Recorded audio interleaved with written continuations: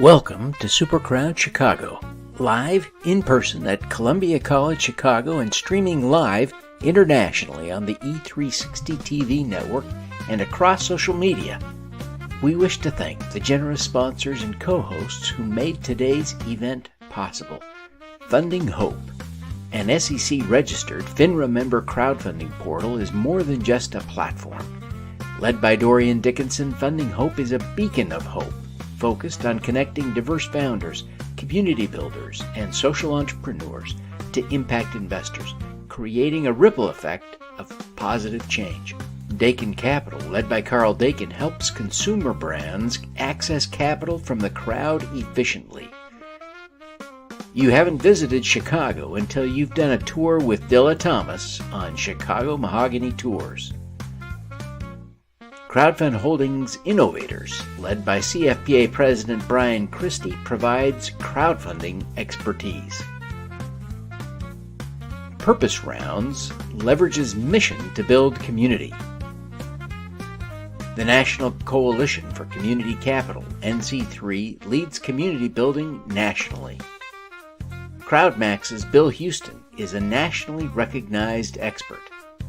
Our supporting co-hosts include The Flow Firm, Rotary International, Ridgecrest Herbals, Move the Needle with Rob Kaplan, and Superpowers for Good. Our co-hosts include the Crowdfunding Professional Association, AI 2030, the EdTech Institute of Chicago, Proactive Realty Group, Crowdfund Better, Raises.com, Raise Green, King's Crowd, Community Vision Solutions, the Reg A Conference, the American Independent Business Alliance, and the Brainchild Company. We're proud to present this extraordinary program featuring crowdfunding experts from across the country, side by side with Chicago's most prominent community builders. Prepare to learn how to raise capital from the crowd and how to invest like a pro.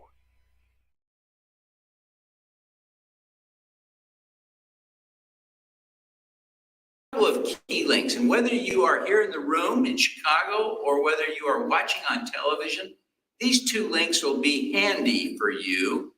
The first is a link to our agenda. So 4sc.fund/shy agenda will get you to a detailed agenda that allows you to see everything that's going on today. So you can kind of track our progress in real time. 4sc.fund/Q&A is a tool that allows you to submit a question to the speakers. And we have such a packed agenda, we may not always be able to take questions live today, but we will be in a situation where we can take questions from you and have our speakers follow up with you to respond after the fact. So feel free to submit your questions there. We'll try to answer them live. If we can't, we will ask our speakers to follow up with you. I want to just share an important message. I think this is really important. When I talk about crowdfunding, I'm talking about regulated investment crowdfunding. I like to focus on the impact crowdfunding when we're trying to do something good, impactful with our crowdfunding. And I want you to understand as we go throughout this day that it really works. There are people sitting in this room that are like living proof of this in so many ways. And we'll hear from some of them later on today. One of the reasons I say crowdfunding works is that women are able to get about 5 times the proportion of capital raised through crowdfunding as compared to venture capital. Venture capitalists famously or infamously invest about 2% of their capital in women-only teams. 2%. And here's the interesting thing about that. That statistic was true when I first wrote about it for Forbes a decade ago. And it has not changed. The proportion in 2023 was 1.9%. About 10% of crowdfunding capital goes to women-only teams. So it's a dramatically higher proportion, 5 times better. And we also see that teams with women are also raising a lot of capital. Nearly half goes to teams that include women. Crowdfunding works for diverse founders across the spectrum. We're seeing great evidence of data that shows that minorities as well as women are able to raise more capital as a proportion of the capital flow through crowdfunding than they are through venture capital. And this is important. We see a similar dynamic, not only with crowdfunding, but with traditional resources like banking. So as you think about this as an entrepreneur,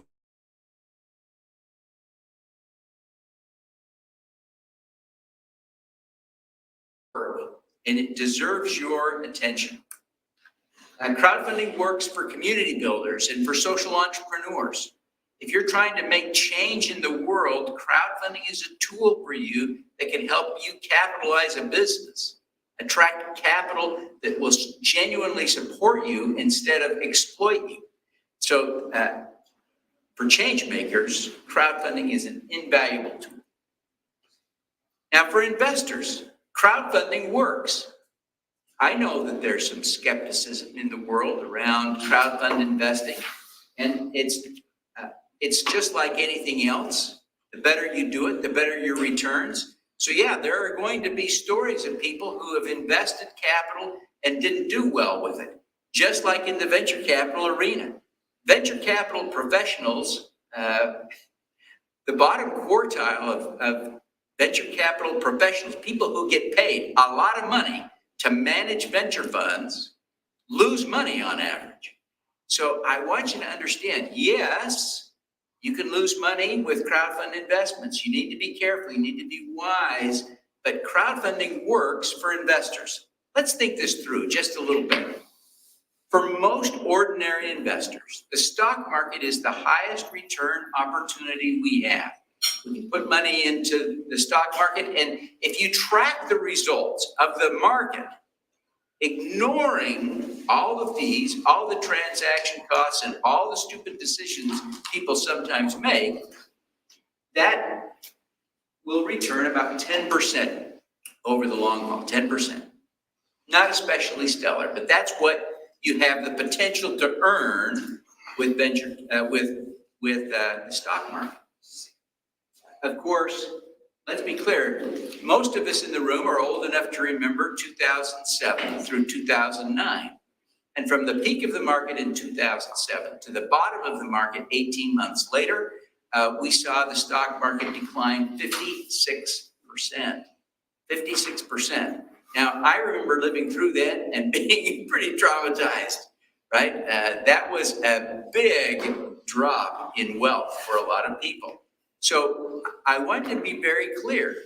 The stock market is probably the best investment alternative for ordinary investors, and yet it is a terrible place to put your money. But the alternatives, almost, anything that will guarantee you a safe return will guarantee that you lose money against inflation. There is no magic formula. So crowdfunding provides an opportunity for investors to earn a similar return with similar risk. And we'll talk more about that throughout the day. But I want you to be aware, crowdfunding works for entrepreneurs trying to raise capital, and it works for investors who are trying to earn a return on the capital they deploy. So the key thing is, I want you to understand, crowdfunding works for you, and I want you to be thinking today about how you can take advantage of crowdfunding.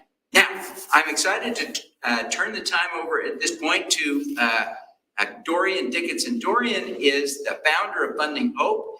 He connects investors with entrepreneurs in disadvantaged communities to achieve UN SDG targets. With over 15 years of economic development, he's led projects across the US, Mexico, Africa, and more, earning accolades like the Kentucky Colonel title, congratulations, and recognition from Chicago's mayor and Canada's Governor General. Please join me in welcoming our key sponsor and certainly a dear friend, Dorian Dickinson.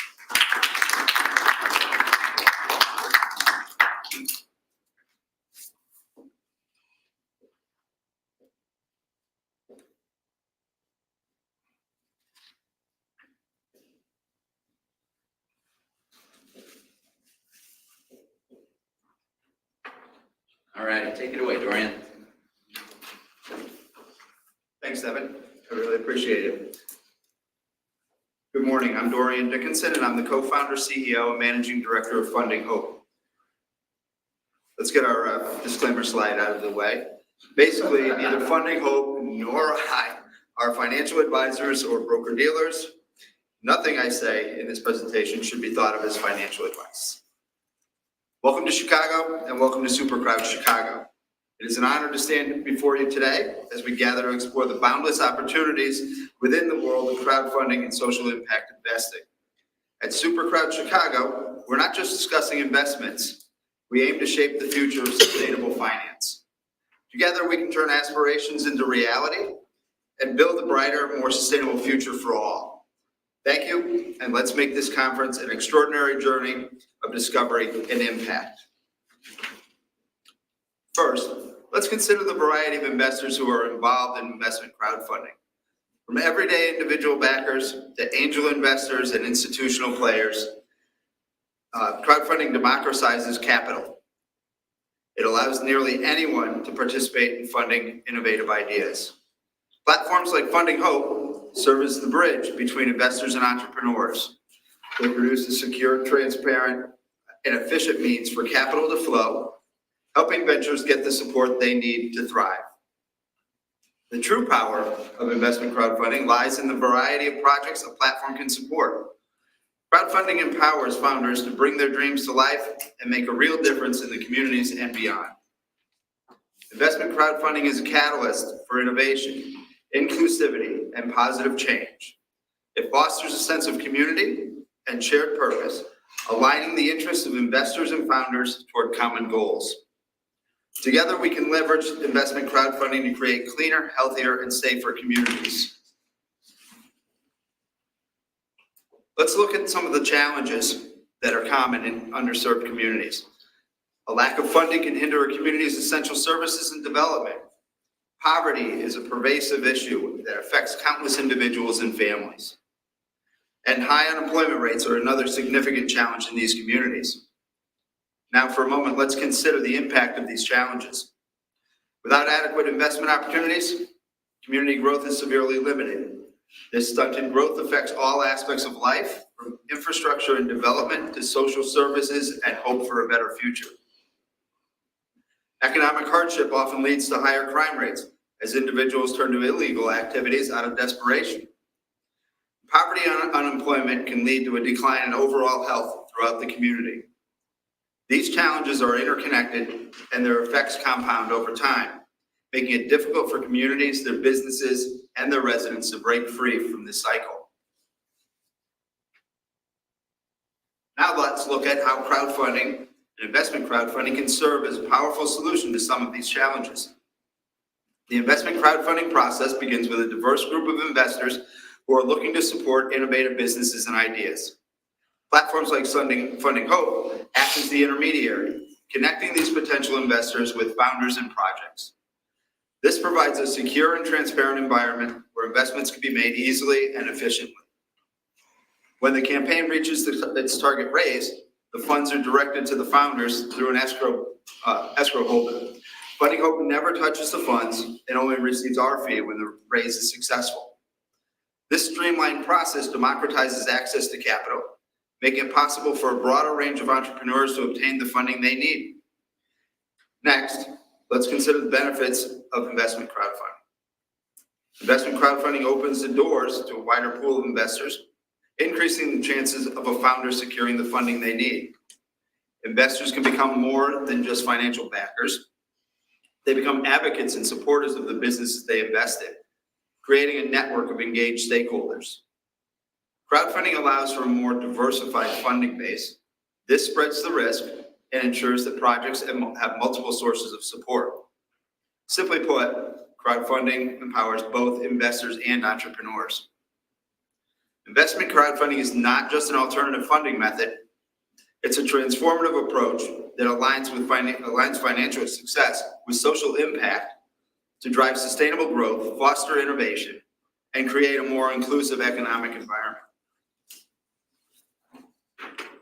Investment crowdfunding can bring significant economic impact to our communities. Investment crowdfunding can enable the launch and growth of numerous startups and small businesses. These ventures, in turn, create local jobs and provide employment opportunities to community members who might otherwise struggle to find work. Increased business activity leads to higher demand for services and products, which benefits other local enterprises. Crowdfunding also encourages entrepreneurial spirit by providing a platform for innovators to bring their ideas to life. This support for entrepreneurship leads to a vibrant, dynamic economy with diverse job opportunities. Crowdfunding projects often focus on developing local talent. This investment in human capital ensures that the community's workforce is skilled and competitive. When investors invest in founders, local jobs are created. These opportunities enable individuals to lift themselves out of poverty. Successful crowdfunding campaigns can enhance the quality of life for all community members. And as more people gain employment and develop new skills, their standard of living increases. Better jobs and higher incomes mean better access to essential services and more stable, prosperous community.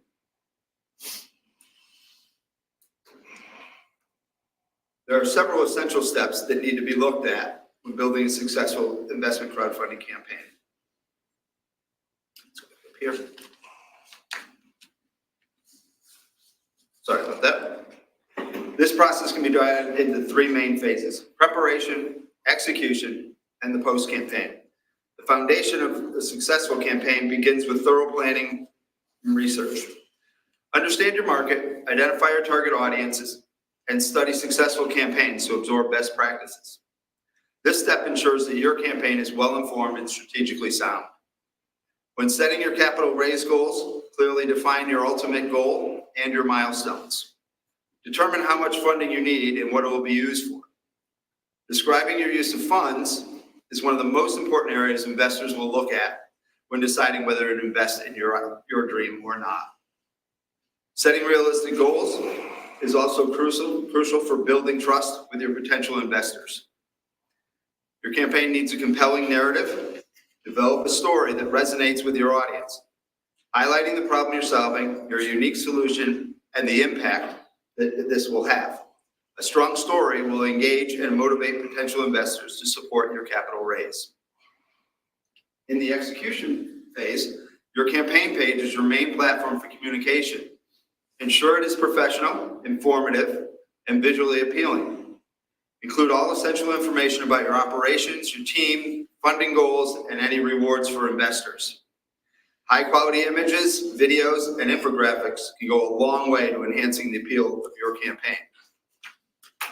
Actively engage with your audience through social media, email newsletters, and other communication channels. The more engaged your audience, the more likely they are to invest. Choose a platform that will help market your campaign. At Funding Hope, we build a digital marketing campaign and execute an engagement strategy for each founder raising funds on the platform. And we do this at no extra cost to you. Keep your backers informed with regular updates about the progress of your campaign. Transparency builds trust, and timely updates can maintain momentum and encourage additional investments. Building a positive relationship with your investors can lead to long-term support. Share how the funds are being utilized. Providing regular updates and demonstrating progress builds credibility and trust with your investors. Use the insights gained from your campaign to plan for the future. Assess what worked well, what could be improved. This will help you in the future campaigns and in growing your business. Finally, remaining regulatory compliant at the end of your investment crowdfunding campaign is vitally important to the health of your business. By staying compliant, you protect your business, honor your commitments to investors, and contribute to a fair and transparent investment environment. As we know, investors play a pivotal role in the landscape of investment crowdfunding. Investors have the unique opportunity to support founders who are directly benefiting their communities. By funding local businesses, investors help drive positive change and development in their own backyards. Beyond financial contributions, investors can offer invaluable guidance and mentorship to founders. Investors can become actively involved, vocal advocates in the businesses they support. They can be a founder's biggest support group. They can attract additional investors, and they can drive more customers to the businesses they invest in. Impact investing focuses on generating positive social and environmental outcomes alongside financial returns. Investors who prioritize these benefits contribute to a more sustainable and equitable world. The impact investment market provides capital to address the most pressing challenges. Contrary to some misconceptions, impact investing can also yield competitive financial returns. By choosing projects with strong social mission, investors can achieve both their financial and ethical goals. On the Funding Hope platform, we encourage all investors to consider the social impact of their investments and invest with a clear purpose in mind. With investment crowdfunding, everyone can be an investor and become part of the growing movement of impact investors. Investors have the power to shape the future through their financial decisions. Looking ahead, today's founders are not only driven by profit, but also by a desire to make a real difference. Founders are using investment crowdfunding to make their communities safer, cleaner, and healthier, while tackling pressing issues such as climate change, social inequality, and regenerative agriculture. This trend reflects a growing recognition that businesses can be a force for good. Regulatory bodies are beginning to understand the potential of crowdfunding and are creating better frameworks to support its growth. Blockchain technology and smart contracts are revolutionizing the investment sector. Crowdfunding is no different. Smart contracts automate processes and ensure the funds are used as intended, building trust among investors and founders. Together, these advancements offer greater transparency, security, and efficiency in transactions. Well, you knew I was going to mention AI sooner or later, but artificial intelligence and data analytics are playing crucial roles in enhancing everything we do. For the crowdfunding sector, AI can help identify trends, predict campaign success, and personalize investor experiences. Data analytics provide valuable insights that can be used to optimize campaigns and improve decision-making. Mobile-friendly sites make it easier for people to invest in campaigns from anywhere at any time. As we move forward, these trends and innovations will continue to transform the landscape of investment crowdfunding. They offer exciting opportunities to drive local social impact, enhance community development, and leverage technology to create more efficient and effective funding solutions. Investment crowdfunding is more than just a financial tool. It's a means to empower communities. By pooling resources and supporting local founders, we can drive positive change from within and strengthen our community neighborhoods. Together, we can stimulate economic growth. New businesses and projects not only create jobs, but also invigorate local economies, leading to a ripple effect of prosperity. By embracing innovation and providing capital to impact-driven founders, we can address social and environmental challenges. Investment crowdfunding provides a platform for these innovative solutions to thrive. Everyone can be an investor in making a difference. By participating in investment crowdfunding, you are actively contributing to the betterment of society and the environment. I invite each of you to join us at fundinghope.com, whether as investors, entrepreneurs, or community supporters. Your involvement is crucial. Together, we can make a significant impact. Thank you for your time and your interest in making a difference. Together, we can empower tomorrow and transform communities through the power of investment crowdfunding.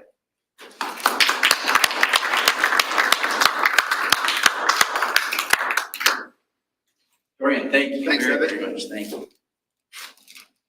I am just so honored that we've had the opportunity to hear from Dorian. Dorian is truly epitomizes the spirit of the super crowd, working to use crowdfunding for social impact. And I'm just honored that we have the opportunity to associate with him. So again, Dorian, thank you very, very much. I'm excited now to introduce our next speaker. I had the opportunity to get to know Dilla in Israel. He and I were both invited by the ministry, the foreign ministry in Israel, to visit as influencers, perhaps, is the word, creators. Dilla is famous here in Chicago. Many of you, I'm sure, have heard of him because of his work in telling the story of Chicago's history. Often called the dopest historian in Chicago, maybe the dopest historian in the world. We are thrilled. He's got tens of thousands of social media followers, well over 100,000. He's a lifelong resident of Chicago's Auburn Gresham neighborhood, and Dilla balances his roles as a ComEd employee and as the father of 7, sharing the rich history of Chicago through his unique lens. So, Dilla, welcome. We're thrilled to have you here today.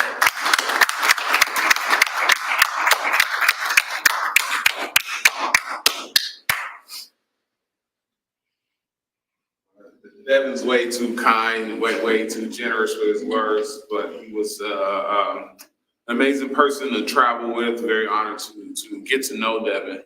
So my name is Dilla. I'm a Chicago historian, born and raised in this amazing city. I'm the son of a Chicago cop, son of a mom who was a nurse, very proud husband and dad. And I'm here with you today partially because of the power of crowdfunding.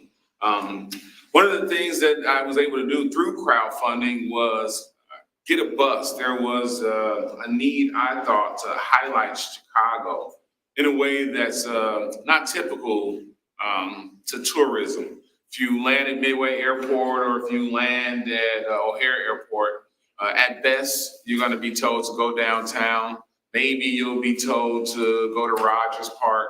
We miss out on all the other neighborhoods. As a historian, I'm a person who studies and has come to realize that everything dope about this country finds its origins in one way or another from Chicago. Chicago is the reason why the Western expansion worked so well. It's our proximity to Lake Michigan and Lake Michigan's proximity to the Chicago River that opened up the Mississippi River trade on the East Coast. Formerly, if you were a business owner trying to do business, say in Louisiana, you'd have to take the Atlantic all the way around. Then we all remember the cartoons about the Bermuda Triangle, right? So that was no fun to get through. And then the water changes when you get to the Gulf of Mexico. A lot of goods were lost, and it took a lot of time. Chicago becomes a city. You cut that time almost in half because you take the Erie Canal to the Great Lakes, you hit Lake Michigan, you take Lake Michigan to the Chicago River, and we take you right across to the Mississippi River. Now you have access to the entirety of the middle of the country. It's crowdsourcing in Chicago that helped create an organization called the NAACP. A lot of people will credit W.E.B. Du Bois as the founder of the NAACP. But you know how if your wife comes up with something cool, then you go back to work and now it's your idea? That's what happened with W.E.B. Du Bois. A Chicagoan by the name of Ida B. Wells, who's a pioneering data journalist. She came up with the concept of the NAACP, which has gone on to do crowdsourcing to raise the legal funds for some of the most trying and infamous things that have occurred in our country. Including helping a lady by the name of Mamie Till, whose son Emmett Till's life and death starts the modern civil rights era for our country. It was crowdsourcing in Chicago by a gentleman by the name of Julius Rosenwald, who was the one-time owner of the Sears Roebuck and Company, that gives us the concept of Black history, because his crowdsourcing, working with the community, gave us a YMCA that's still standing today on 37th and Wabash. That YMCA is the birthplace of Black History Month for our country. Chicago's crowdsourcing allowed a lady by the name of Jane Addams to come up with one of the first kind of social work cohorts for our nation. She invented juvenile courts, not to try kids as kids for crimes, but to give kids a space to advocate, because in the days of child labor, the boss would promise them one wage. When payday came, not pay them at all because they were young. It was crowdsourcing and community engagement in Chicago that ended that, not just for Chicago, for our nation. It was crowdsourcing that allowed a lady by the name of Mahalia Jackson to partner with a gentleman by the name of Thomas Dorsey to invent this thing that we call gospel music. And that's just some of the amazing things that can be found here in Chicago when you visit our neighborhoods. Today, I'm going to take you all on if you're so lucky, I'm going to take you all on a Black History tour, particularly because it's June and we're very close to Juneteenth. And I'm going to take you by a place called Providence Hospital. The community crowdsourced on the south side of Chicago to create the first ever privately owned Black hospital in this nation's history. And in that building in 1893, a gentleman by the name of Dr. Daniel Hale Williams, he performed the world's first on-record successful open heart surgery. It was crowdsourcing here in Chicago that allowed an Asian American lady by the name of Dr. Margaret Hai-Ding Lin. She's the first woman ever to be accepted into the International College of Surgeons. And because the Asian Americans living in Chinatown at the time wasn't treated very nicely when they went to community hospitals, they wouldn't go. So a lot of them started to have their children at home. But then if an emergency happens and you're at home, there's not a lot of time for medical procedures to intervene in order to save the child's life. She crowdsourced across Chicago and created one of the first healthcare facilities in Chinatown that's still around today. It was crowdsourcing here in Chicago that allowed a gentleman by the name of Carlos Tolerano to come up with America's first accredited Mexican-American art museum. While you're here in Chicago, I hope you visit the National Museum of Mexican-American Art. It's in Pilsen. It's in an amazing neighborhood. All these things are a combination of business and community. I just wanted to make some money, but wanting to make some money and an impact. Because I'm sure you all know in your various industries that when people feel healthy, people feel safe, people feel seen, they will spend a lot of money, right? And if you're on the other end of that, then you benefit. Then you're able to put that money back into spaces to make people feel more seen, feel more healthy, feel more involved. And when that occurs, we all win. So as a historian, those are the stories I get to tell. Been very honored. Devin was there when I was asked to tell the story of the Black liberators at Yad Vashem, which is the International Holocaust Museum. I've been honored to tell the story of Second City, which is America's first improv theater. I got to tell that story in Amsterdam. Every now and again, when my kids are having a bad grade, they tell the teacher, hey, my dad can come in and tell some history lessons for some extra points. And I'm proud of that too. I'm proud that they want me to tell those stories. Proud to tell the story of how Chicago is a place that's responsible for the first African-American president in our country's history. And he got that opportunity by helping people. It was a crowdsourcing activation in an area called Argyle Gardens. They were trying to advocate for themselves to remove asbestos and other things from their living conditions. They needed a lawyer. So the community came together and they were able to raise funds. Some folks were promised returns on their investments after they sued the city to get that asbestos removed from that place. That bit of community activism started by crowdfunding ended up with one of the coolest dudes to ever sit in the Oval Office, right? That's the power of what you all do. You gotta click the timer thing, because I don't know what it says anymore. And I'm a historian, I'll talk my butt off. We got plenty of time, keep going. So, but as a matter of fact, I'm just sitting here today has inspired me. I try my best not to say any network's name, but anytime any of you, whether you're from Chicago or not, if you turn on the news and Chicago is on the news, it's gonna probably be something negative. They're gonna highlight the 20 or 30 folks who very sadly were shot at or wounded over the weekend.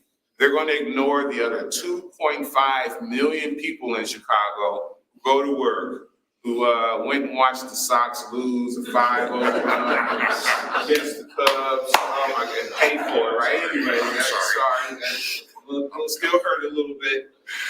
There are so many of us doing this type of work. There are people who come to Chicago like Devin because our city is an international world-class city where not only do you receive amazing hospitality, You'll be able to check out the arts. You'll be able to see portions of the world. We have more Serbian Americans in Chicago than any other place. We have the second largest demographic of Puerto Rican Americans than any other place. We have the largest urban indigenous Native American community than any other place. And all of that can be found by visiting Chicago. So I wanted to tell those stories on the show. I came up with a title and a beautiful pitch deck, and I've been lucky enough to make connections through my social media channels and the notoriety that gained. So I've even been able to get guests for that show. I packaged it all up and I took it to a particular network, and the network wants full ownership of the title and the footage and everything else. And I almost caved because whose dream is it, right? You want to be on TV. I want to reach as many people as I can in order to broadcast the goodness of Chicago.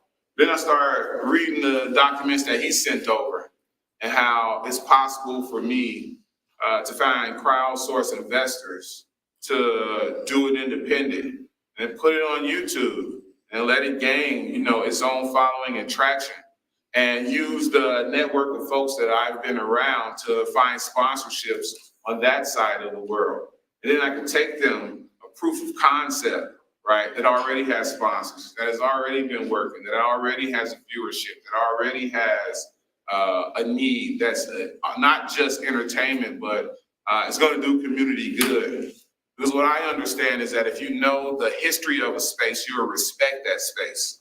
When you have respect for that space, your perspective about that place changes. And then you're willing to do more about that space and more for that space in a very collaborative effort. So again, I'm very honored to be here, and I'm empowered because on the drive back, because it's summertime and my wife's gone, I got to watch my own kids, which is not always the greatest. But I'm going to give that network a call and say, I'm going to pass right now, and I'm going to crowdsource. And I'm sure there are going to be folks who believe that Chicago and other urban spaces have contributed mightily to this country. On June 19th, I hope you celebrate the fact that America got it right. That's basically what that means. On June 19th in 1865, the greatest country on earth went and freed other Americans in Galveston, Texas. Anytime that there is tyranny or something sucky in the world, Americans jump on our horses and we try to go right that wrong, whether it's our business or not. And then June 19th, 1865, it was our business.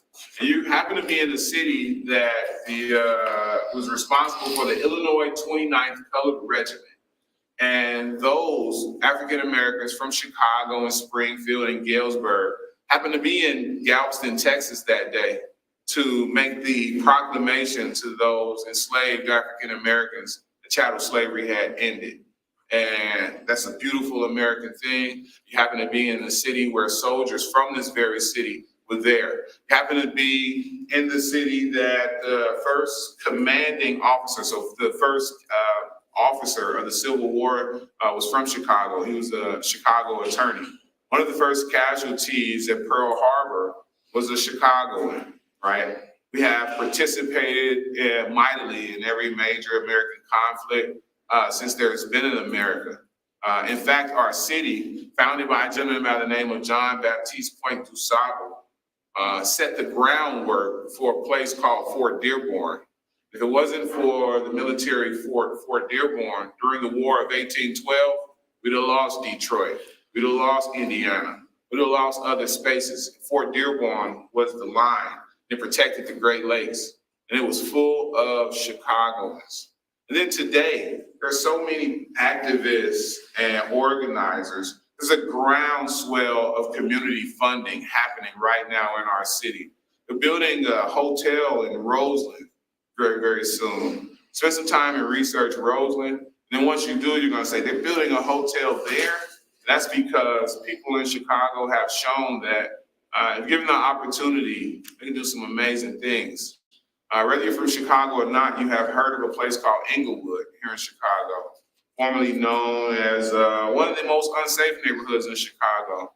Well, that's not the case anymore. The crime rate has pretty much dropped something like 30%. And that's because community non-for-profits have partnered with businesses, and that partnership has yielded some amazing things.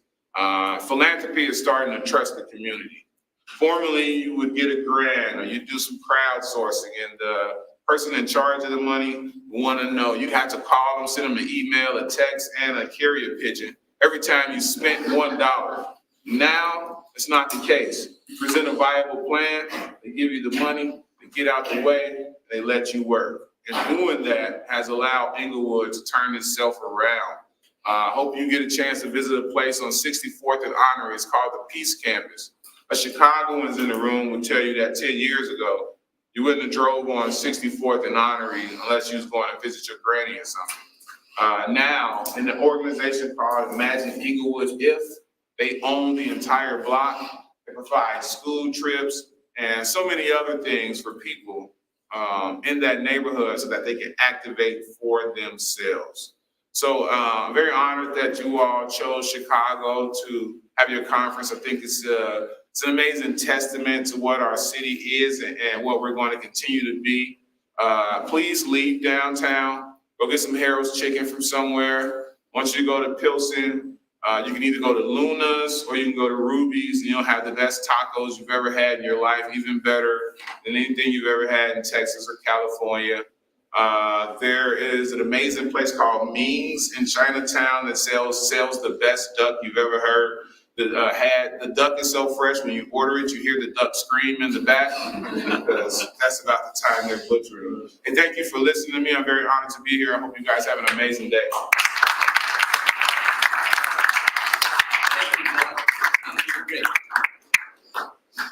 I tell you, you can see why I love Villa. He's just such a dynamic human being and such a great speaker.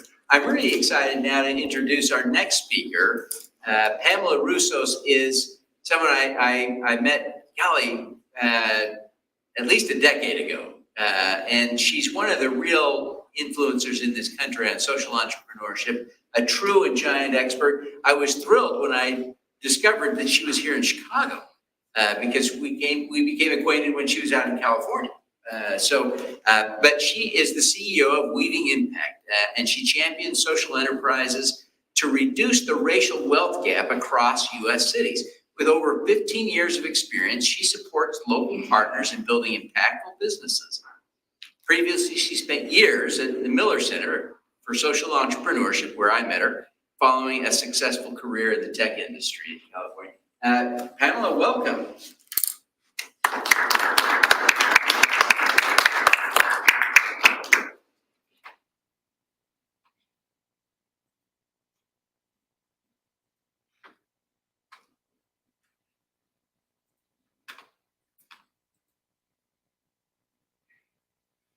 Thanks, Devin.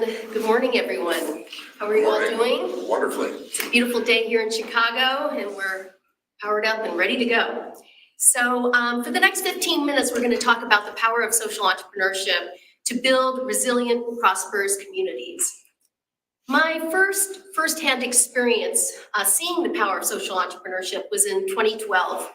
I was mentoring an organization called Livelihoods, now known as Solar Sister Kenya. They were based in Nairobi, so I got on a plane and to be able to see the work on the ground. So a day in the life of a sales agent, which is what Livelihoods and now Solar Sister does, is it trains women and youth on how to sell socially responsible products, solar lights and clean cook stoves. And so the day starts at 8 o'clock in the morning in a dingy room in a slum in Nairobi. So I joined the sales and product training, and I was astonished, actually, at how sophisticated it was. And at the end of this training, the entrepreneurs go and pick out the products that they want to sell that day, and they walk around the slum of, in this case, Kangwari in Nairobi. I walked around that day with them, selling products, watching them do that, and then more importantly, hearing the stories. These women were telling me about how now they can send their kids back to school because they can pay the school fees. They feel confident and they're helping and supporting their families. That was the power of social entrepreneurship. And now, 12 years later, Solar Sister is operating in Kenya, in Nigeria, and Tanzania. And just a few months ago, they surpassed having trained 10,000 women. And what does that mean? I can give you the big numbers. 4.3 million people have access to clean energy, and 1.4 million tons of carbon has been mitigated. And that's the big numbers, but there's 10,000 stories about how this has changed the life of the women, their family, and their communities. I worked at Miller Center for Social Entrepreneurship for more than 10 years, or almost 10 years, and I saw the power of social entrepreneurship across the globe in what's traditionally called the Global South. And then when I would come home to San Francisco, I would see the problems in my own backyard. So I started shifting my focus to the US, and that got started by working with a company called Innovation Works in Baltimore.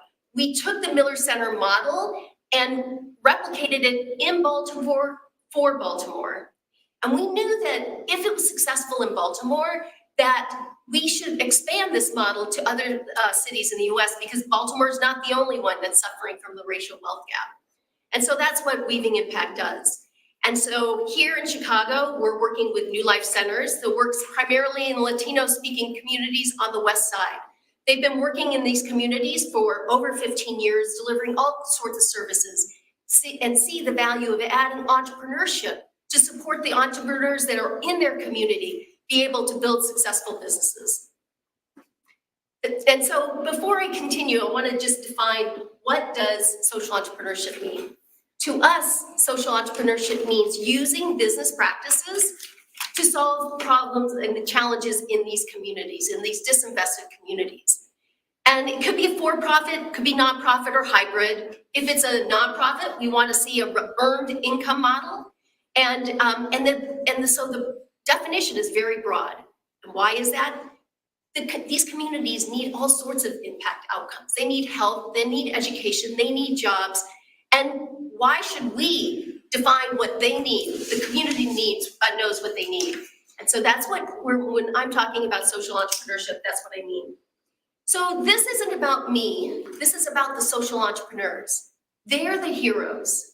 And so in the next few minutes, I'd like you to walk away with 3 things to think about in how you can support these heroes. And so these are pictures and logos you'll see, and I wanted to bring these heroes into the room with us so that you can connect with them and be the supporters of these amazing people.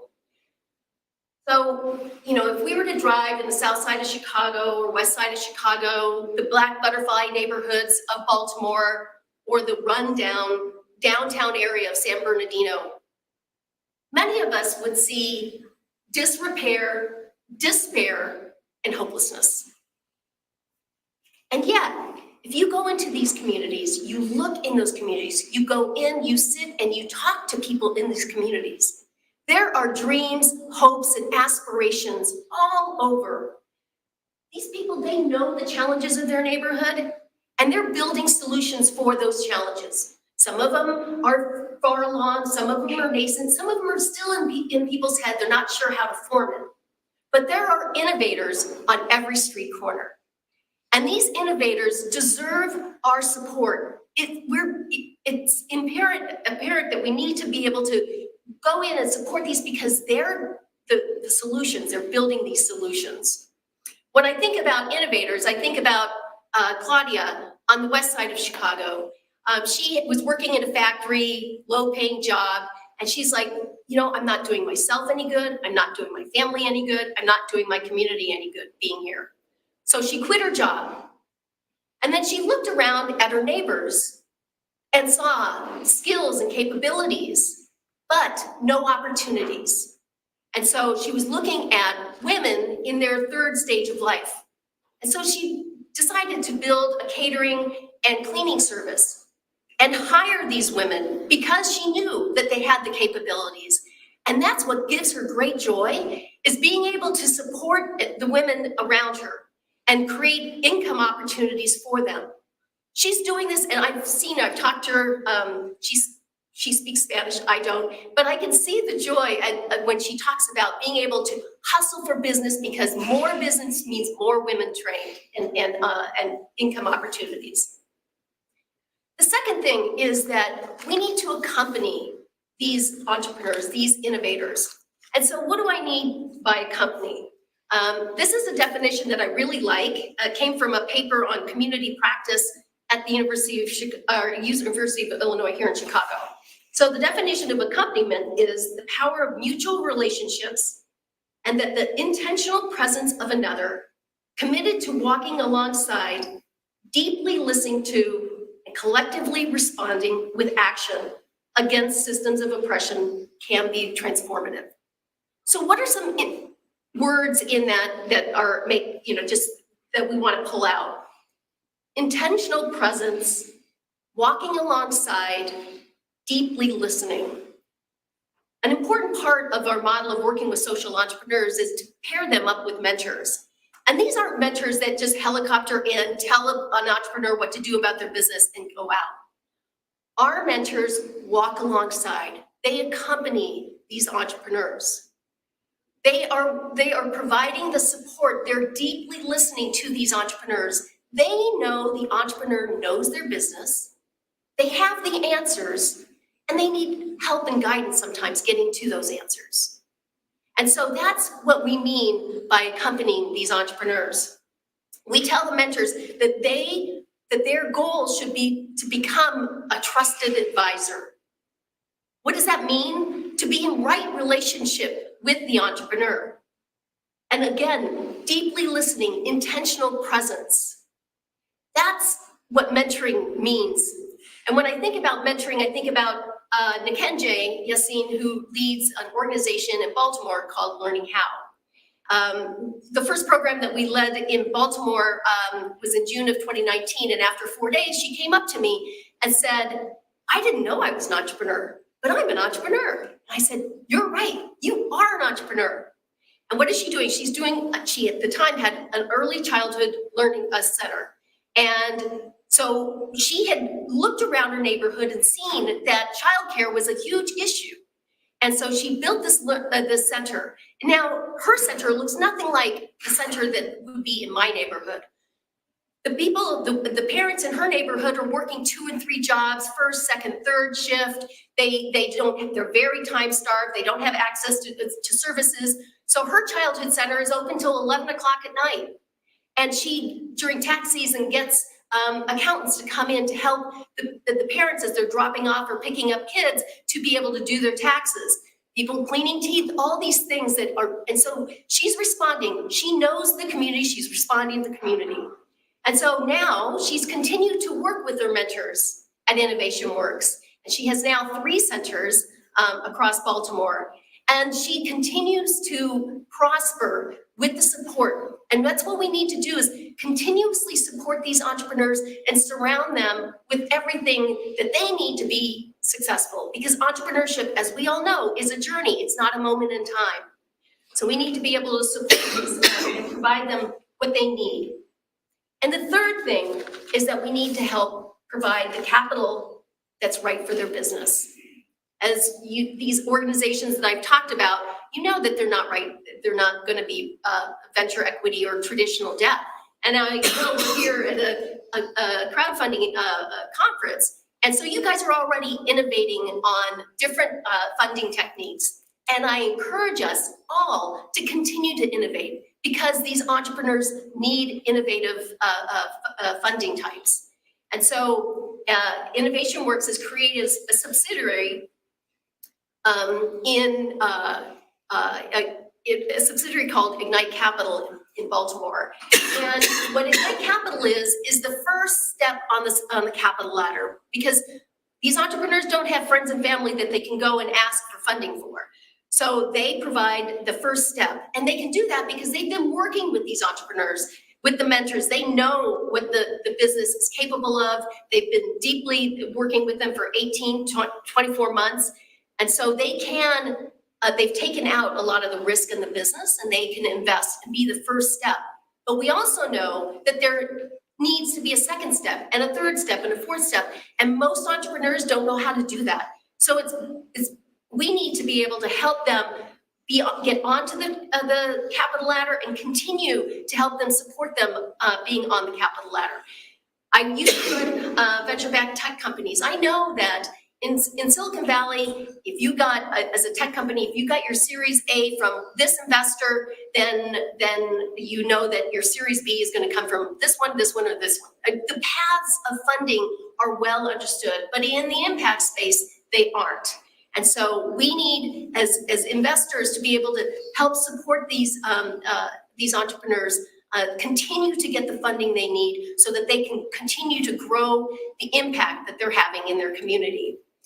So I just ask us all, as we think about these heroes, these impact entrepreneurs, that we support them, and that I hope with some of these stories that you have more hope than you did before you heard some of these stories, because I'm certainly hopeful for the future, being able to work with and see these entrepreneurs each and every day. So again, there's 3 things that I invite you to do as we think about together today and all the other days is in supporting these heroes. It's, first of all, recognizing there are innovators at every street corner. The second is that we need to accompany these innovators. Again, they know what they need to do, and so we walk alongside. And the third is making sure that they get the capital that works for their business. Thank you very much.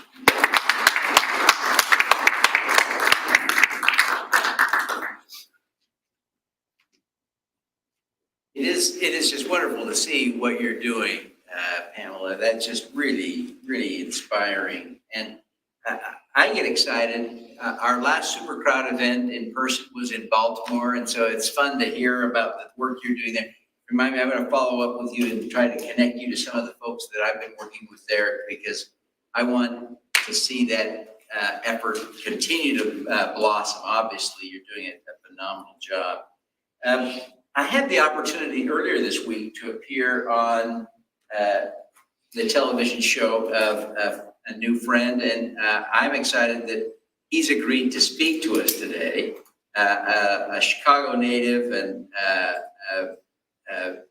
a well-known personality here in Chicago, Dr. Lauren Michaels Harris, has his own TV show, and he was gracious enough to invite me to be on to talk about SuperCrowdChicago today and help bring some attention to this great work that we're doing.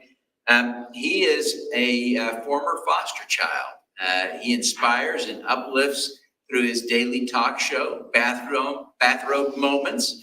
No bathrobe required. Having done the show now, I know that. And it's on the E360 TV network, which is, of course, where we're streaming the conference today. He is the CEO of Trajectory TV Network and Trajectory Magazine. His Goalcast video has over 7 million views. He's been featured on major media outlets and in various prestigious magazines as well.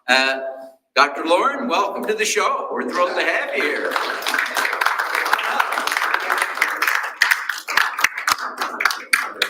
Thanks. You. Oh, boy. How's everybody feeling? Welcome to Chicago. So very honored and excited to have you all here. And on behalf of the E360 television network, as well as Trajectory TV, I just want to know how honored we are to have you here. When Devin came on my show, well, I met Devin in person at the E360 event, Hostopia, a few weeks ago, and that was a big day for me. I happened to be out in California speaking up in Monterey Bay, and then went down to LA for that event. And we had been dreaming of that day for about 10 years. I've been with the E360 network, my show, for 8 years. I'm on the air 5 days a week, 50 weeks a year. And I am the only show out of hundreds of shows that can do 5 days a week, but I'll tell you why. The young man that was up here with Mahogany Tours earlier, when he mentioned Inglewood, that touched my heart. I was honored a couple years ago to get the Presidential Lifetime Achievement Award from President Biden. and his administration for my work with the Power of We Symposium, which is my give back piece for kids. And I started it because of the news, seeing Inglewood always speaking to the negativity. And I went down there and I worked my way in to a lot of doors. And today, the Power of We Symposium, we will be in Naperville at a brand new event center there, the Matrix Club, October 24th. I invite all of you, where we'll go for the first time in 5 years from 250 kids to 750 kids. And we took the Power of We Symposium to Romania with support endorsements from the U.S. State Department last year in May, just a year ago. And the reason I mention all of that is because when I started with E360 all those years ago, and I'm saying this because of what you do, all of you. When I had Devin on my show, I do a lot of 90-minute television specials because I own my network. It allows me the freedom to gift people, to work with people at a rate that they can afford, to get a bigger platform, to bring people to their door, and to bring them to the doors of the world. It's very important, and I didn't even know what I was getting myself into when I just opened up my phone 10 years ago in my driveway. And I'll tell you how it happened so that you can say, well, am I the right person for television? Or how can that work? Because the young man earlier was talking about how he was going to say no. And that's what we love about E360 TV and Trajectory TV. The networks are there to bring consummate storytellers right up front. Without breaking the bank, without all of the other things. You own all of your intellectual content, anything that you manifest as far as sponsorship. I currently have 21 sponsors, 4 of them are national. And even before I had my own network, when I was just another show, every penny that I earned was mine, which allowed me to I do moral tithing. I put 10% back into the work. Now, before I started doing this, I'd get up and go somewhere every day, and I would go to work. That's what I was paid for. Today, I am blessed to wake up and do the work because that's what I was made for. And there is a huge difference. I didn't even know what crowdfunding really was until a week ago. And I'm like, how do I not know this, right? But so I say, well, wait a minute. If I don't know it, how many others fall into that same category? People can't do anything with an opportunity unless they know about the opportunity. So I'm just very excited. I wanted to mention a couple of things. Superpowers for Good. Number one, I just love what you're doing. I love the name. I love everything behind it. I really do. And I just want to say this to you all. If for any reason you need a bigger platform, if for any reason there's anything we can do to help open up doors for you and the message that you bring to the world, reach out. I have cards here and I'm going to give them to all of you. Trust me. And what's the timer? This ended right there. Okay. That's what I have left. Wow. Okay. Usually they have to get the hook and roll it around because that's what I do for a living. But I want to tell you what's happened for me. Seriously, what's happened for me in the last 8 years because of this opportunity known as OTT, over the top television. The Goldcast video, which he mentioned, which actually it got recertified in January, it has over 22 million views now. But I'll tell you why that number is not that important to me. I remember the night before that video was released, because I was building the Power of We Symposium and I didn't know who the Goldcast was, so I kept not answering them until they called me personally. And well, they sent me simultaneously at the same time as the phone was ringing. I got a ding, Gmail that said, and the subject line was, Lauren, are you crazy? Because I didn't know what they did. I thought they were trying to sell me something, and I was more concerned with the Power of We than anything else at the time.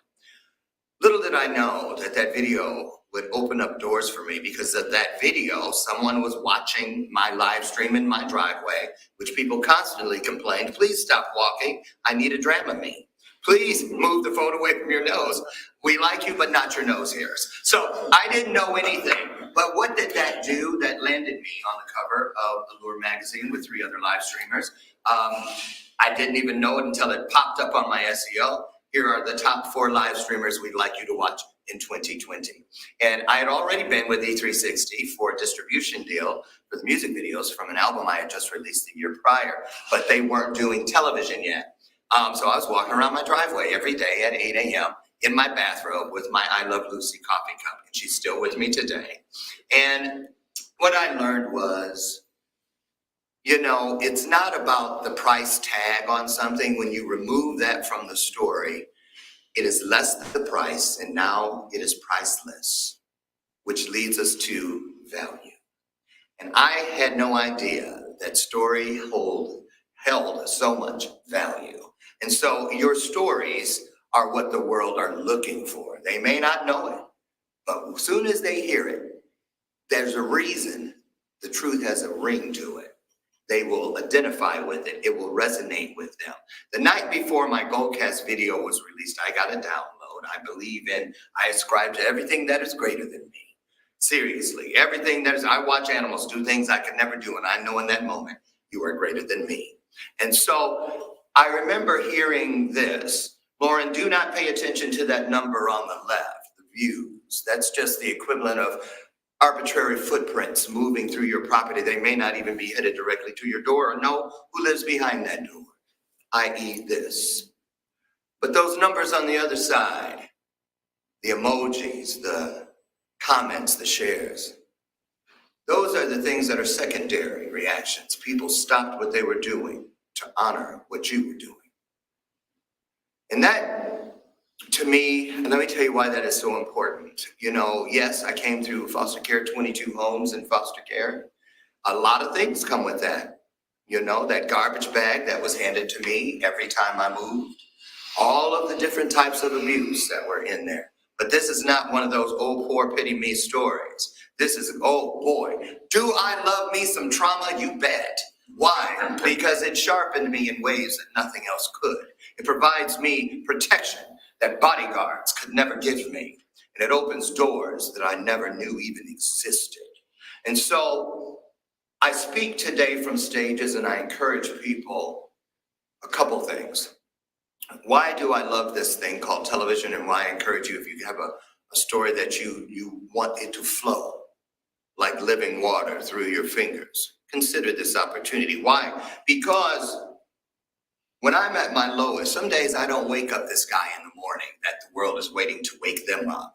So I keep things within reach that remind me of who I am and where I'm going. And I have a bell of purpose. I ring it every time I hear some truth, to remind myself first and foremost that the truth does have a ring to it. But the most important thing is I learned from the comments on the right side. When I wake up and I am not this guy, many days I go straight to those 983,000 comments. And I listen to what people say, the words that came out of my mouth, many of them coming through me and not from me. And I am just so incredibly humbled at what it means to be able to reach the world. I never saw it coming. I really did not. You don't have to be a Kardashian. You don't have to have studied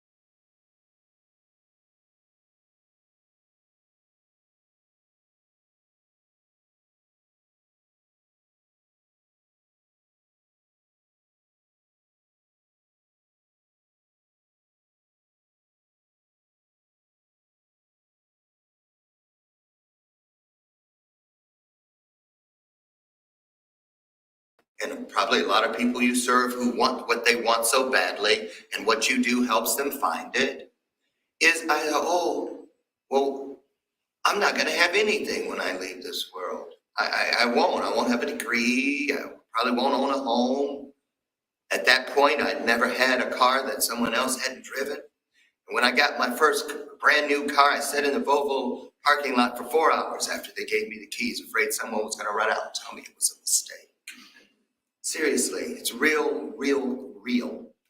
I've learned over the years through story and listening to people's stories that things that, before I used to go, if something is real to someone, then it is real, period. And so I encourage you to encourage the people you serve to keep going, to keep growing, and to keep showing others what they showed you and what you have shown them. It's very, very important. Why? Well, first of all, I want people to change the mindset that it's about things that you can touch. I've never seen a hearse with a U-Haul behind it, but that's what I was seeking, things that I could touch. Will I ever have a home? Will I ever have a degree? Will I ever have? But today I know if I were to drop dead tomorrow, I won't panic in that last moment, because the people that I serve every day on television serve me. Because they come back and they tell me things about myself I couldn't believe yesterday. They help me to understand that it's important when I bring my story to the world every day to encourage them to seek things that they not just can touch, but things that you can feel. Compassion, love, empathy, encouragement, hope, faith. None of them are things. Every one of them is a place. And it will find you when you need it. It will be right beneath you. Television helps us help others. And so in conclusion, I just want to say this to you. What you're doing is just so very, very important. It encourages people not to hold up things that they did decades ago as proof that they were here. It encourages them to hold up things that they created moments ago. And that's what's important. It really is. That one day, when the day comes for all of us, because we are not in competition with each other, we are only in competition with time. For he has whooped everyone's butt in the race of life. It outlasts everyone. But the thing is, when that time does come, do not find yourself in that quandary where you go, oh my goodness, there are my 4 ex-wives or husbands. There are my 13 degrees. Oh, look at the pictures of my 17 houses and 14 cars. But I neglected to bring anything with me that I can feel. Just things that I can touch. With television, you give the opportunity for people to feel. And if that's what you're looking for, please speak with us. We'd love to help you get there. Thank you so much. And again, welcome to Chicago.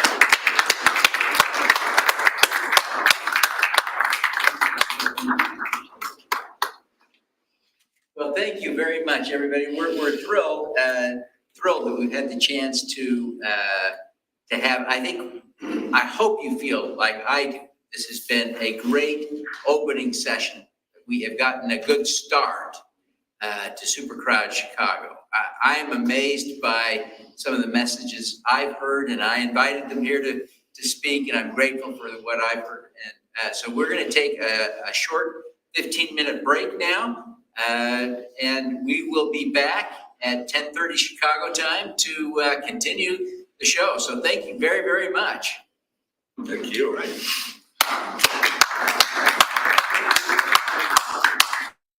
Welcome to SuperCrowd Chicago, live in person at Columbia College Chicago and streaming live internationally on the E360 TV network and across social media. We wish to thank the generous sponsors and co-hosts who made today's event possible. Funding Hope, an SEC-registered FINRA member crowdfunding portal, is more than just a platform. Led by Dorian Dickinson, Funding Hope is a beacon of hope, focused on connecting diverse founders, community builders, and social entrepreneurs to impact investors, creating a ripple effect of positive change. Dakin Capital, led by Carl Dakin, helps consumer brands access capital from the crowd efficiently. You haven't visited Chicago until you've done a tour with Dilla Thomas on Chicago Mahogany Tours. Crowdfund Holdings Innovators, led by CFPA President Brian Christie, provides crowdfunding expertise. Purpose Rounds leverages mission to build community. The National Coalition for Community Capital, NC3, leads community building nationally. CrowdMax's Bill Houston is a nationally recognized expert. Our supporting co-hosts include The Flow Firm, Rotary International, Ridgecrest Herbals, Move the Needle with Rob Kaplan, and Superpowers for Good.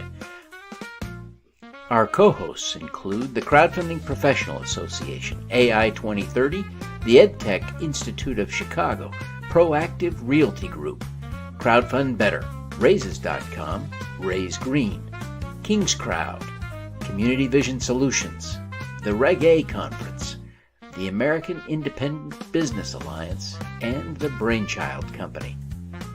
We're proud to present this extraordinary program featuring crowdfunding experts from across the country, side by side with Chicago's most prominent community builders. Prepare to learn how to raise capital from the crowd and how to invest like a pro. Artists to treasures, what a delight. Monet to Picasso, glorious sight. Shed aquarium wonders, feels grandeur. Science and industry, we can't ignore. Chicago's got culture, everywhere we go. Museums to theaters, putting on a show. History and art, wonders to see. Chicago's cultural gems, the place to be. Step into the past, that history muse. Chicago's cultural gems, the place to be. Step into the past, that history museum. Dinosaurs and gems, come and see 'em. Oceans to stars and planetariums dome. Chicago's institutions feel like home.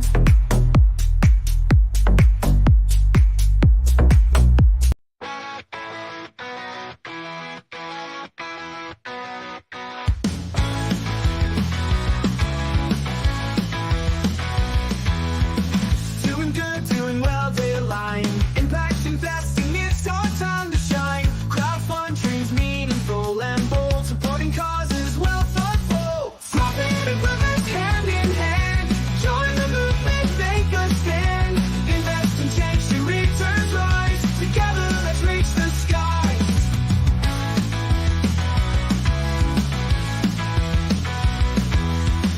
Empower people, the voices high, creating futures, reaching for the sky. Community strength in every hand, building.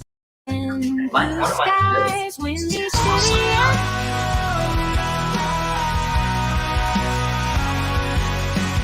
Tech hubs buzzing, startups in the air. Chicago's innovation genius everywhere. Co-working spaces, ideas to life. Cities, tech scene, creativity rife. Apps to inventions, worlds to explore. In Chicago, innovation opens every door. Rains and passion lead the way. Easy to progress, future today. Entrepreneurs, rising dreams in flight. Chicago's innovation, no end in sight. Challenges that goals surpass. See our sort of future last fast.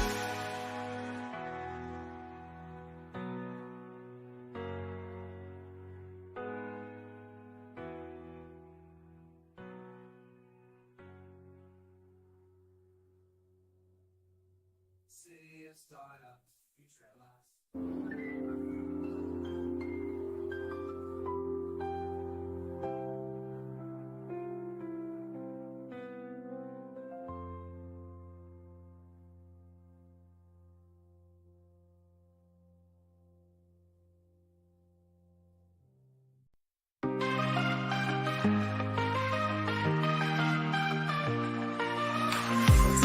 the cause deep inside. Support the crowd funding, let's provide. Climate justice, health in view. Backing leaders passionate and true. Investing fuels their dreams to soar. Creating impact evermore. Heartfelt, positive, let's unite. Together, progress will align. One investment at a time. Building futures so divine.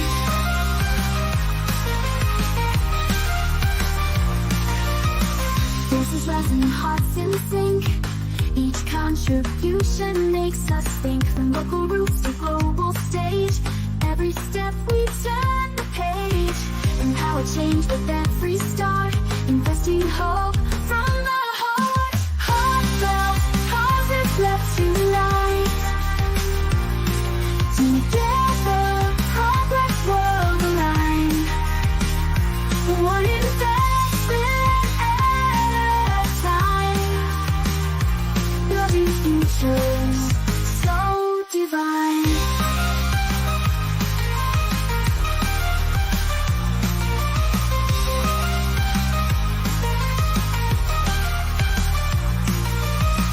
Every dollar, a beacon of light, guiding us forward through the night. With unity, we shape the way for a brighter, better day. Heartfelt, positive, let's unite. Together, progress will align. One investment at a time. Building futures so divine.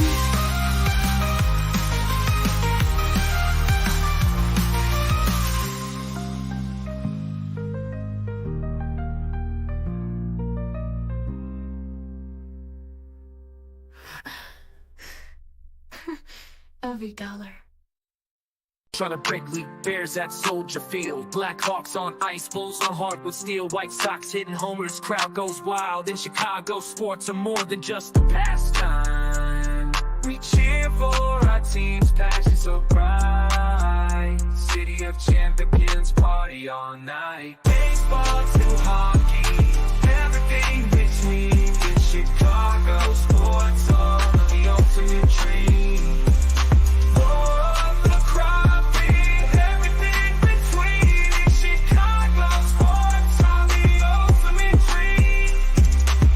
Roar of the crowd, thrill of the game. Chicago sports scene puts others to shame. Every win celebrated, in the streets we parade. Chicago sports memories made.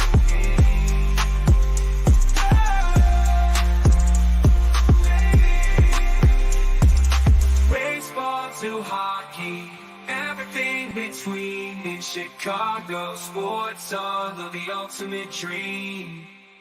Roar of the crowd.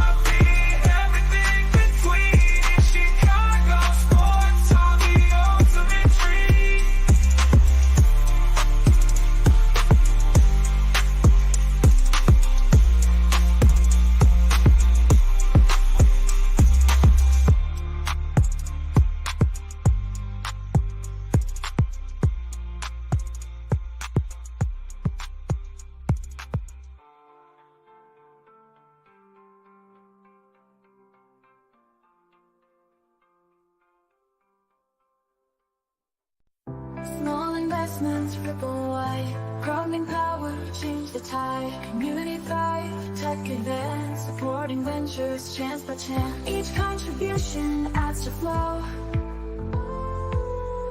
Positive impact, watch it grow. Small steps, world redefined. Together, better paths aligned. Join the movement, feel the might. In every act we ignite. On the side.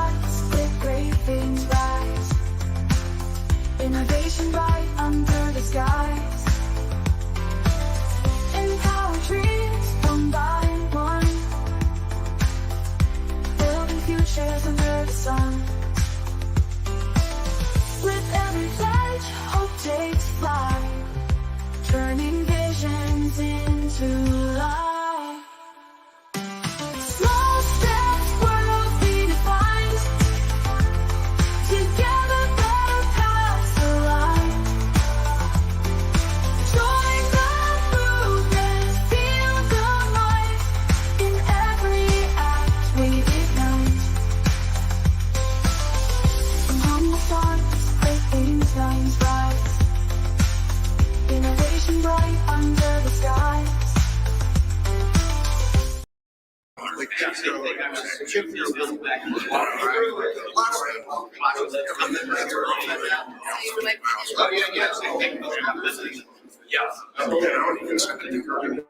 Art Institute treasures, what a delight. Monet to Picasso, glorious sight. Shared aquarium wonders, feels grandeur. Science and industry we can't ignore. Chicago's got culture everywhere we go. Museums to theaters, putting on a show. History and art, wonders to see. Chicago's cultural gems, the place to be. Step into the past, that history muse. Chicago's cultural gems, the place to be. Step into the past, that history museum. Dinosaurs and gems, come and see 'em. Oceans to stars and planetariums dome. Chicago's institutions feel like home.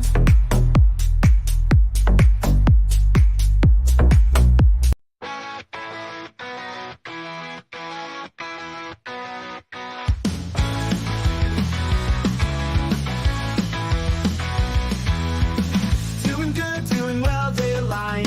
Impact investing, it's our time to shine. Crowdfund dreams meaningful and bold, supporting causes well thoughtful. Profit and purpose hand in hand. Join the movement, make a stand. Invest and change to returns rise. Together, let's reach the skies.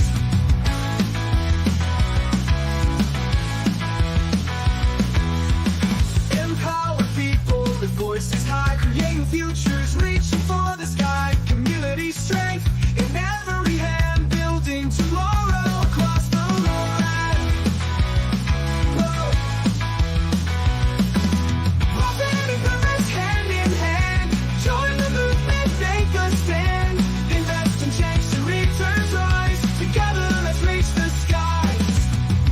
Every dollar, a vote for hope, uniting hearts, helping the world cope. Innovation flows with every choice. In our unity, we find our voice. Profit and purpose hand in hand.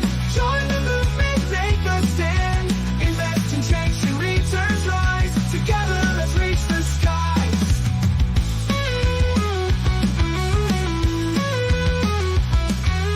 Profit and purpose hand in hand. Join the movement, make a stand. Invest and change to returns rise. Together, let's reach the skies. Whoa.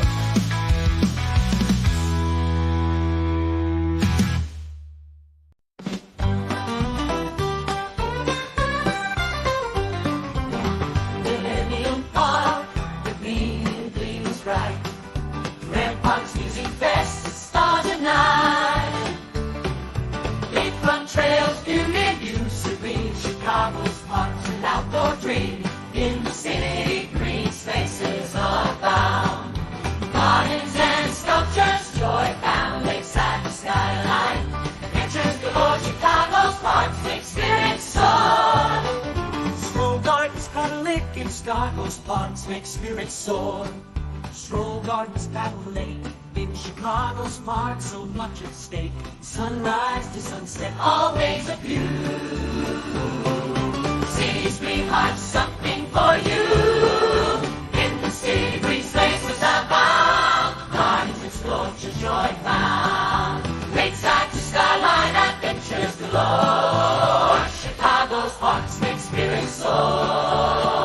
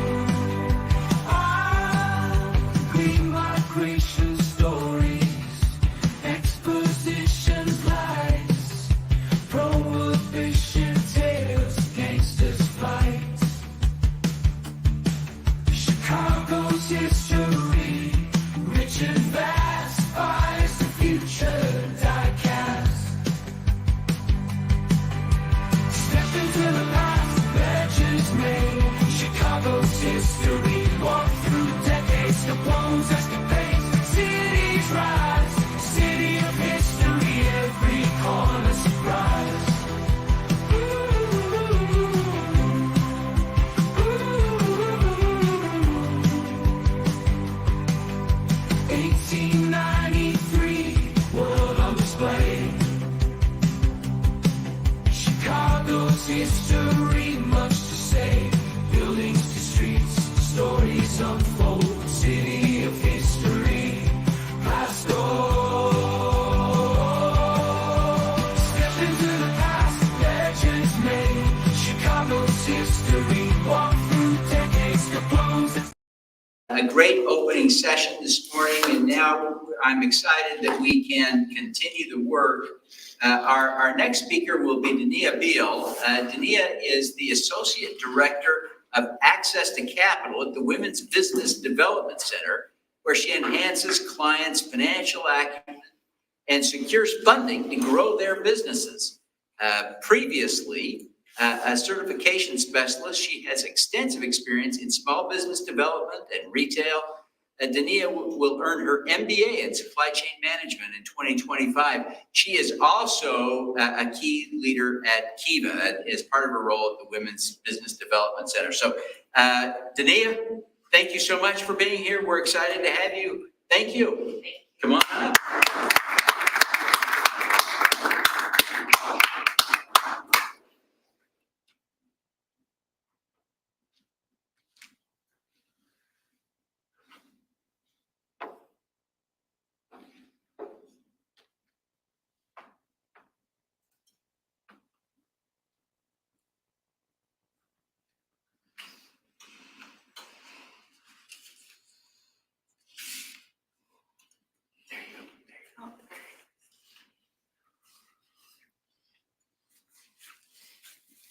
Hi, good morning, everyone. My name is Dania Beal. As he just said, I am with the Women's Small Business Development Center, and I am the Access to Capital Director, and my focus is Kiva.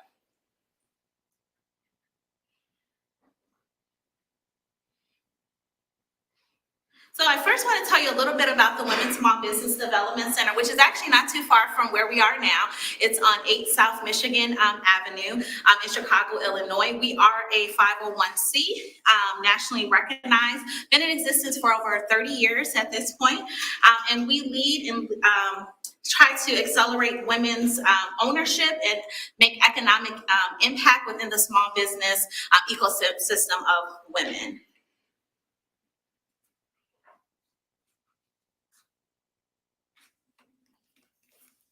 In addition to serving the Chicagoland area, we are stretched amongst 9 states, and just to name a few, Minnesota, Iowa, Nebraska, Illinois, of course, Missouri. And we are broken down into 5 different markets where we target: Chicago, Kansas City, Milwaukee, St. Louis, and the Twin Cities. And we're actually growing in those 9 states and cities in which we serve. So here's my team, the Access to Capital team. We have Josh Gustine, Emma Westfalt, and myself. Josh and Emma leads our direct lending program at the Women's Small Business Development Center, and I oversee Kiva. We believe when we're talking about access to capital for our small business entrepreneurs, having the right capital at the right time from the right source. So we want to be sure that as we're servicing them, we're giving them a variety of options when it comes to capital. So I'll get right into it because you want to hear about Kiva. So what is Kiva? So Kiva was established in 2005. It's one of the world's first personal micro lending website. I like to say that Kiva creates an opportunity for small businesses financially. It began, and it's still growing actually. It has over 2 million lenders on the platform, serving, so far they have reached $1.5 billion in crowdfunding, and it's growing, and serving 77 plus countries currently, and that as well as growing. So I want to dig a little bit deeper into why Kiva and how it can help, and what the program looks like, eligibility, which is most questions I get, requirements, all of those things that around Kiva. So we'll talk a little bit about the problem, the Kiva program, and the borrowing process. But before I start, I think this captures it perfectly, and I'm sure a lot of you in this room can also relate, because when you're talking about business owners, dreams are universals, but opportunities are not. And Kiva envisions a financially inclusive world where all people hold the power to improve their lives. And we know through crowdfunding, this is a great tool in which many small business owners are able to take and have their power. So the reason for Kiva is the missing micro, right? So we have a lot of large traditional lenders out there, but for the most part, they want established credit, collateral, audited business financials. And the truth of the matter, it is a lot more expensive for larger lenders to lend if the borrower on top of that doesn't have established credit. They don't have the collateral. They don't even have the business financials yet because they're a new business, right? So a lot of our small business owners, as we see that we're servicing, trying to find other ways to raise capital to fund that dream, right? Whether that's really high payday loans or credit cards or loans and things like that, and the interest rates are astronomical, and it's like, whoa, why did you think this was a great alternative? And so we want to be sure that we're providing other capital options that a lot of our business owners are not even aware of. So that's where Kiva comes in. So Kiva is a loan for $1,000 to $15,000 at a 0% interest rate from 12 to 36 months, depending on the amount of the loan that you are approved for. It does not require high credit scores. There's not requirement of a collateral that you need to secure, and business financials are not needed because we also service our small business owners as well. So Kiva is a simple program. You borrow, you repay, and grow, and now Kiva has created a secondary platform where you can borrow again as second-time borrowers, and those second-time borrowers are able to get up to $25,000. So again, the whole process starts all over again. So let's talk a little bit about eligibility, which is one of the number one questions that I get. And I won't talk about them all, but I'll highlight a few of the ones that I typically have questions around. So it must be used, the loan must be used for business purposes. It can't be used for personal purposes. You cannot currently be in foreclosure or have an active bankruptcy, but you can have had a bankruptcy in the past, which is non-traditional with other lenders and things. A lot of times you have bankruptcy, they kind of you out when it comes to lending. Kiva doesn't do that. Long as that bankruptcy is not an active status, you still are able to qualify for Kiva. Another thing I'll highlight is, of course, you must be 18 or older to obtain the loan, and you must be based in the U.S. Currently, our hub services only the U.S. The Kiva does have an international sector to it. You would just have to reach out to kiva.org if you're outside of the U.S. So again, I'll highlight a few of the criteria. So some of the positive ones, of course, if you have low debt and you're making your monthly payments on time, of course, that's a great thing. If you have a strong credit score, of course, that makes you look good as well. But things that are neutral that don't have any effect on Kiva loans, so collateral, or if you have little to no business revenue, that doesn't make a huge impact whether or not you're going to qualify. If you have a past bankruptcy, as I spoke about already, or if you have no business online presence yet, because again, you're still growing in your new business, that also doesn't have any effect on the loan. What are some things that can have effect on not being approved for the Kiva loan would be past due debts or debts that you currently have that you're not paying on. If the credit score is significantly weak, if that debt to income is really, really high, right? Because we don't want your debt to income be already high, and then we give you funding and you're not able to sustain that loan payment.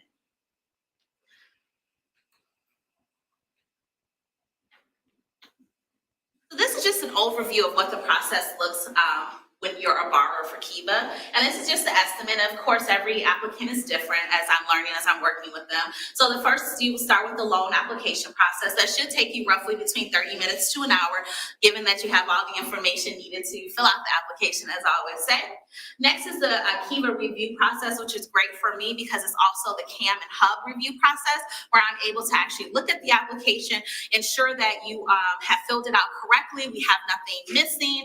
If there I need to get feedback as far as being sure your picture is clear, or your story, all of those things, which I'll talk about in coming slides, that gives me the opportunity to, prior to it moving on to our underwriters. Next is a fundraising process, which I'll go a little bit more in depth. That is from 1 to 45 days. And then your repayment, as we talked about previous, which would be 12 to 36 months.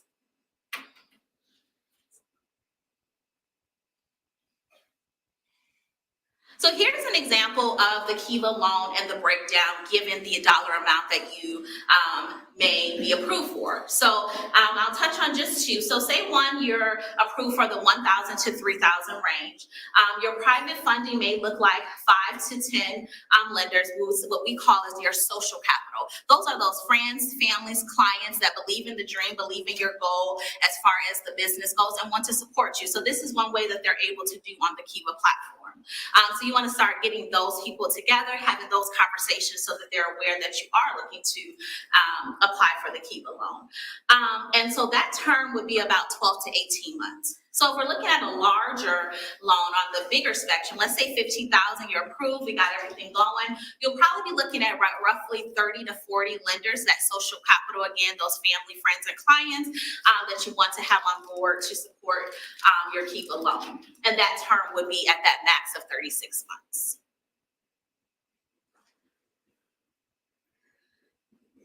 So of course, Kiva loan is not for everyone. So there are a few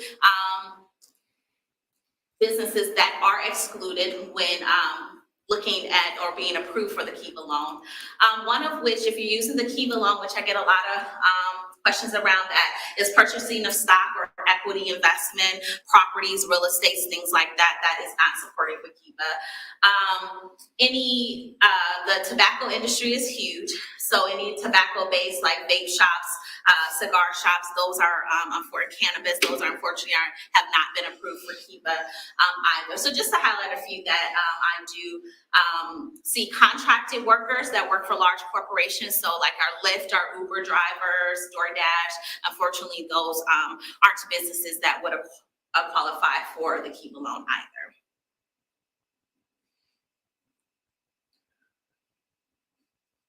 So proof of business, so verification, ways in which Kiva is able to verify that you are a legitimate business. Some ways in which they do that is business taxes if you have them. Again, not a requirement. Your EIN or tax ID. Incorporation documents if you're a corporation, of course. And even if you're a sole prop doing business as, those are also ways in which that we can prove that you're a legitimate business.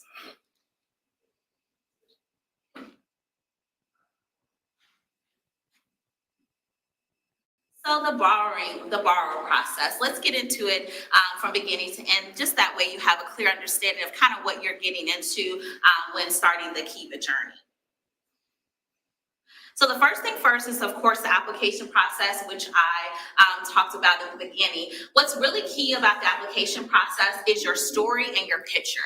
You want to be sure that you have a clear picture showing exactly what type of business that you do. So for example, if you're a bakery, it'll be a great thing to take a picture in front of maybe your oven or some cupcakes that you made or cookies, basically displaying the type of business so that the lenders on the platform are able to clearly understand and know what type of business that you have. Your story is super, super key because, again, remember, you won't be able to directly engage with the lenders on the platform. So you want them to know as much about you, your business, any community targets that you have, impact that you have, ways in which you are going to be repaying the loan, anything that you think will be intriguing to that platform so that, of course, you want them to invest and to feed your loan.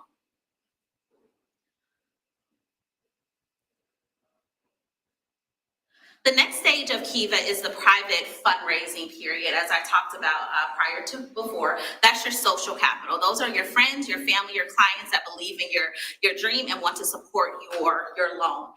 They can do that by funding the loan. The minimum for them to fund is $25. So you would have them all to pledge the $25 so that you can reach whatever number set in place as we talked about before. So say if you're at the 1,000, you have 5 people that you need to be on board. Those 5 people would need to pledge the $25. So that's how that works. And that's an example of what your profile would look like. Of course, so you can see a clear picture and clearly see who and what the business owner is doing. And again, what's a great thing with having actual hub here in Chicago, that's what we're here for, to help you through the process so you don't have to feel that it's overwhelming or daunting or you're missing some pieces and puzzles. That's what we're here to assist you through the process and to provide as much help as we can. The next period of the public fundraising is your public fundraising. So that's when you actually cross over to that $2 million in counting lenders to actually fund your loan. That's where they'll see your picture. That's where they'll see your story. And that's where that piece is so important. The great thing about Kiva right now, we're at a 95% funding rate.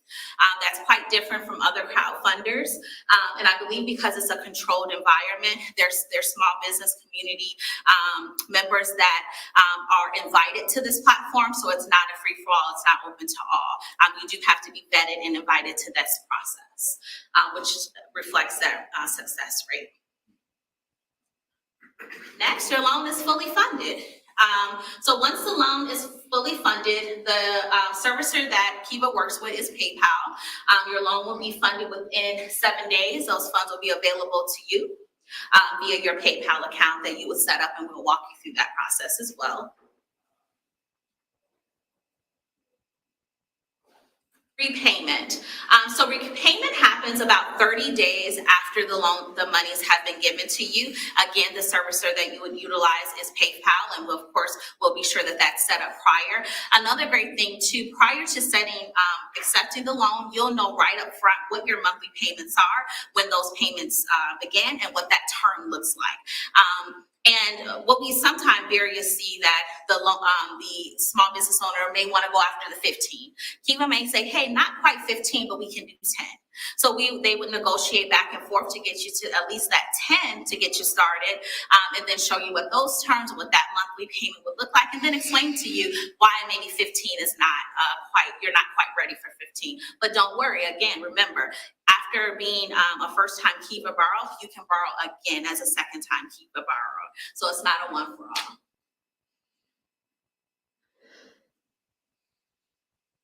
That time clock made me a little nervous, so I was moving through a lot faster than I anticipated. So that is my contact information, my email. I have a QR code as well if you want to schedule an appointment or have questions around the Kiva process. That is all that I have for Kiva. I'm not sure if I have any questions or anything like that. Yeah, let's take some questions, if you can. Absolutely. I've got a question. So I'm sorry if you mentioned what the repayment rate is, but how do you, I think the repayment rate is high, but then how do you tell that it will be? Like, how much vetting do you do? How do you know if the business will be able to repay? I think what Kiva does a great job on the front end is the vetting, the application process. One thing that I wasn't able to say is if that business owner is already at that 80% debt to income, that application is automatically denied because we already can see the debt that based on what we see on credit reports, credit cards, etc., that they can't sustain an additional loan. So that also helps too with the process, even though there are so many factors that go into being approved. I think that debt to income really does help when it comes to controlling that repayment rate. I know for our hub, we've had some ups and downs of struggles with, especially because when we took over as being a hub, it was after our post-pandemic. So a lot of business struggled, and we did anticipate the repayment rate to decline or to have some error because of that. But our repayment rate now is right at about 70% of people that we've vetted and went through the process of paying and increasing, because sometimes we also get borrowers that call us back and say, hey, I got the funds, I didn't have it then, I want to repay because I'm still in business and I'm still looking to use Kiva secondary, and it really was impactful to me. And again, you have to remember that social capital. So those friends, those family, if they're not paying back, those social people, social capital, friends and family that you brought on, they're not being paid back. So they're alerted. So there's a lot of different eyes on that business owner that also can drive the repayment and being, taking ownership of those payments that they need to have. Any other? Hi. Hi. My question You gotta speak into the mic. Oh, absolutely. Just for TV. Push the button. Yeah, right on, right. Thank you. Hi, my question is, does Kiva report to credit bureaus, the loan is the process the same? It does not report to credit bureaus, but it does use the credit report as a way to assess if the borrower is eligible for the funding. Thank you. You're welcome.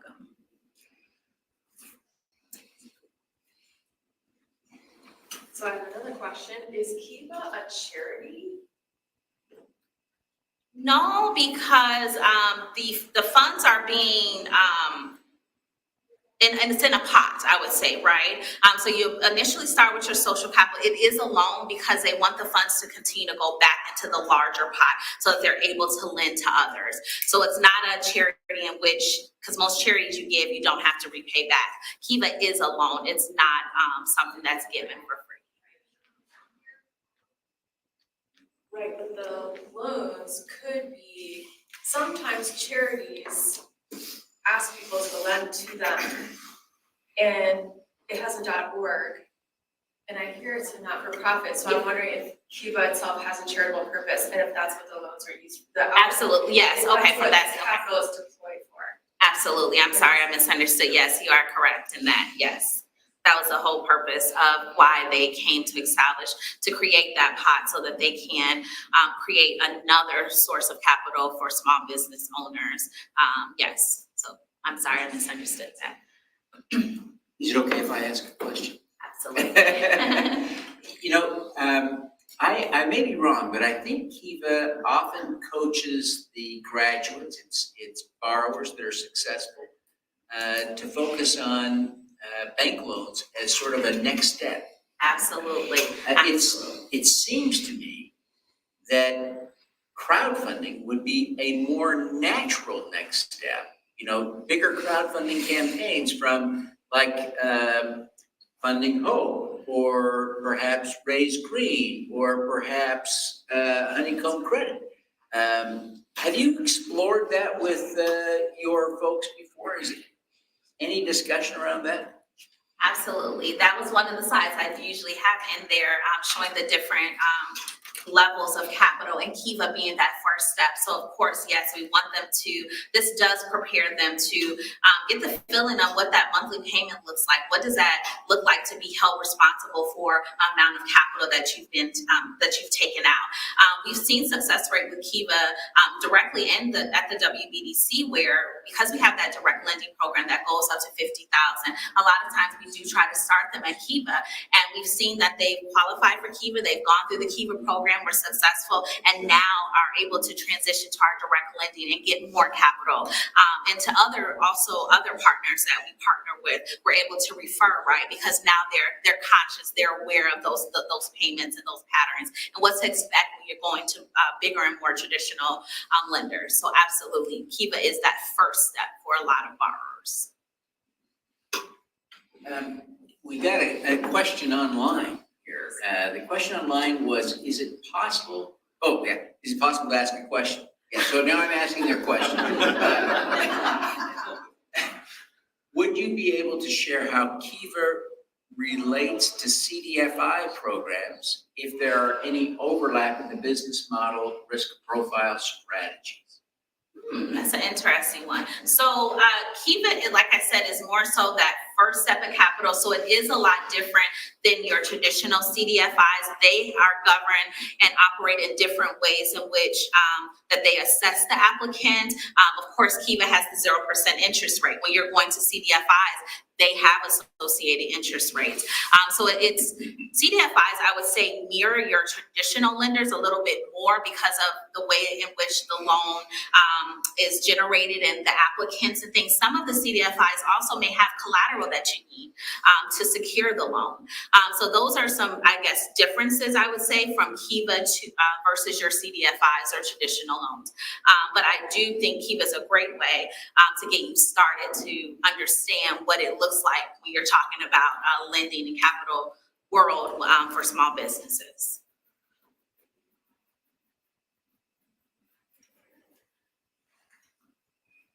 All righty. Well, Shall we call it? I think so. You did a great job.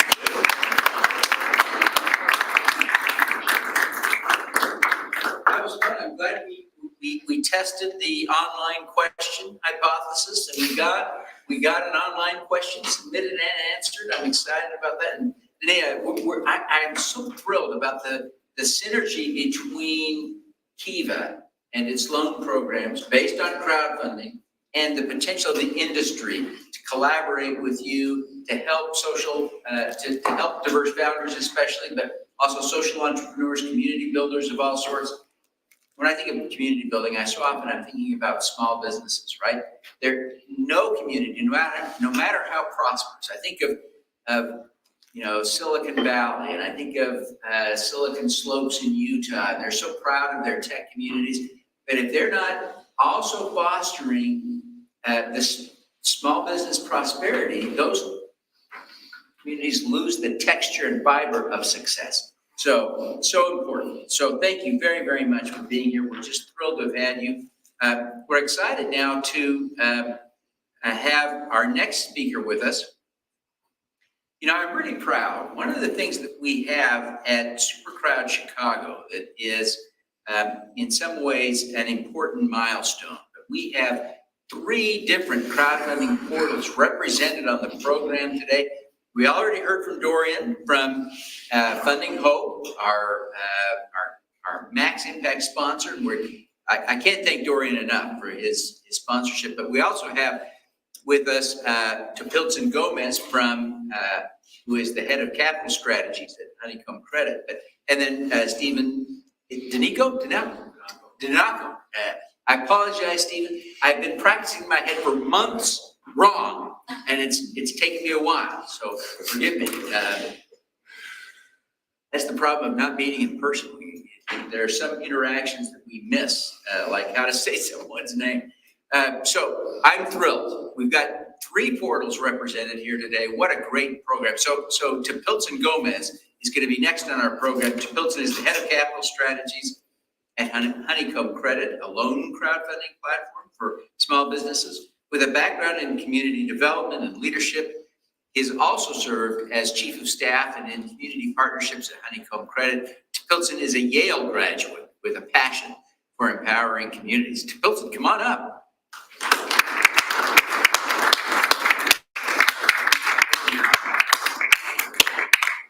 Hello, everyone. I also want to mention that I am on the board of NC3 with Chris Miller. Very, very proud to not just think about crowdfunding from the perspective of Honeycomb, but also from its national perspective on how it can shape communities locally and across the country. So I'm going to very, very briefly talk about myself at Honeycomb. But the topic of this conversation today is all about what you need to know about the local investing movement in Chicago. So we're going to localize it. We're going to bring it here. But first up, my name is Topilson Gomez. I am the head of capital strategies at Honeycomb Credit. Honeycomb Credit is an SEC registered funding portal, but we're a little bit different from the large equity crowdfunding portals in that we focus most of our deal flow on helping brick and mortar small businesses borrow loans from their community members. Really cool to be coming up right after Kiva, because that's kind of where I think we fit in the ecosystem. Businesses on Honeycomb borrow anywhere from $25,000 to $250,000 of debt by borrowing funds from their community and then paying that back principal and interest. So the big reason why we exist is that we want to help capitalize Main Street America. And we also want to do it in a way that creates economic benefit and wealth building opportunities for everyday people. So that's Honeycomb. Right now, we are a pretty active platform. We launch about 30 or so investment opportunities every single month, all across the country. So we're based in Pittsburgh, and we have a growing presence here in Chicago as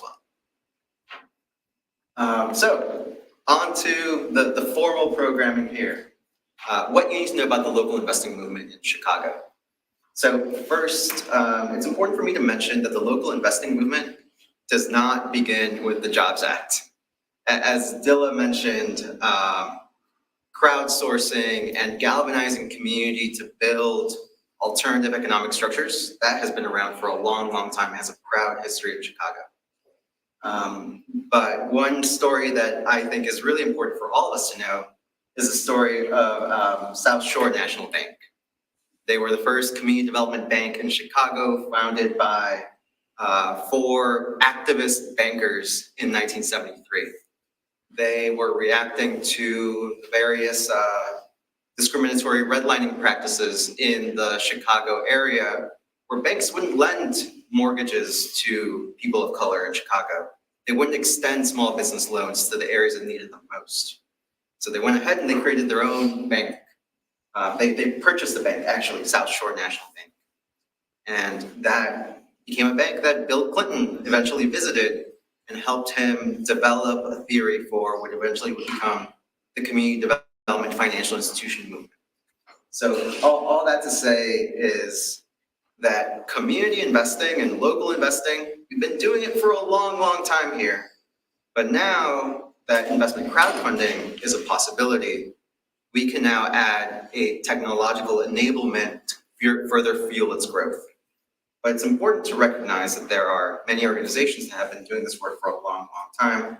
Specifically, want to shout out some of the local CDFIs in Chicago, like Allies for Community Business or the Chicago Community Loan Fund, that have been funding businesses, nonprofits, and real estate projects for almost 2 generations now. Or one shout out to the Women's Business Development Center, who is a mission-driven loan fund, has housed the KIVA program.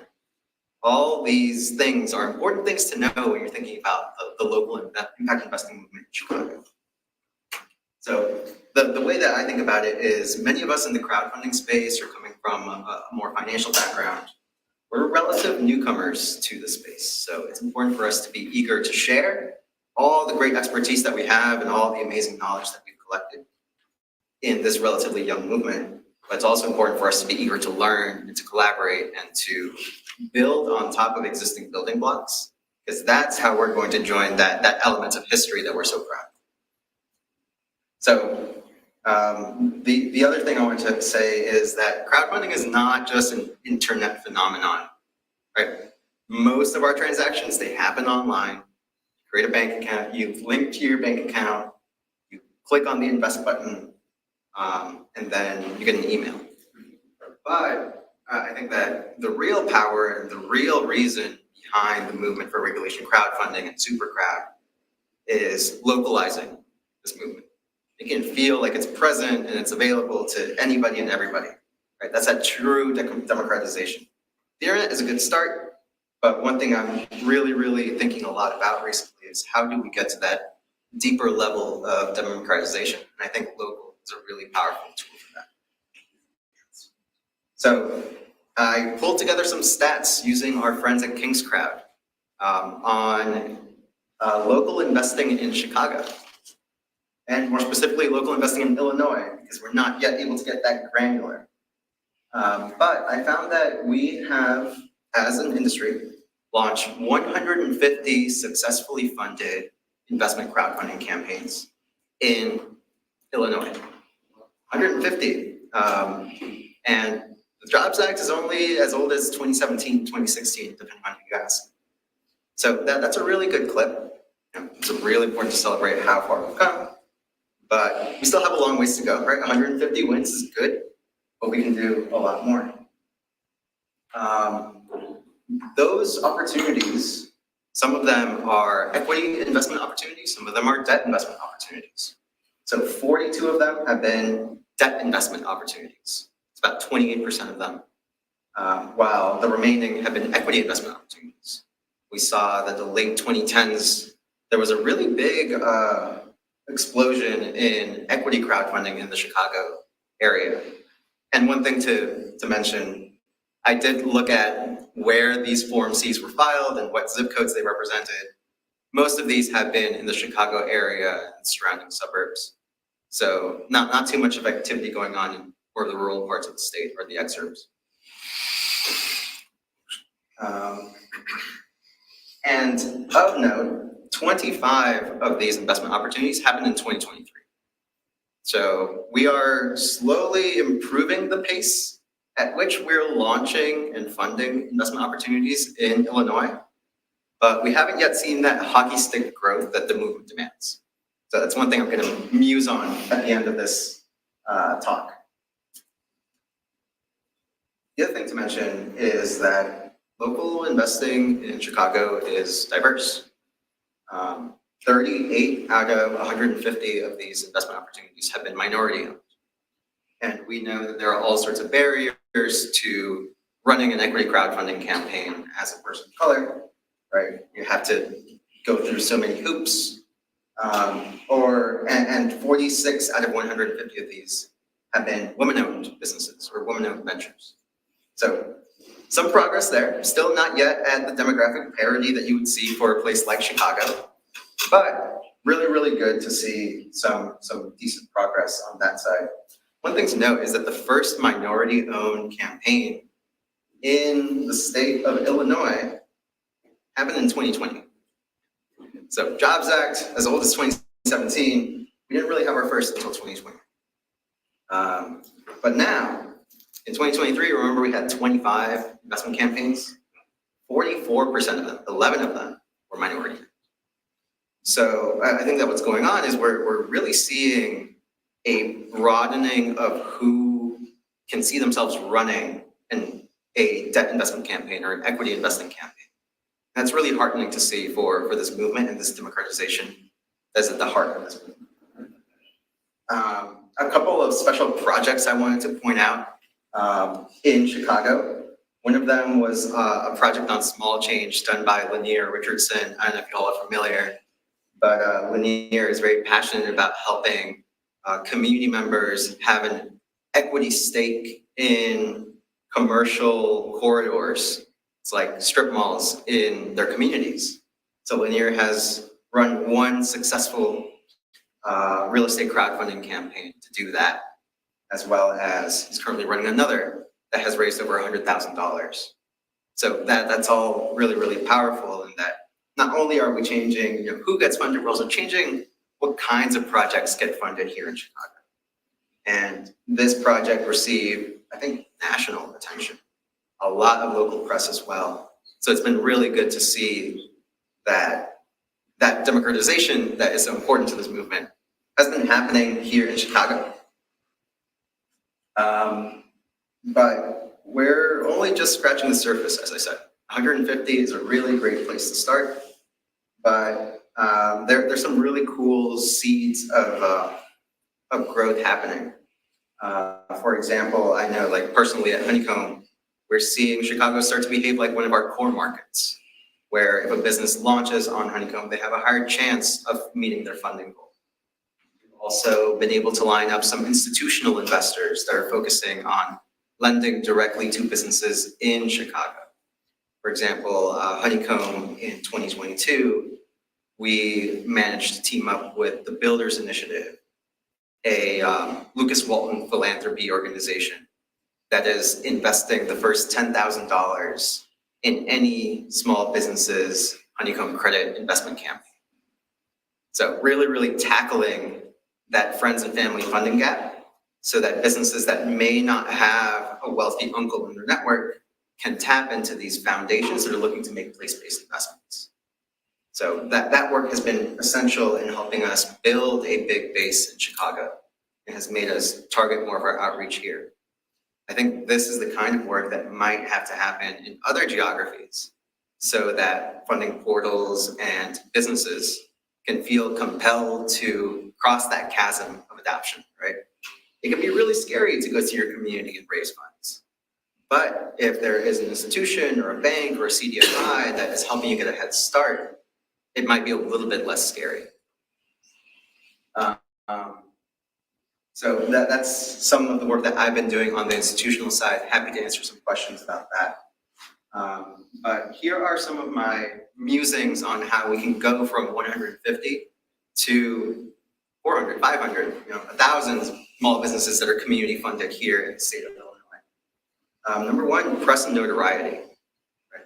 if you talk to any person down the street, odds are they do not know that they can now make a small investment in small businesses in their community or in the next, Chicago startup. So how do we work together with press collectively to talk about this really exciting initiative? How do we educate the media to explain this in a compliant way? That we're in a highly regulated industry, but we also know that that's not an excuse to be silent about the work that we're doing. One thing I've also been really heartened by is the existence of local investment clubs and angel networks, right? How do we start connecting our crowdfunding community to investment clubs and to angel networks so that it's not just, fly-by-night deals happening on Reg D, but rather deals that are open to the public and help grow these local investing networks. One example that comes to mind is the existence of this group called Fund Milwaukee to the state to our north. They're a group of volunteers. They get together and they talk about investment opportunities in their community, some of which are on a platform, some of which are not. The other thing that gets me really excited is our industry's potential to not reinvent the entire wheel. There's a ton of amazing existing infrastructure in our capital formation systems.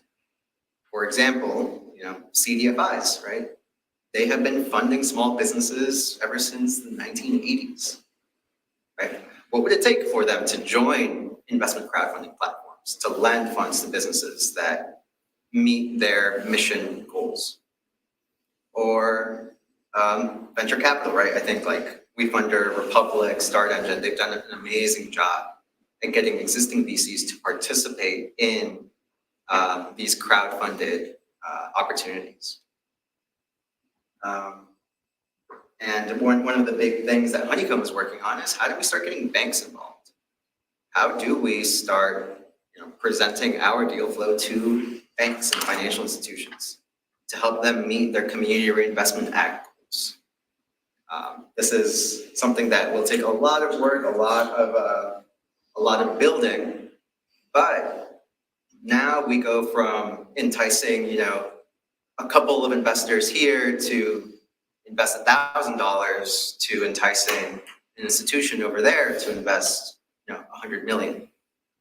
And here's the thing that I've struggled with a little bit, but I've kind of come to terms with it, is that the community investing movement is not just the retail investing, right? It doesn't just need people to be the ones that are solely funding businesses. It's about people funding businesses, but also pointing to larger organizations, saying, hey, this is one that you should fund too, because we believe in it so strong. So that's where my work at getting foundations and CDFIs and banks to lend locally is leading, right? We want to use the community's investment behavior to inform larger organizations about where they should direct their hundreds of thousands or millions of dollars, because that's how we're ultimately going to scale up the potential of the community investment. Last thing on existing infrastructure, I think I'm really heartened by some of the policy work that Chris Miller and NC3 have been doing to create incentives at the state level or maybe even at the federal level for incentivizing contributions to investment crowdfunding or debt crowdfunding opportunities. Chris has been doing some really amazing work in Michigan, where it might lead to a Michigan state tax credit if you invest in a Michigan-owned business. So that is really powerful, right? That's how we get into tax advantage territory. And that broadens the scope of what kind of capital can invest on platforms and fund these businesses. So that's something that's really interesting to me. And the last part of my musings here is we have to get smarter about impact reporting, right? Our work is creating jobs, whether we're supporting entrepreneurs at being successful in their crowdfunding, whether we are an entrepreneur ourselves and are employing people and paying good wages, or whether we are supporting the ecosystem it's important for us to start tallying how many entrepreneurs we have reached. What does that demographic makeup look like? How are we doing on rural versus urban? Because these stories are the things that will draw more allies to our movement. So yeah, those are my musings about how we go from 150 to a national, local investing movement. I'm happy to take any questions. I know we have 7 minutes here left.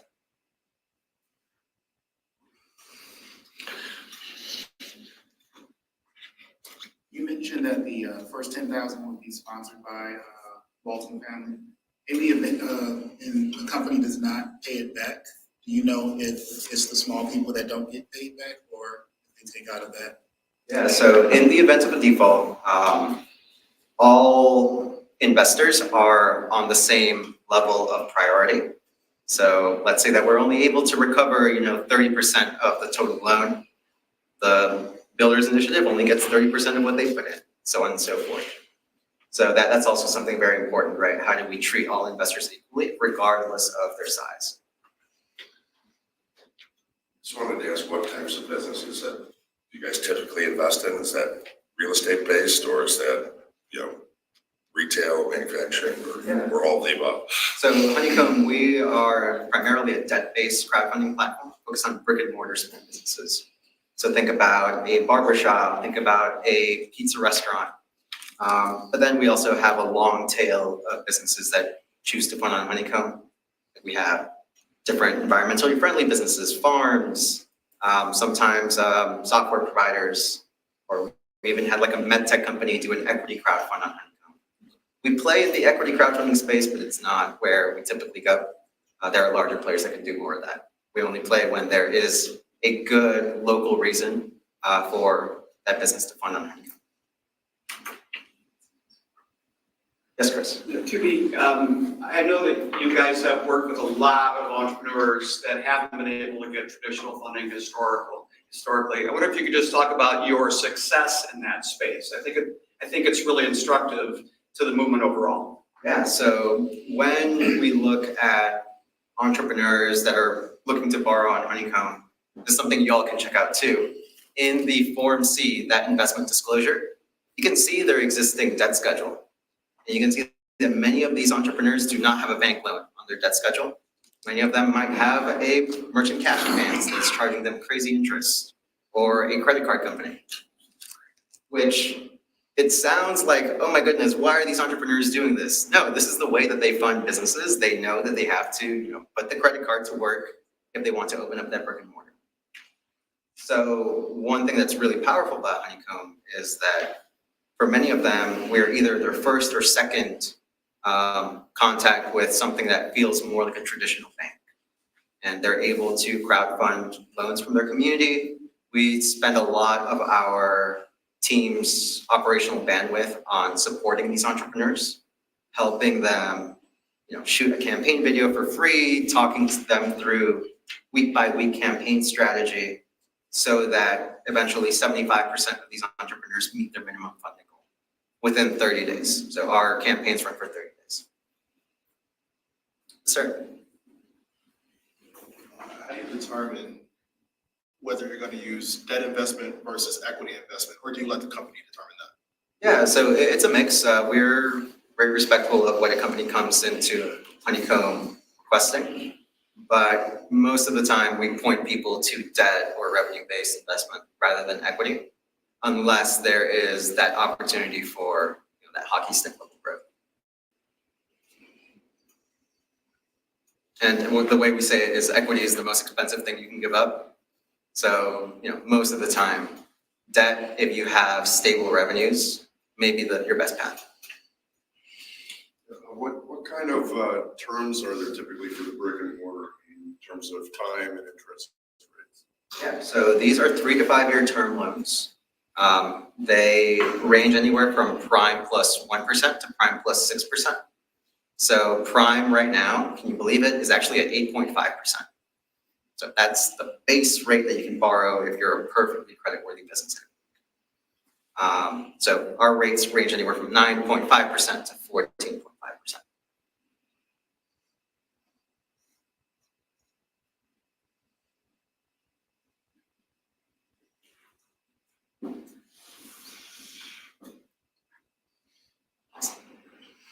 more questions? Thank you all. No. Now get the online ones. Don't get any ideas. I wonder if you would share a favorite story. You've done a little over $25 million in transactions on Honeycomb Credit. You've got to have a favorite one or two that you like to brag about. Yeah, I want to say one of my favorite ones is, I have two. So one of my favorite ones is, because we're talking about Chicago, is Taylor's Tacos. They are a Chicago-based business, been working quite a lot with the WBDC. They were a borrower at Allies for Community Business, another CDFI. They're based in the Hatchery, which is an amazing food incubator on the west side of Chicago. And they're a brand that makes these, they're the first woman-owned taco restaurant in Chicago. And they were looking to open up a brick and mortar. So brick and mortars are really expensive, and that was more capital than their existing CDFI relationship could provide. So they borrowed from Allies for Community Business, they borrowed from Honeycomb, and we were able to connect them with $50,000 of capital from their loyal customer base, our Chicago-based investors, as well as they were the first business to receive capital from the Builders Initiative, that foundation partner that we're working with. What's really cool about this is a business that was deeply embedded in the ecosystem. And this is how capital and small business works at this scale, right? It's going to take many hands to help make that brick and mortar happen. It's open, the food is amazing, you should check it out. Additionally, the Builders Initiative also extended a small grant to Taylor's Tacos every year that they submit their financials to the Builders Initiative for their impact reporting purposes. Taylor's receives a $500 grant. So that's really cool to see how our philanthropic partners are not just investing, but they also are creating grant-making opportunities here. So another cool community capital story wrapped in a nutshell, or in a taco shell.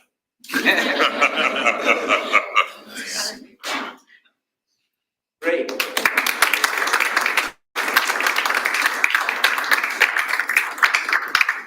Well, it is just so fun to see what we've got pulled together today. And to Pilson, thank you.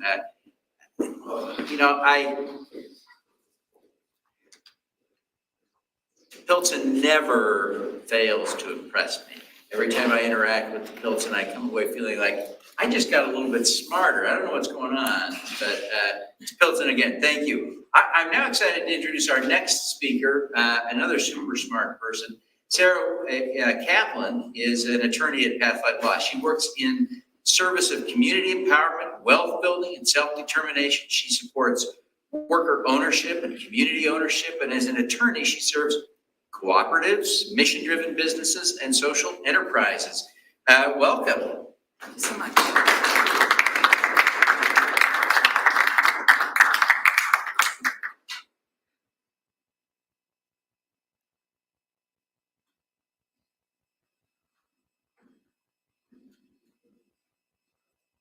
Thank you so much. Okay, here we are. So I'm Sarah Kaplan. I'm a manager at Pathlight Law. I work on structuring legal entities and capital raising for social enterprises and community wealth building, and generally for businesses that want to do something good. And today I'm going to talk about crowdfunding strategies that are broader than just, we've been talking a lot this morning about regulation crowdfund. For anyone who's not familiar, that was legalized with the Jobs Act and able to be implemented when the SEC finally passed regulations, and then it has to be done through a registered portal. But there are other, crowdfunding is broader than that. So are there any other attorneys in the room? Great, got a couple hands. I know there's Florence Hardy will be speaking later, and she's also a crowdfunding lawyer. But sometimes, like, we don't want businesses to get drawn down into the details and have to worry about the fine print, but knowing these securities law strategies can break down different approaches that can shape your strategy. So these are just 4 different strategies. So the first one, regulation crowdfund, sometimes called Reg CF. And then I'm just gonna share a couple of highlights of each type of crowdfunding. Regulation crowdfund is national. When you open up this, an offering, it's open to anyone. You're not vetting where they're from. If someone chooses to invest, they are investing. And a national approach means you're not worrying about state by state securities law. For anyone contemplating doing a crowdfunding campaign, I think the number 1 key to success is to have momentum. Having seed capital first, having something in that business that's already happening, is what shows the other investors that they can jump on board and they feel like they're contributing to something that will be successful.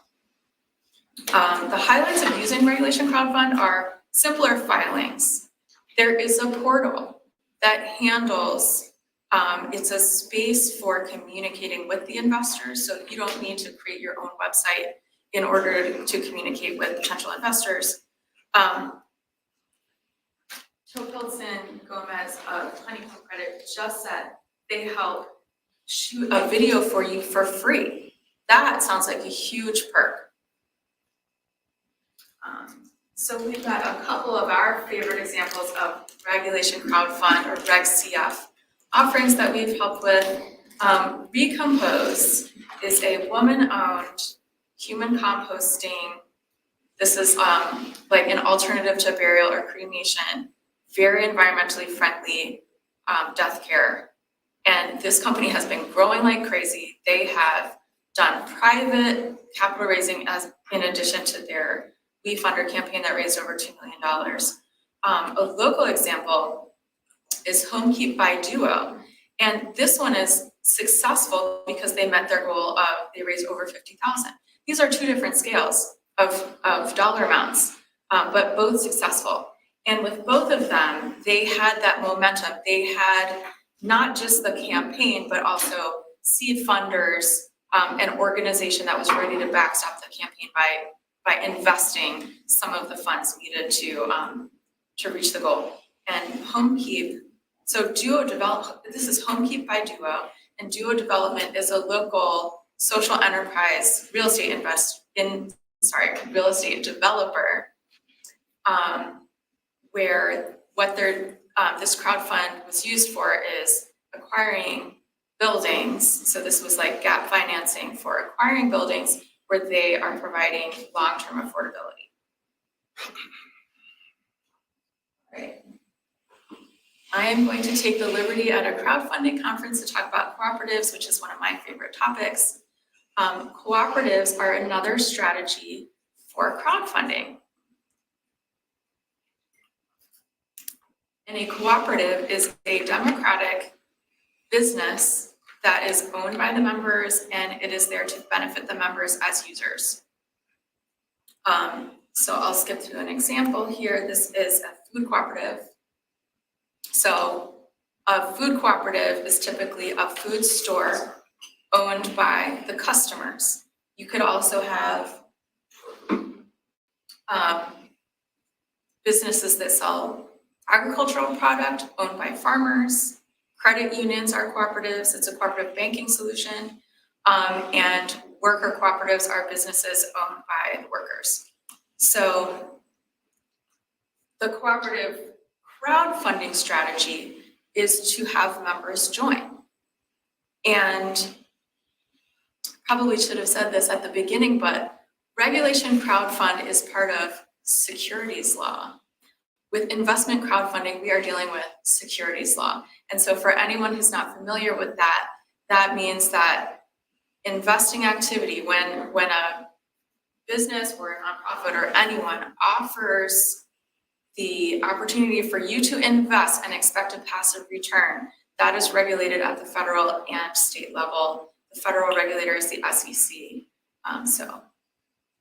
A securities law term that's often thrown around is Reg D or Regulation D, and that is the regulation that allows businesses to raise venture capital or seed capital. It's for private offerings, but here we're talking about going out to the public, so it's a totally different strategy. Okay, so the membership shares of cooperatives are usually exempt under state law.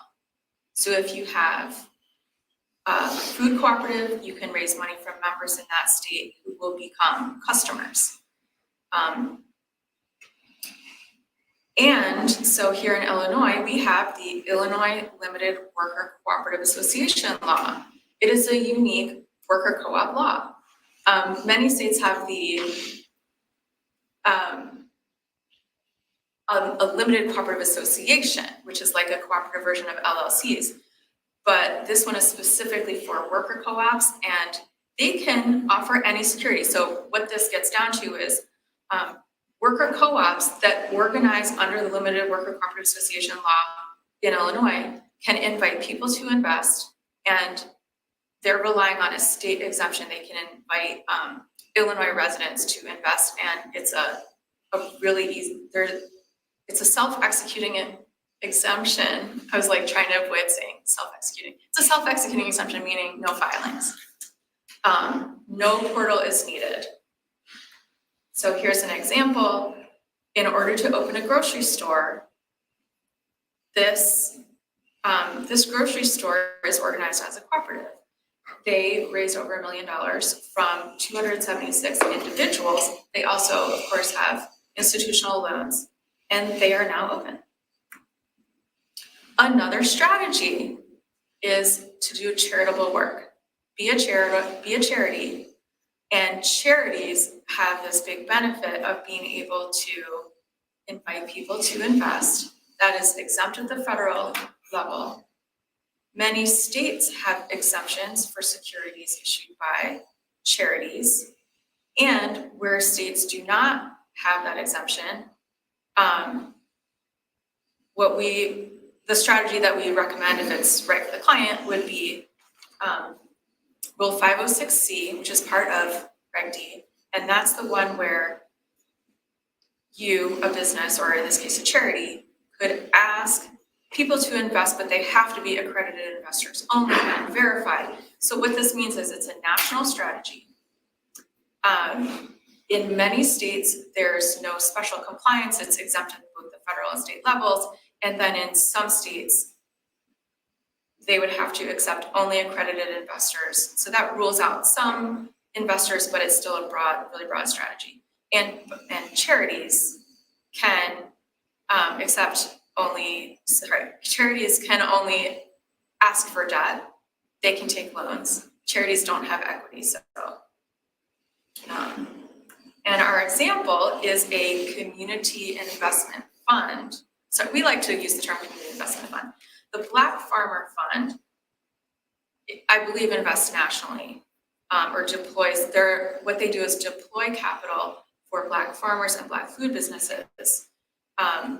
And it's an investment fund, but it's a charity. So that's their Investment Company Act compliance strategy. And then it's also part of their security strategy. And another form of crowdfunding, the least fun, potentially the least fun, but most direct, state registration. So people have probably heard the term IPO, initial public offering. That is when a company goes public. This strategy is like going public, but only at the state level. So instead of like $1 million worth of compliance, it is in the few thousand, like maybe a median $20,000 spend on getting registered. So that seems like a lot, cost of compliance. In some situations, it's a lot. The Reg CF strategy, the portal will take, not all portals, but if this is like a for-profit, non-charitable Many of our clients use WeFunder. Many of the portals will take a percent of what you raise. So if you know that you're going to raise up to the max of $5 million, that percent is really big. Some companies or issuers choose to spend the money up front on paperwork, and then once their offering is approved, they can have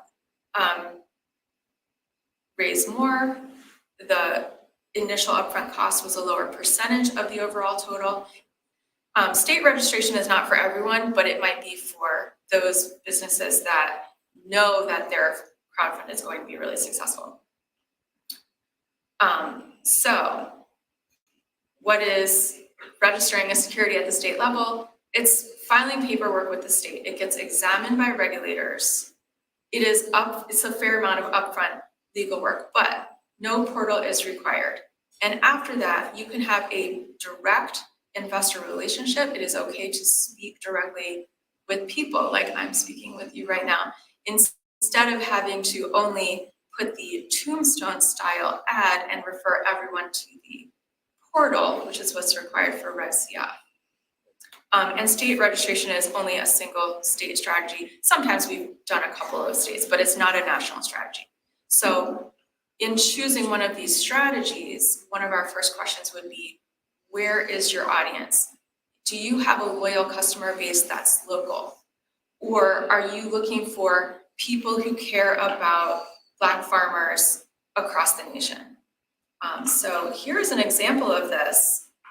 Local Return is a community investment fund. A couple of these, I think Chris Miller will recognize some of these slides, because we just had another webinar talking about community investment funds. We'd love to talk about community investment funds. And this fund is about investing in Rhode Island. So they are registering at the state level in Rhode Island. There actually is not a timer. I'm not seeing a timer. Maybe it went to sleep.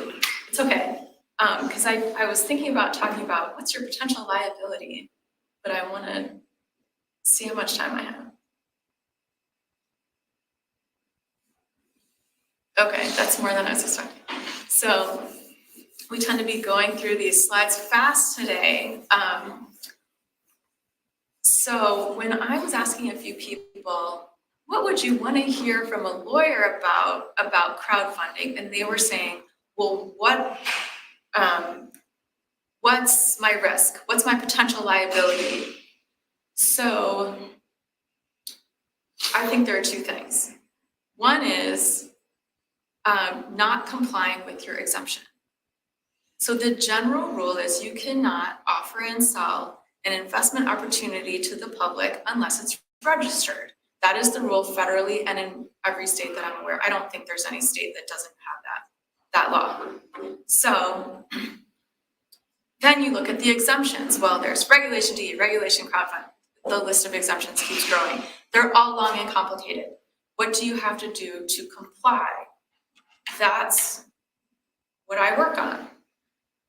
That's what my colleagues work on. So if you miss part of the strategy, if you fail to comply somehow, if you didn't file your Form C at all, or you had committed securities fraud in the past, but didn't, and then purport to use an exemption that you didn't qualify for, something where you didn't actually comply with the exemption, and then something terrible happens, your investors lose their money and they think that they could get it back by suing you, they would sue to claim your offering was not valid in the first place. So I think that is one of the potential sources of liability. And the other one would be fraud. What the real case, the securities law cases are about is when people take the proceeds and hire their own company, but fail to disclose that they are taking the money and funneling it to themselves. Or they are doing something really inappropriate, but they fail to disclose it. If you're being honest and disclosing the material information that investors would want, and if you make sure to actually do all of the requirements, that qualify to use the exemption, I think that is, protecting you against most of your liability. So unfortunately, I have covered my, my prepared content with 8 minutes to go. Does anyone have questions? Just a quick question on the, so Reg CF's national, as we all, as you've stated. Are you aware of any state crowdfund statutes that would require like a state filing? And Maryland is a question because with Raise Green, we had a Maryland-based offering. And supposedly Maryland has a filing fee that we didn't know about for crowdfunding. And I'm just, I mean, this is like a very in the weeds question, but I'm just wondering in general, are you aware of kind of those potential additional state level costs? Yes, and you're sort of asking two different things. So I have two different answers to this. Some states, I was trying to keep it simple today. There are even more choices for crowdfunding. One of them is Regulation A, which is a big deal, but one of the sponsors seems to have a Regulation A group or conference, and I'm excited to find out more about that. But Regulation A is an even bigger spend because it's like a mini IPO. Okay. There are also some other low-cost, state-based crowdfunding options. I don't know Maryland law off the top of my head. I know that in Michigan, they have something called the MILE Act, M-I-L-E, has to do with Michigan-based investing, in-state investing. I'm trying to get making sure I have my states right. I really hope I'm not wrong. Arizona, yes, it's Arizona, has, and Georgia also, have state crowdfunding exemptions that do not require you to use a portal. So for example, we have a client that's a food cooperative in Arizona.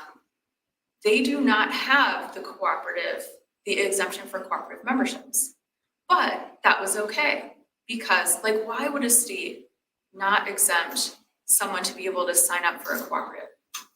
But they were able to use Arizona state crowdfunding where there is, there are a bunch of things to check off. Are we using an Arizona bank? Are we formed in Arizona? This and that, $1 million maximum, things like that. It's a one-page form they have to send to the state. If there was a filing fee, it was like $100. But that's not through crowdfunding. I mean, that's not through Regulation CF crowdfunding. That is a different strategy from Reg CF crowdfunding. So the state compliance, so federal law can say, here's an exemption for you. Use this exemption, and it's a covered security, meaning states can't also, it's exempt at the state level too. States cannot regulate this also, but states can require a notice filing.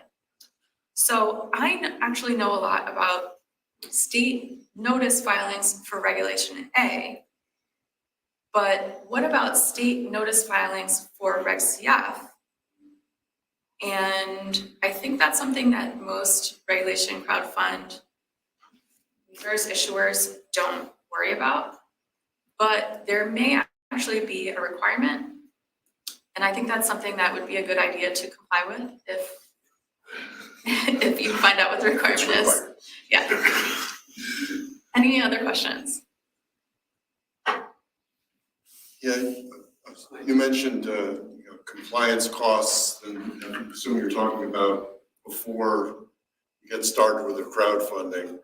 Could you give some kind of ballpark or guidelines on how much those costs would be? Sure. This is very ballpark. And by the way, at our website, we do have resources, and there's a resource that kind of goes over almost the same strategies, different. I don't think the resource talks about cooperatives, but it's an overview of different strategies. So let's say you have a strategy that does not require Reg CF and does not require registration. It's like a state exemption. We often do corporate work. That means changing the corporate documents, getting it ready. That remind me to talk about equity.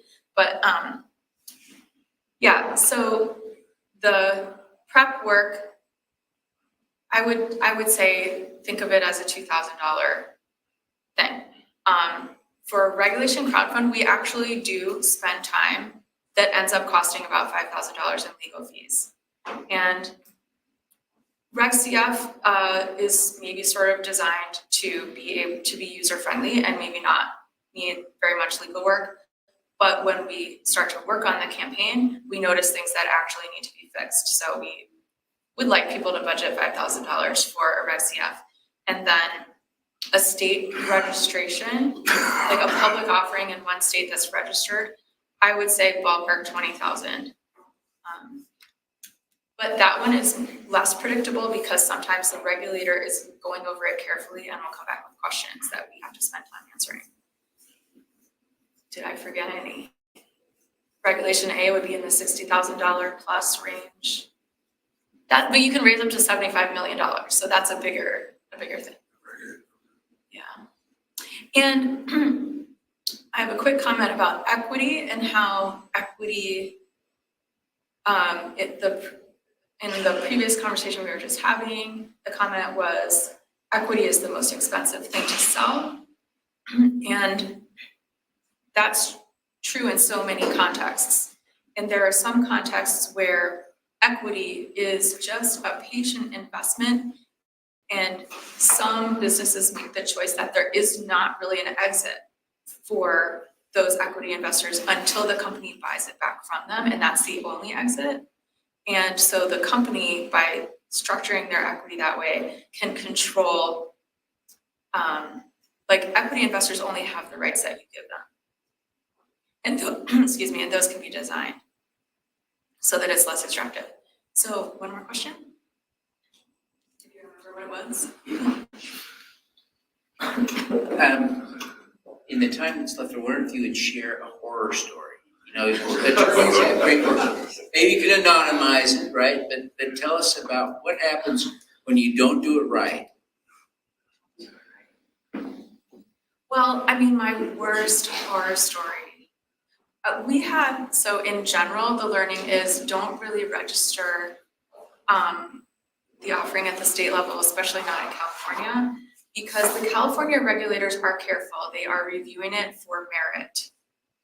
And so we have had several, so like my firm, the history of my firm was that we were, and before I joined, promoting crowdfunding before RegCF was available. And so state registration was the way to do that. But they were promoting these public offerings, but then many of the issuers didn't end up raising money. My horror story is more that the client had trouble articulating how they were going to really repay investors. The state didn't like it, and the whole process was so slow. And then the state purportedly sent us mail, but we didn't receive it, and the state ended up cutting off, just like dismissing the application because it wasn't approved in a timely fashion. So, and it was just multiple factors, one of which was that the material didn't really articulate how they were going to repay the investors. So I'm at time. You can finish the story. Well, that pretty much is the story. We ended up getting cut off, and they never went live with this crowdfund that they had worked hard on, mostly because of a communication. There's one more learning from that, which is actually make sure you have, this is context specific, like I can't say to a Kiva borrower, make sure you have extra funds for compliance. When our clients have extra funds for compliance so that when something comes up, they can cover it and keep going, that is success. That's going to be more successful. When they have to stop because they can't get another set of audited financials, like that, it really kills their momentum. Okay.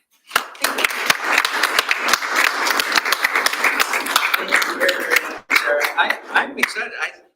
This has been such an opportunity for me to learn. I hope all of you feel like you're learning. I spend a lot of time in this space talking to people like this, and I feel like I know a lot. And then I sit in a room like this and listen and realize, boy, I didn't even know what I didn't know. So I want to thank all of those who've been on the program so far today, and I want to thank all of you for being here. We're going to pause now for about an hour for lunch. We'll come back at 1 o'clock sharp. You know, with our live stream going, we're really trying to stick close to the time, like in TV world. So at 1 o'clock Chicago time, we're going to be live again. I invite you to be back in your seats. Those of you who are watching on TV, we invite you to enjoy lunch too, and we'll see you back here in about an hour.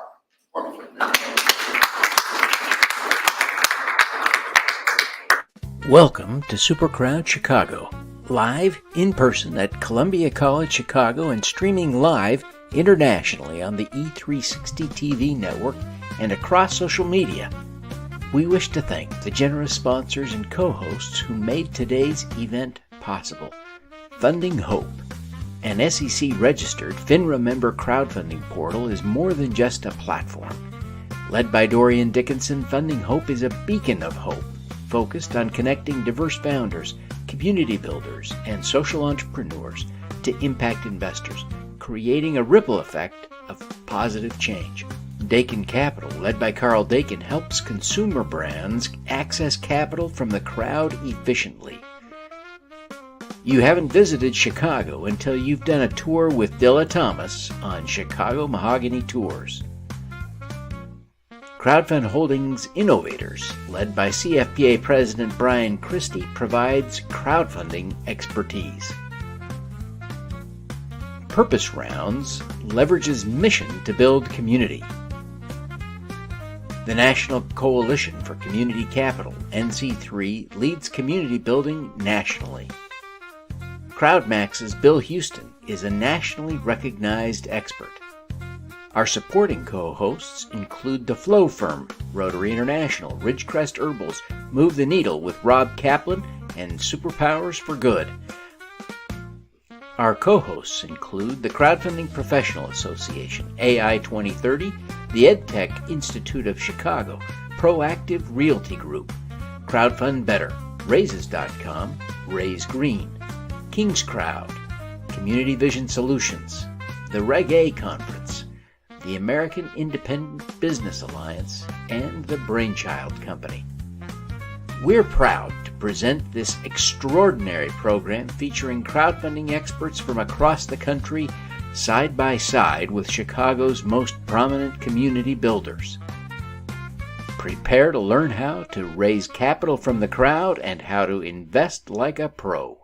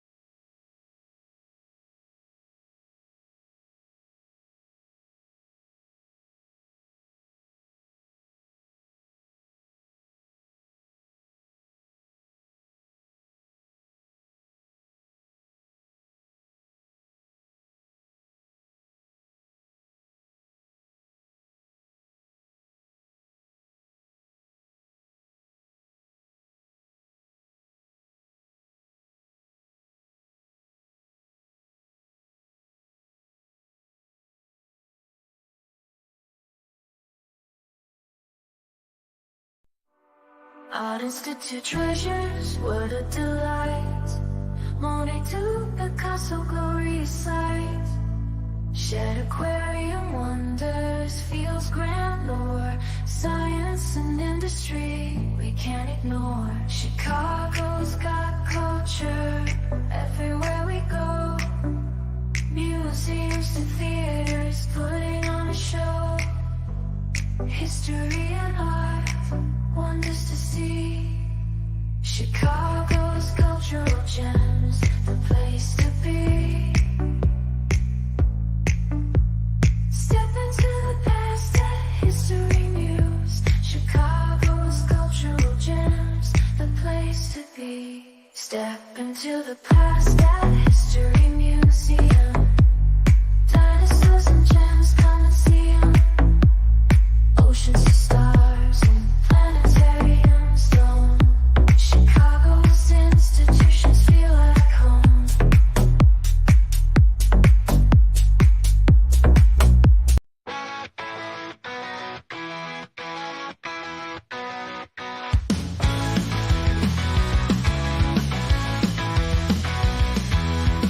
Doing good, doing well, they align.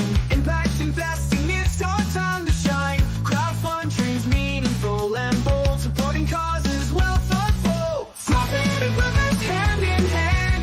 Join the movement, make a stand. Invest and change to returns rise. Together, let's reach the skies.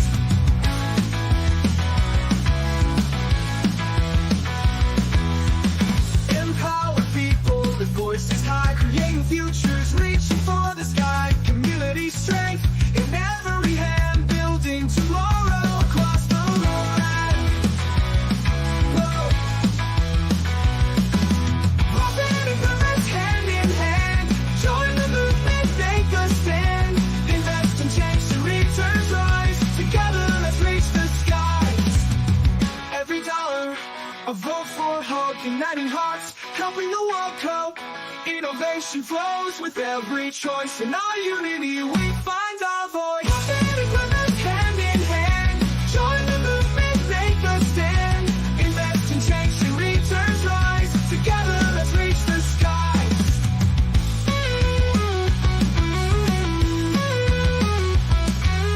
Profit and purpose hand in hand. Join the movement, make a stand. Invest and change to returns rise. Together, let's reach the skies. Whoa.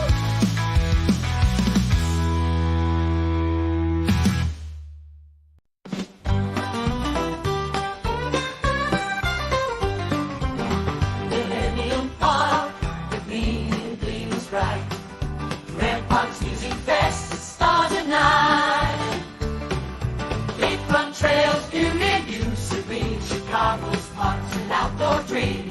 In the city, green spaces abound. Gardens and sculptures, joy found. Lakeside to skyline. Adventures galore, Chicago's parks make spirits soar. Stroll gardens, cuddling in Chicago's parks make spirits soar. Stroll gardens, Battle Lake, in Chicago's parks, so much at stake. Sunrise to sunset, always a view. City's green hearts, something for you. In the city, green spaces abound. Gardens explored, to joy found. Lakeside to skyline, adventures galore. Chicago's parks make spirits soar.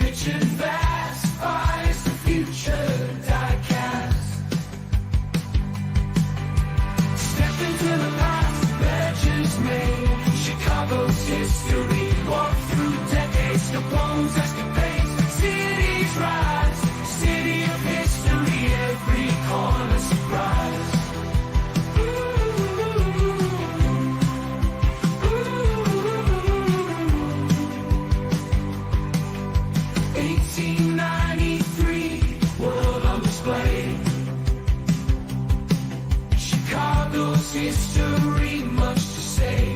Buildings to streets, stories unfold. City of history, past gold. Step into the past, legends made. Chicago's history, walk through decades, Capone's escapades. Cities rise, city of history, every corner surprise.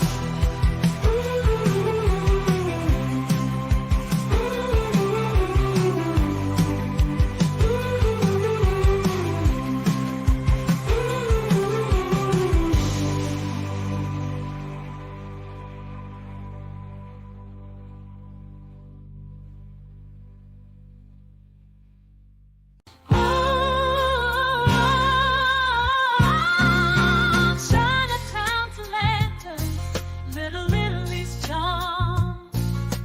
Pilsen's murals, culture warm. Greektown flavor, Pilsen's beat. Chicago streets, cultures meet. Melting pot tapestries, melting pot tapestry bread in Chicago, united hand in hand.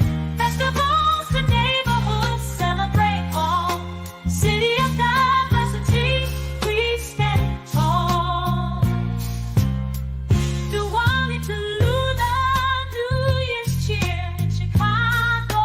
Cultures welcome here. Every step taken, street roll. City of diversity, get at home. Melting pot, tapestry bread in Chicago, united hand in hand. Festivals, the neighborhoods celebrate all. City of diversity, we stand tall.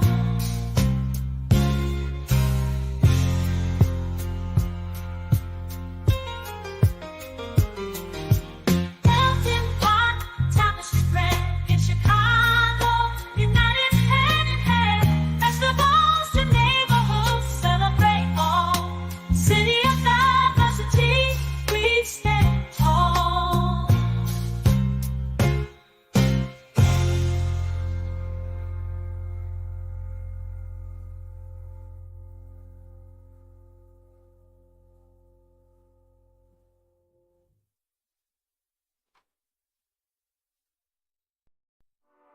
Art Institute treasures, what a delight.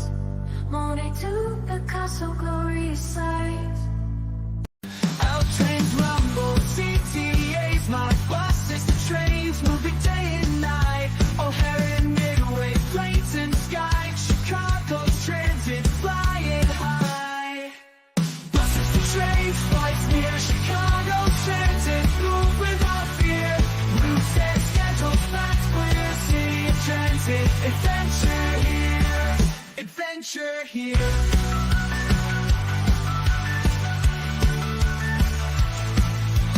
Amtrak's connection, the city's embrace. Chicago's transit, always a place. Move to suburbs everywhere around. City transportation, freedom found. Trains, flights near. Chicago's transit, move without fear. Routes and schedules, that's clear. City of transit, adventure here. Adventure here.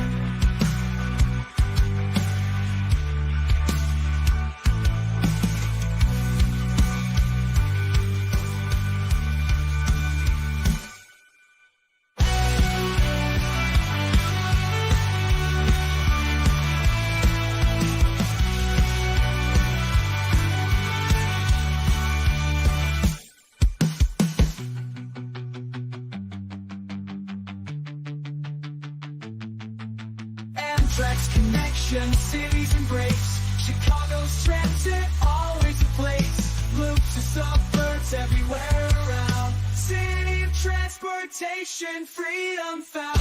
Trains, flights near. Chicago's transit, move without fear.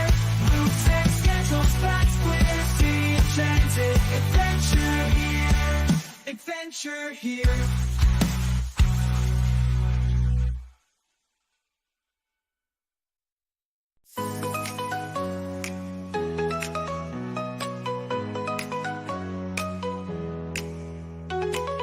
success and impact entwined. Profitable ventures, missions aligned. Resources to expand, innovate, driving change, it's never late. Invest in success, build a base.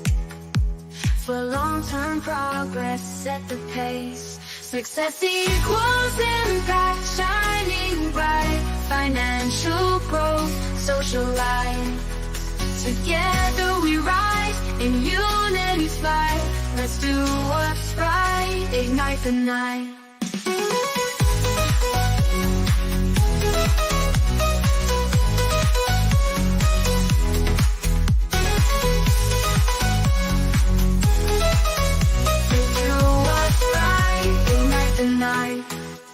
Empowerment through every gain, with every effort breaking chains.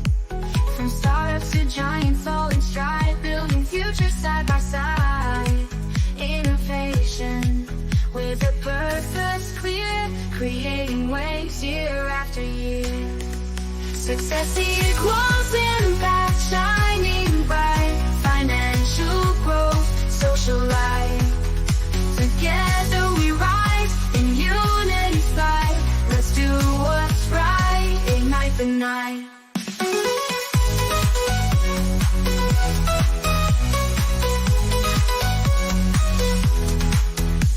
Empowerment, a step toward change.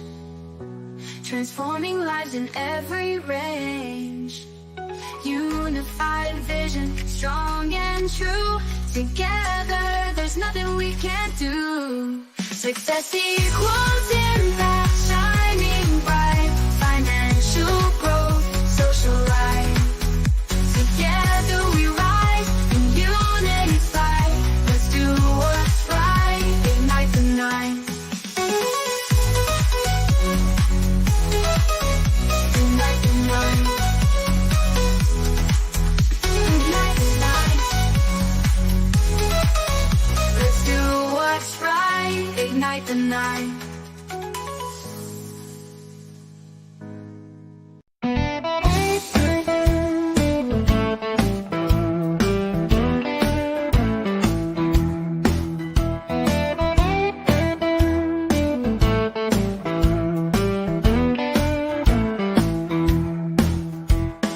Deep dish dreams, hot dog delight. Italian beef cravings, what a sight.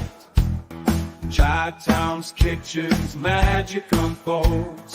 Every bite taken, a story told. Pizza so deep, need a map to find the end.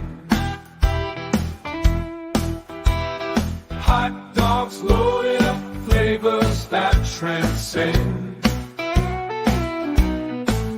From Lou Malnati's to Giordano's store, Chicago's food scene leaves us wanting more.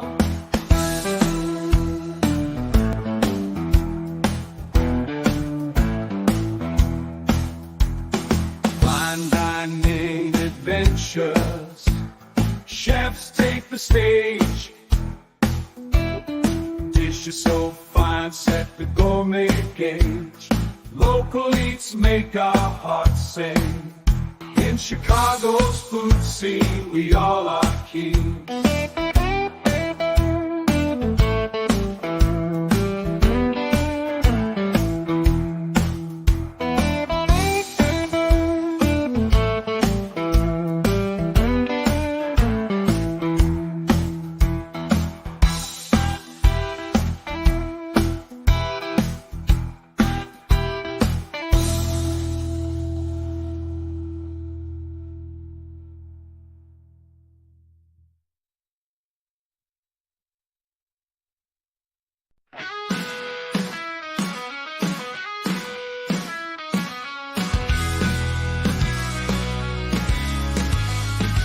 Imagine returns, investing more, crowdfund profits, open doors. Boost your portfolio, amplify social impact. Watch it fly, tangible results, contributions true. Innovative solutions coming through. Virtuous cycle, let's ignite, investing together.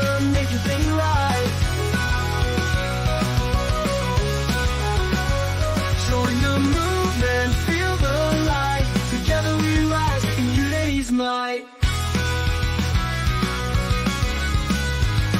Empower progress, see the change. Every dollar spent redefines the range.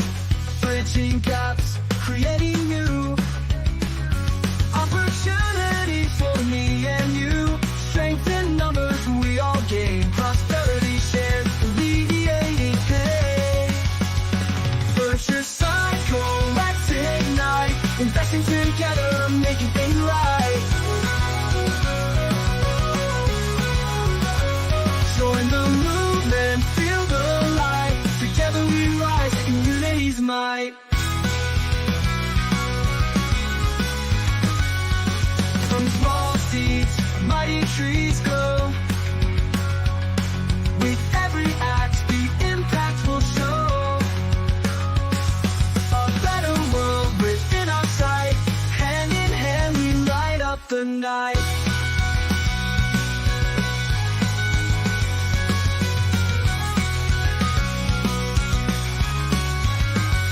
Virtuous cycle, let's ignite. Investing together, making things right. Join the movement, feel the light. Together we rise in unity's might. In unity's might.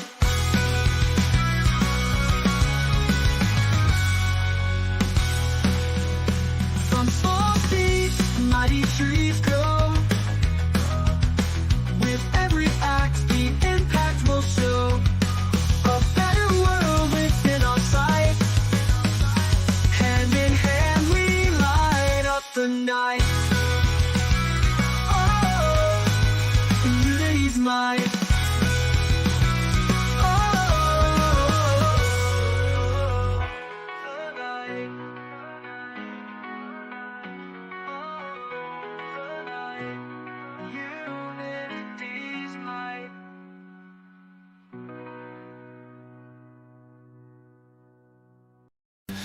Trains rumble, CTAs, my buses, the trains moving day and night. O'Hare and Midway, planes and sky. Chicago's transit flying high. Buses and trains, flights near. Chicago's transit move without fear.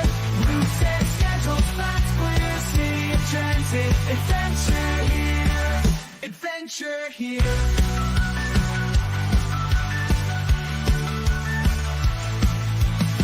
Tracks connection, cities embrace. Chicago's transit, always a place. Move to suburbs everywhere around. City transportation, freedom found. Trains, flights near. Chicago's transit, move without fear. Routes and schedules, fast, clear. City of transit, adventure here. Adventure here.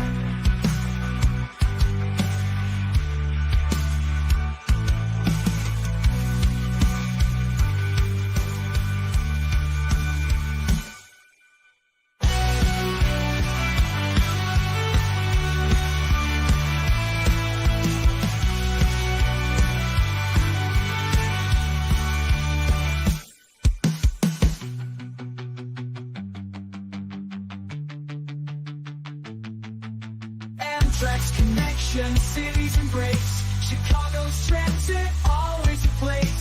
Move to suburbs everywhere around. City of transportation, freedom found.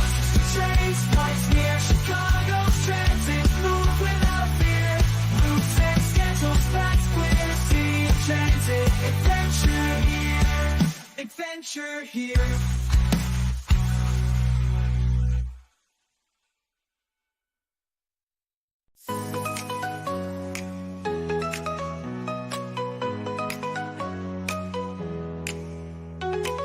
Success and impact entwined. Profitable ventures, missions aligned. Resources to expand, innovate, driving change, it's never late. Invest in success, build a base.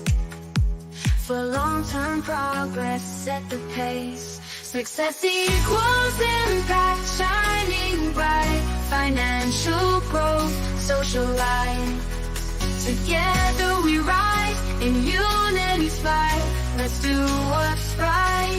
ignite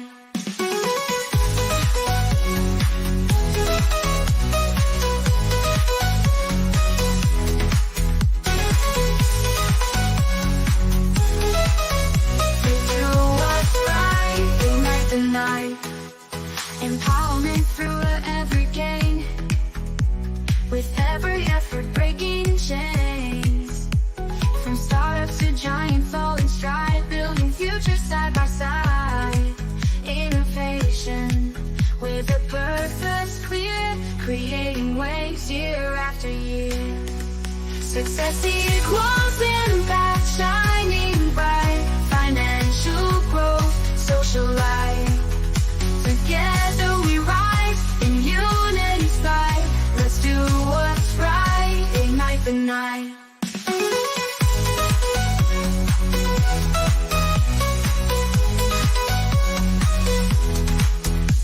Empowerment, a step toward change, transforming lives in every range. Unified vision, strong and true. Together, there's nothing we can't do. Success equals impact, shining bright. Financial growth, social life. Together we rise, in unity's light. Let's do what's right, ignite the night. Ignite the night. Ignite the night. Let's do what's right, ignite the night.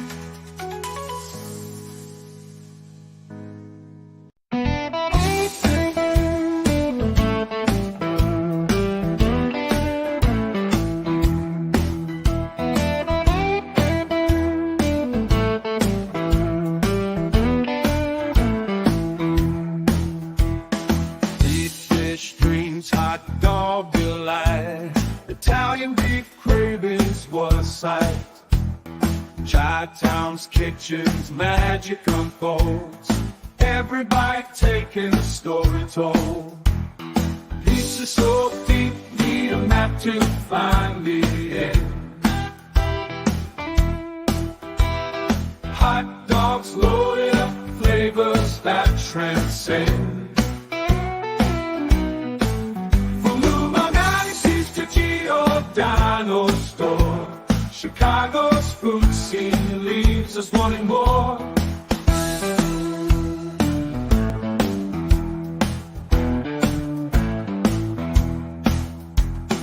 Fine dining adventures, chefs take the stage.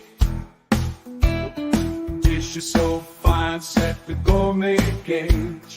Local eats make our hearts sing. In Chicago's food scene, we all are keen.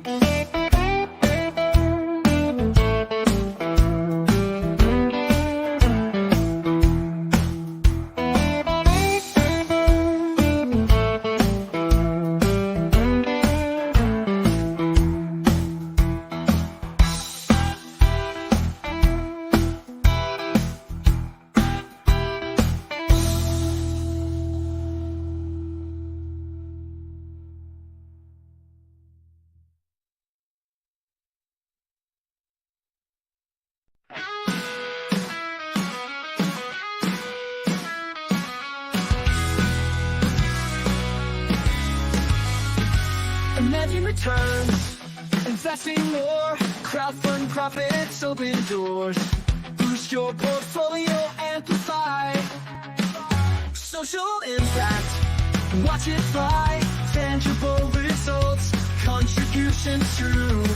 Innovative solutions coming through. Virtuous cycle, let's ignite. Investing together, make your thing right. Join the movement, feel the light. Together we rise in unity's might. Empower progress, see the change. Every dollar spent redefines the range. Bridging gaps, creating new opportunity for me and you. Strength in numbers, we all gain prosperity shared.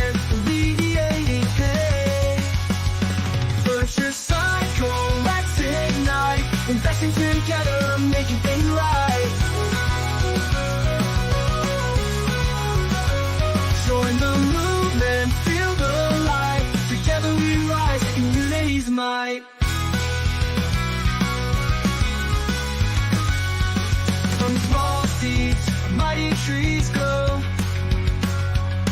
With every act, the impact will show. A better world within our sight. Hand in hand, we light up the night.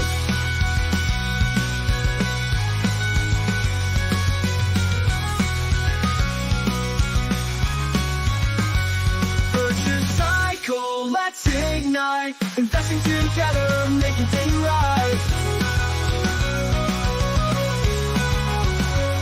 Join the movement, feel the light. Together we rise, community's might. Community's might.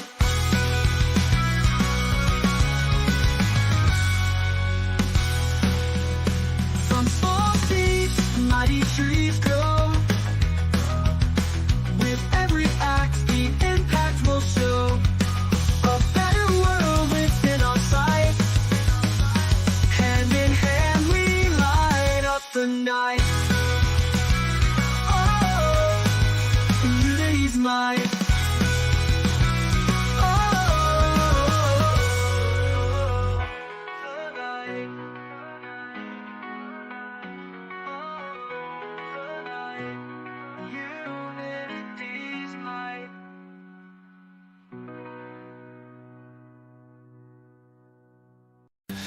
Trains rumble, CTAs, my buses, the trains moving day and night. O'Hare and Midway, planes and sky, Chicago's transit flying high. Buses and trains, flights near Chicago's transit move without fear. Routes and schedules, fast, clear, city of transit. Adventure here, adventure here.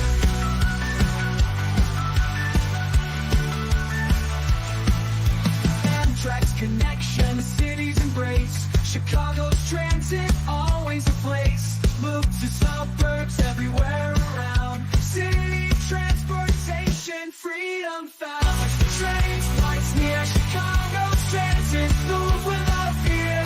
Routes and schedules, fast, clear, city of transit. Adventure here, adventure here.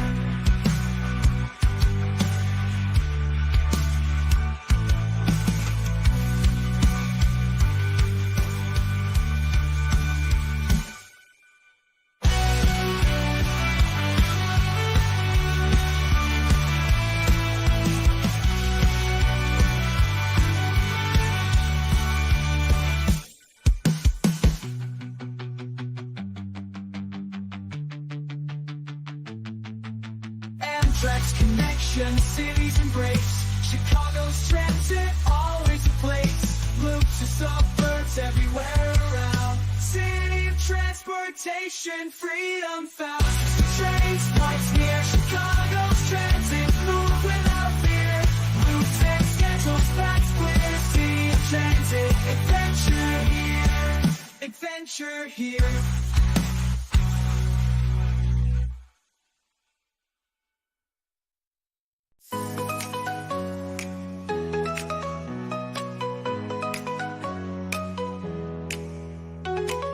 Success and impact entwined. Profitable ventures, missions aligned. Resources to expand, innovate, driving change, it's never late. Invest in success, build a base. For long-term progress, set the pace. Success equals impact, shining bright. Financial growth, social life. Together we rise, in unity's fight. Let's do what's right, ignite the night.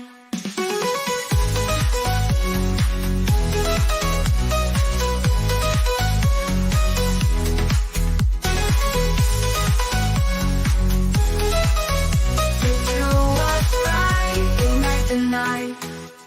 Empowerment through every gain. With every effort breaking chains. From startups to giants all in stride. Building futures side by side. Innovation with a purpose clear. Creating waves year after year. Success equals impact, shining bright. Financial growth, social life.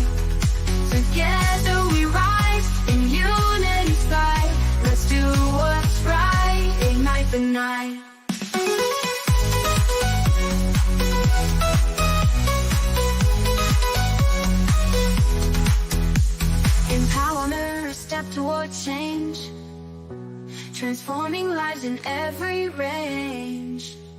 Unified vision, strong and true.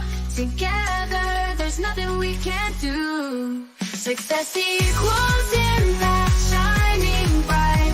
Financial growth, social right. Together we rise in unity fight. Let's do what's right, ignite the night. Ignite the night. Ignite the night. Let's do what's right, ignite the night.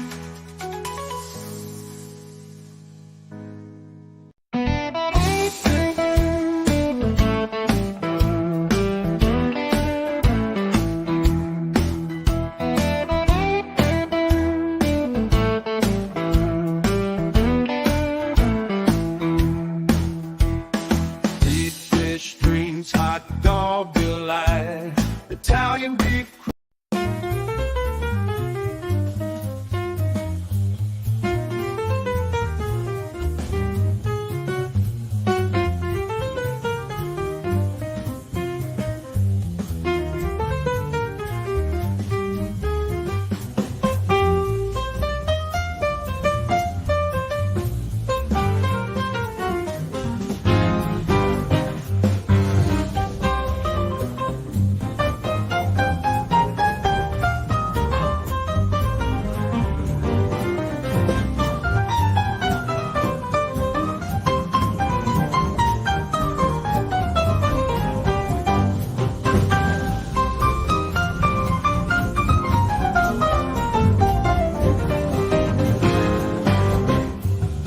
Chi-tower skyscrapers touch the sky.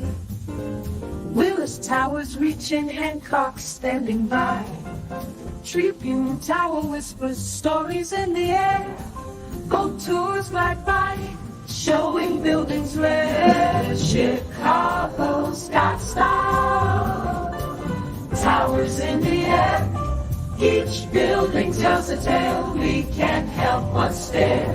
From past to future, each brick has a story. In the Windy City, architecture's glory. Go ride with me under bridges grand. Whispers of history built by steady hands. Strong foundation, skyline so tall. Chicago's architecture captivates us all. Hotch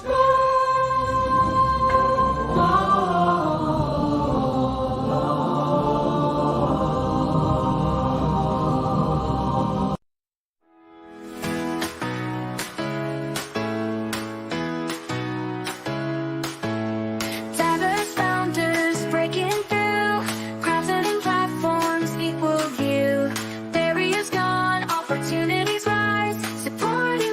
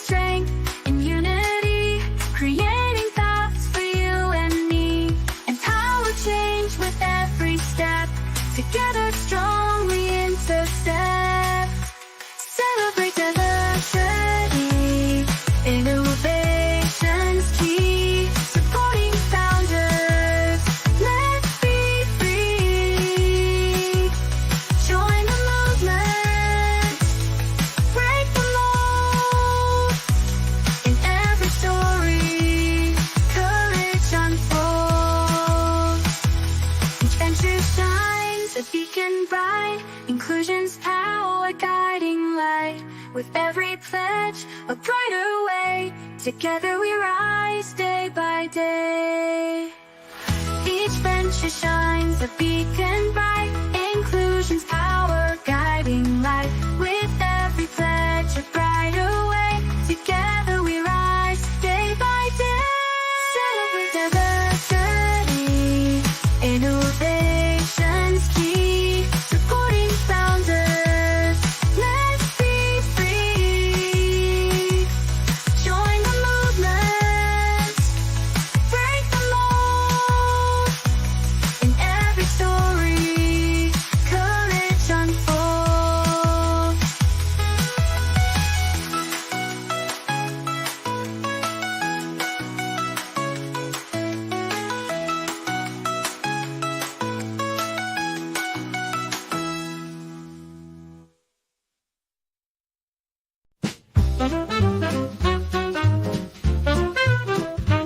Lake Michigan, blue skies, windy city in my eyes, navy pier, bright lights, magnificent, mile nights. Hot dogs, no ketchup here, deep dish pizza, bring it near. L train humming down the tracks, Chicago love, it's got our back. Chicago love, lights so bright, we shine all through the night. From the south side to the lake, we're living wide awake.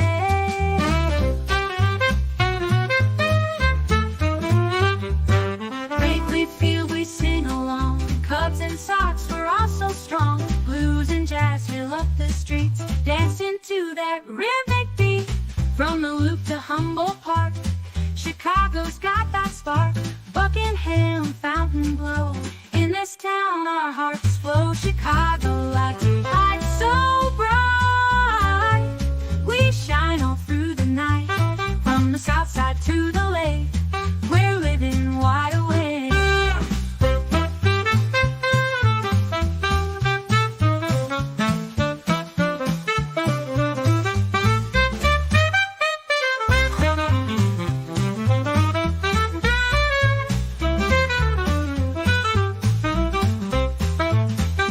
Wrigley Field, we sing along. Cubs and Sox, we're all so strong. Blues and jazz fill up the streets, dancing to that rhythmic beat.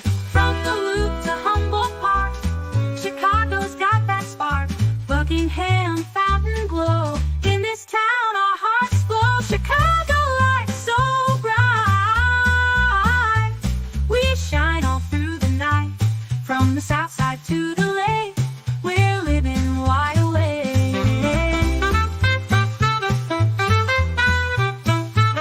We're living wide awake.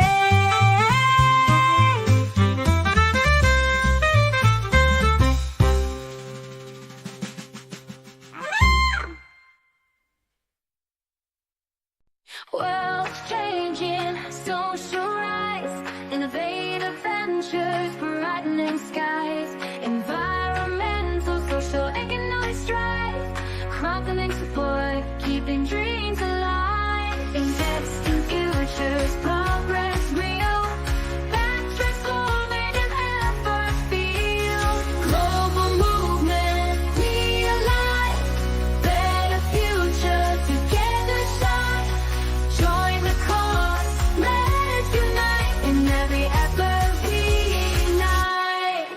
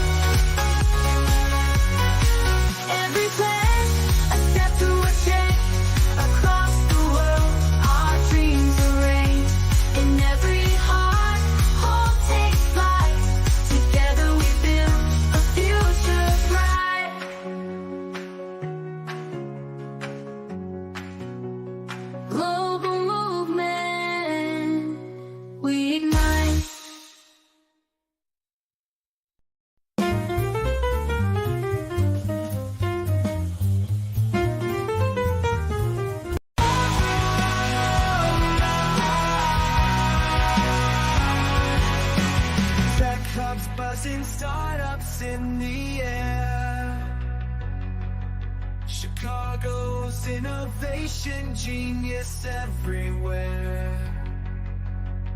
Working spaces, ideas to life.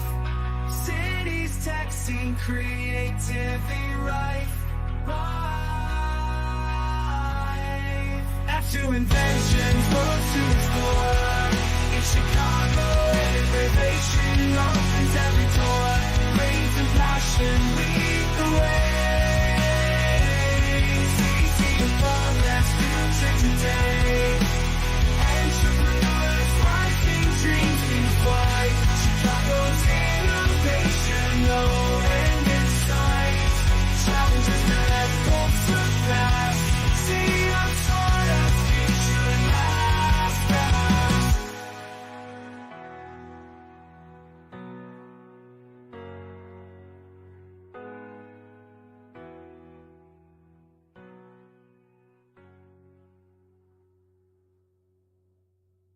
City of startup, future at last.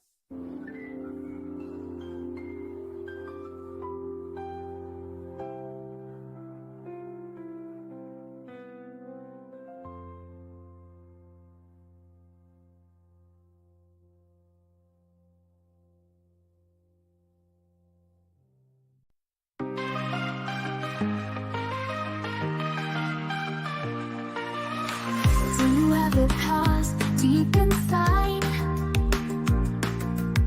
Support the ground up funding, let's provide. Climate justice, health in view. Backing leaders passionate and true. Investment fuels their dreams to soar. Creating impact evermore. Heartfelt, positive, let's unite. Together, progress world aligned. One investment at a time. Building futures so divine.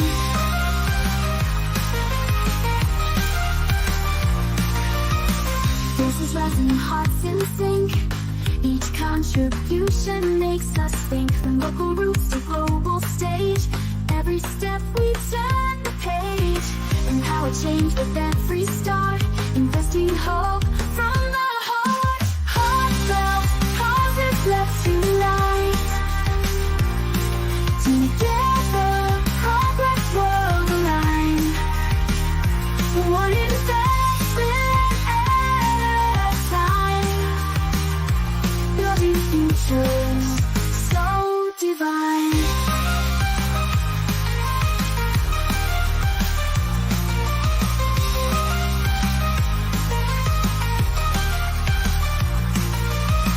Every dollar, a beacon of light, guiding us forward through the night. With unity, we shape the way for a brighter, better day. Heartfelt, positive, let's unite. Together, progress world aligned. One investment at a time. Building futures so divine.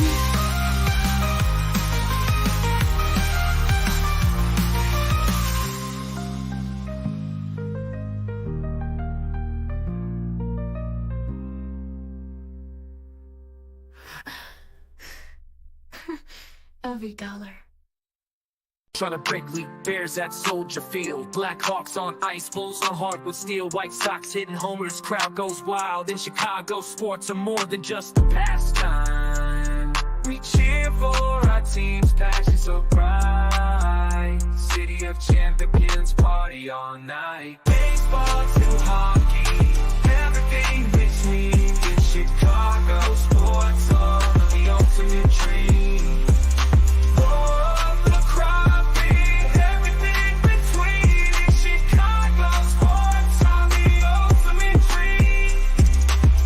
Roar of the crowd, thrill of the game. Chicago's sports scene puts others to shame. Every win celebrated, in the streets we parade. Chicago sports memories made.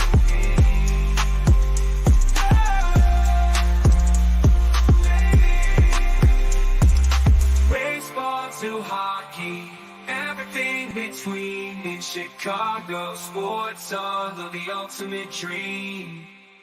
Roar of the crowd, everything between. In Chicago, sports are the ultimate dream.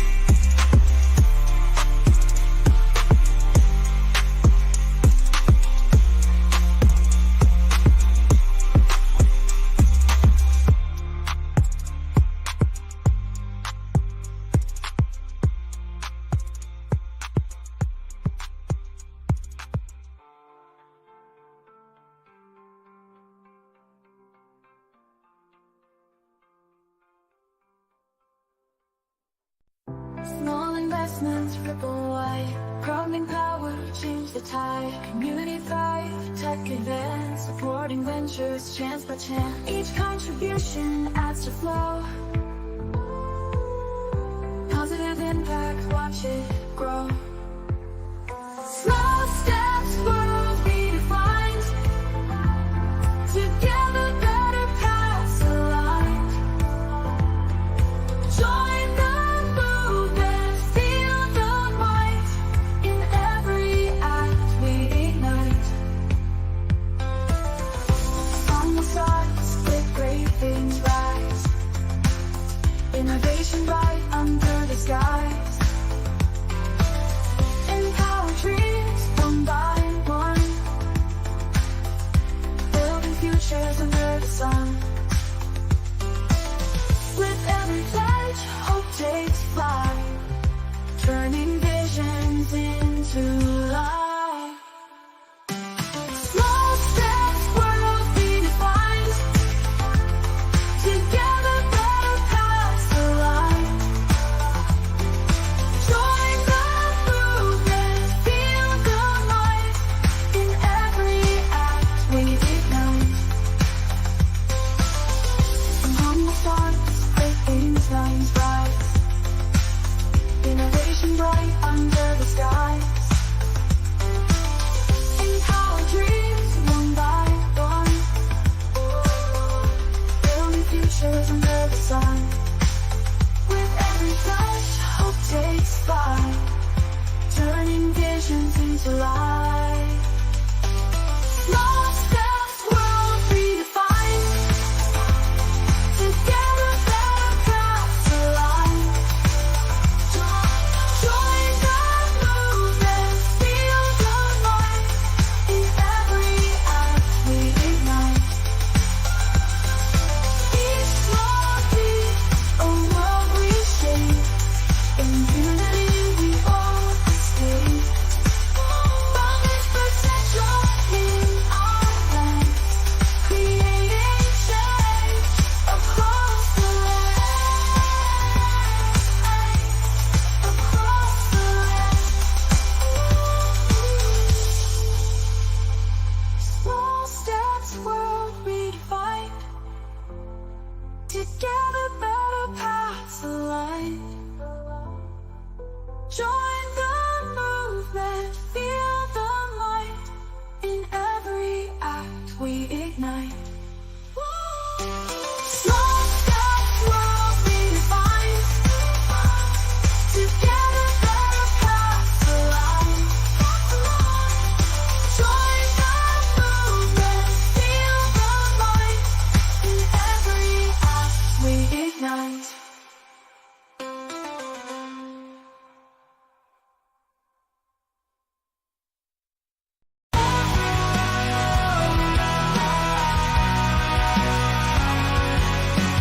Tech hubs buzzing, startups in the air.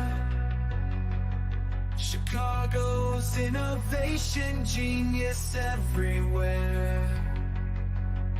Co-working spaces, ideas to life. Cities, tech scene, creativity rife. Life. After invention, world to explore. Chicago, innovation opens every door.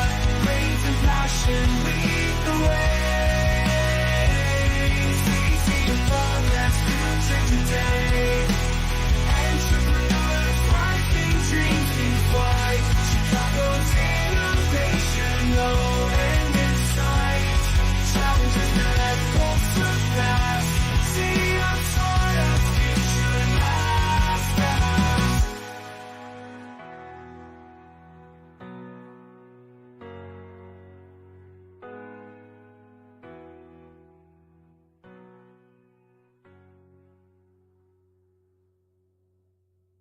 City of startup, future at last. Art Institute treasures, what a delight. Monet to Picasso, glorious sight. Shared aquarium wonders, feels grandeur. Science and industry, we can't ignore. Chicago's got culture, everywhere we go.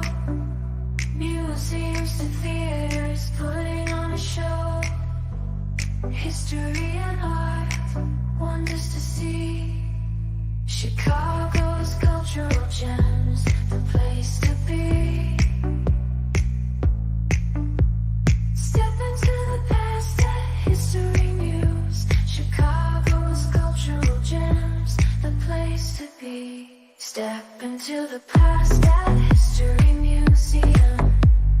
Dinosaurs and gems, come and see 'em. Oceans to stars and planetariums dome. Chicago's institutions feel like home.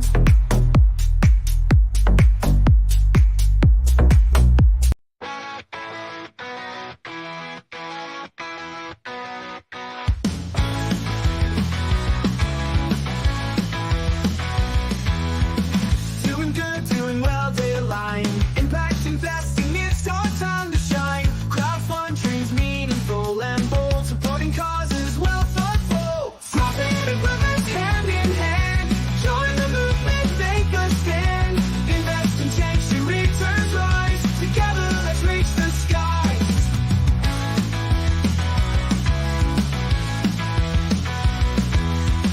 Empower people with voices high, creating futures, reaching for the sky. Community strength in every hand, building tomorrow across the land.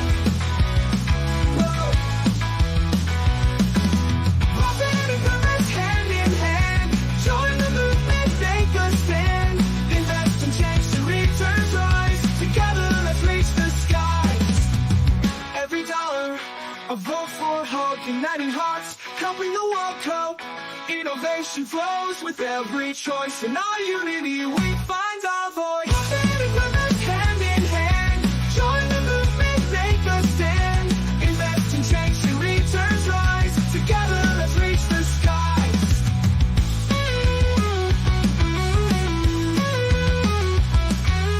Profit and purpose hand in hand. Join the movement, make a stand. Invest and change to returns rise. Together, let's reach the skies.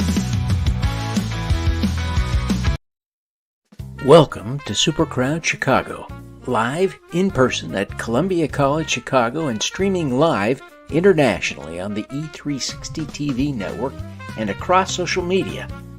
We wish to thank the generous sponsors and co-hosts who made today's event possible. Funding Hope, an SEC-registered FINRA member crowdfunding portal, is more than just a platform.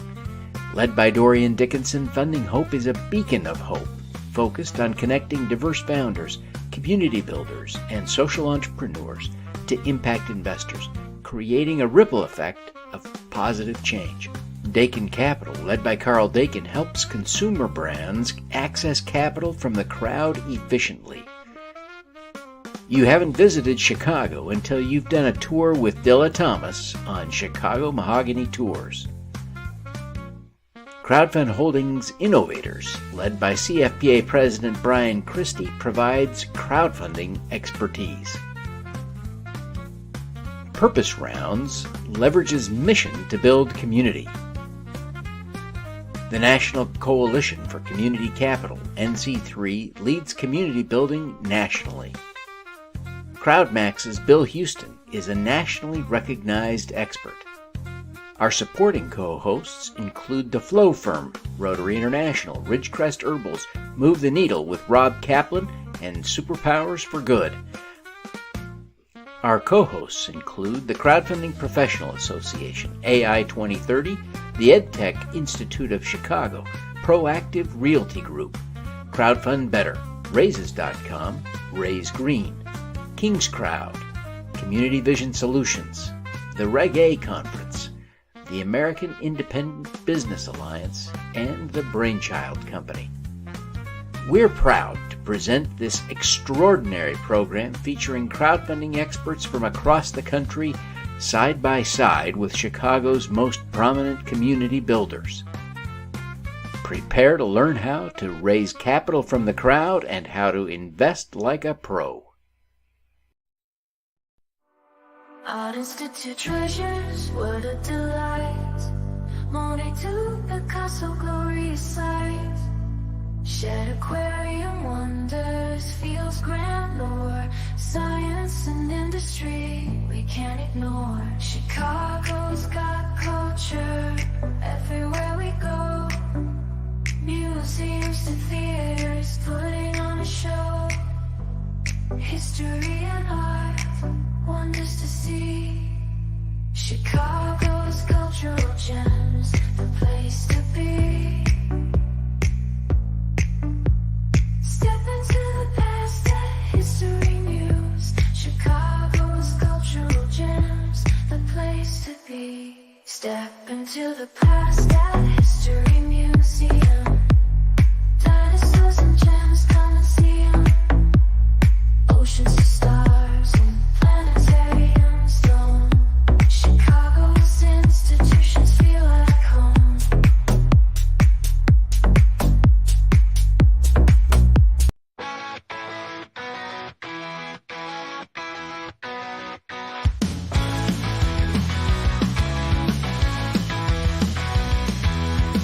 Doing good, doing well, they align.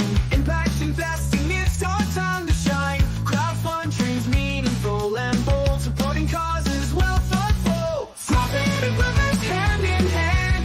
Join the movement, make a stand.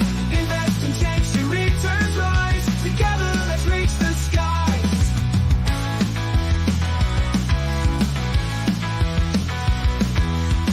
Empower people before.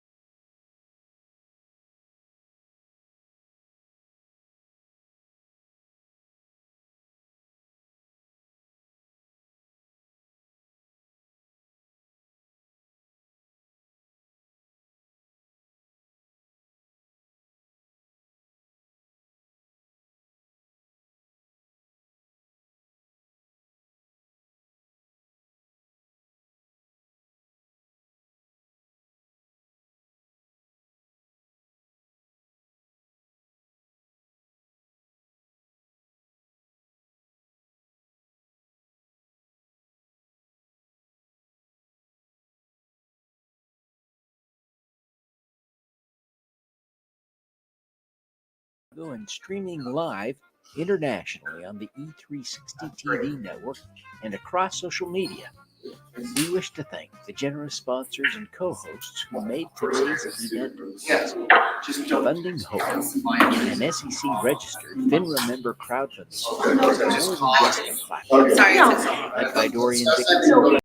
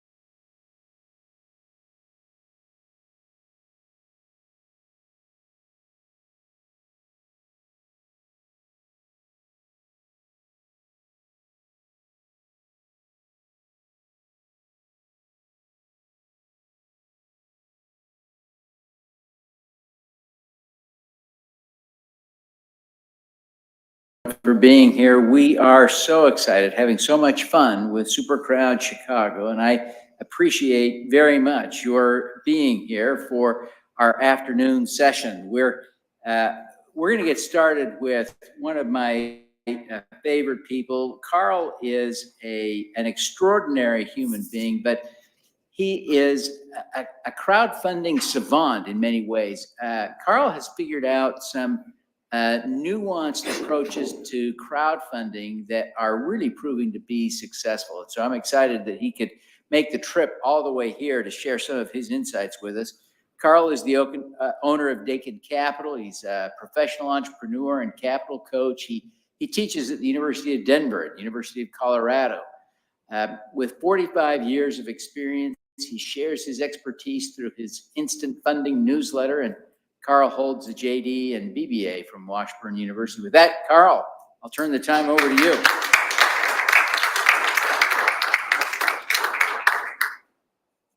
Nope, gotta do this right.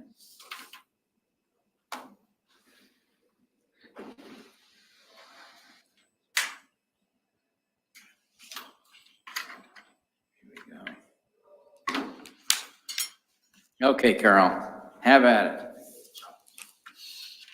Okay, very good. Well, thank you, everyone. I appreciate this opportunity to share with you a little bit of information about how I approach and work with crowdfunding. And in a moment, I'm going to share a QR code because Devin was kind enough to take my 45-minute presentation and shrink it down to 15 minutes. So rather than talking a million miles an hour, I'm going to give you the whole slide. Having a crowdfunding offering to customers. So I'm not talking to angels, I'm not talking VCs, I'm not talking high rates of return. What I'm trying to do is figure out how a small business that doesn't make a high profit margin, doesn't have that much money, can still use crowdfunding as a mechanism to get the funding they need to start and grow, but they're going to do it by matching with people who already know them or the people that they want to in order to get a crowdfunding campaign to be successful. So as with that, there are some basics on capital, and this is one of the points that I'd ordinarily spend more time on. But at the end of the day, we're going to skip forward to 3 keys. I think that you have to know the company that you're trying to raise, get money from. There's got to be a relationship. There's got to be the funding ready for immediate disbursement deployment. And then the motivation has to be high enough for the investor not only to make the decision to invest, but to choose you over anyone else who's also looking for the money. Whether it's the kid looking for gas for their car for the weekend, or you want to plan your vacation, or it's your church or faith organization, they're all looking for money from everyone. And so you're competing with all of them for this particular choice. So there are a lot of benefits to customer-focused crowdfunding. And part of it is that you move from a transactional type of relationship when you're a customer. You say, I bought a product, bought a service, and they're gone, one and done. If you get them to invest into your business, they may become a relationship of a lifetime. So you have this continuity of working with someone, and you create a reason for them to come back and buy again, to refer this to their friends, to do a variety of things which all benefit the particular business by targeting the customers instead of somebody you don't know for some particular reason. The other thing that we do here is we're going to change the paradigm. We're not talking about return on investment as the only benefit to the investor. We're going to start talking about folding back in products, discounts, privileges, other things that we can add to the investment package because it changes the mindset. If you talk to the average person on the street, the ones we want to invest in us, they aren't walking around with investor tattooed on their forehead or on their arm. These are people are just people, and they have a limited amount of money to work with. They don't have this dry powder money setting aside to invest into a particular campaign. they got to take it out of the household budget. So we're putting on the consumer hat when we talk about investing, not the investor hat. They don't get up in the morning, they don't go to King's Crowd, which they should, but they don't go to King's Crowd and look at all the crowdfunding offerings that are out there and then pick one like they do when people open the Wall Street Journal. They're saying, oh, I just heard about this. This is the business down the street. I know those people, good product. I like the product. Let's go do something.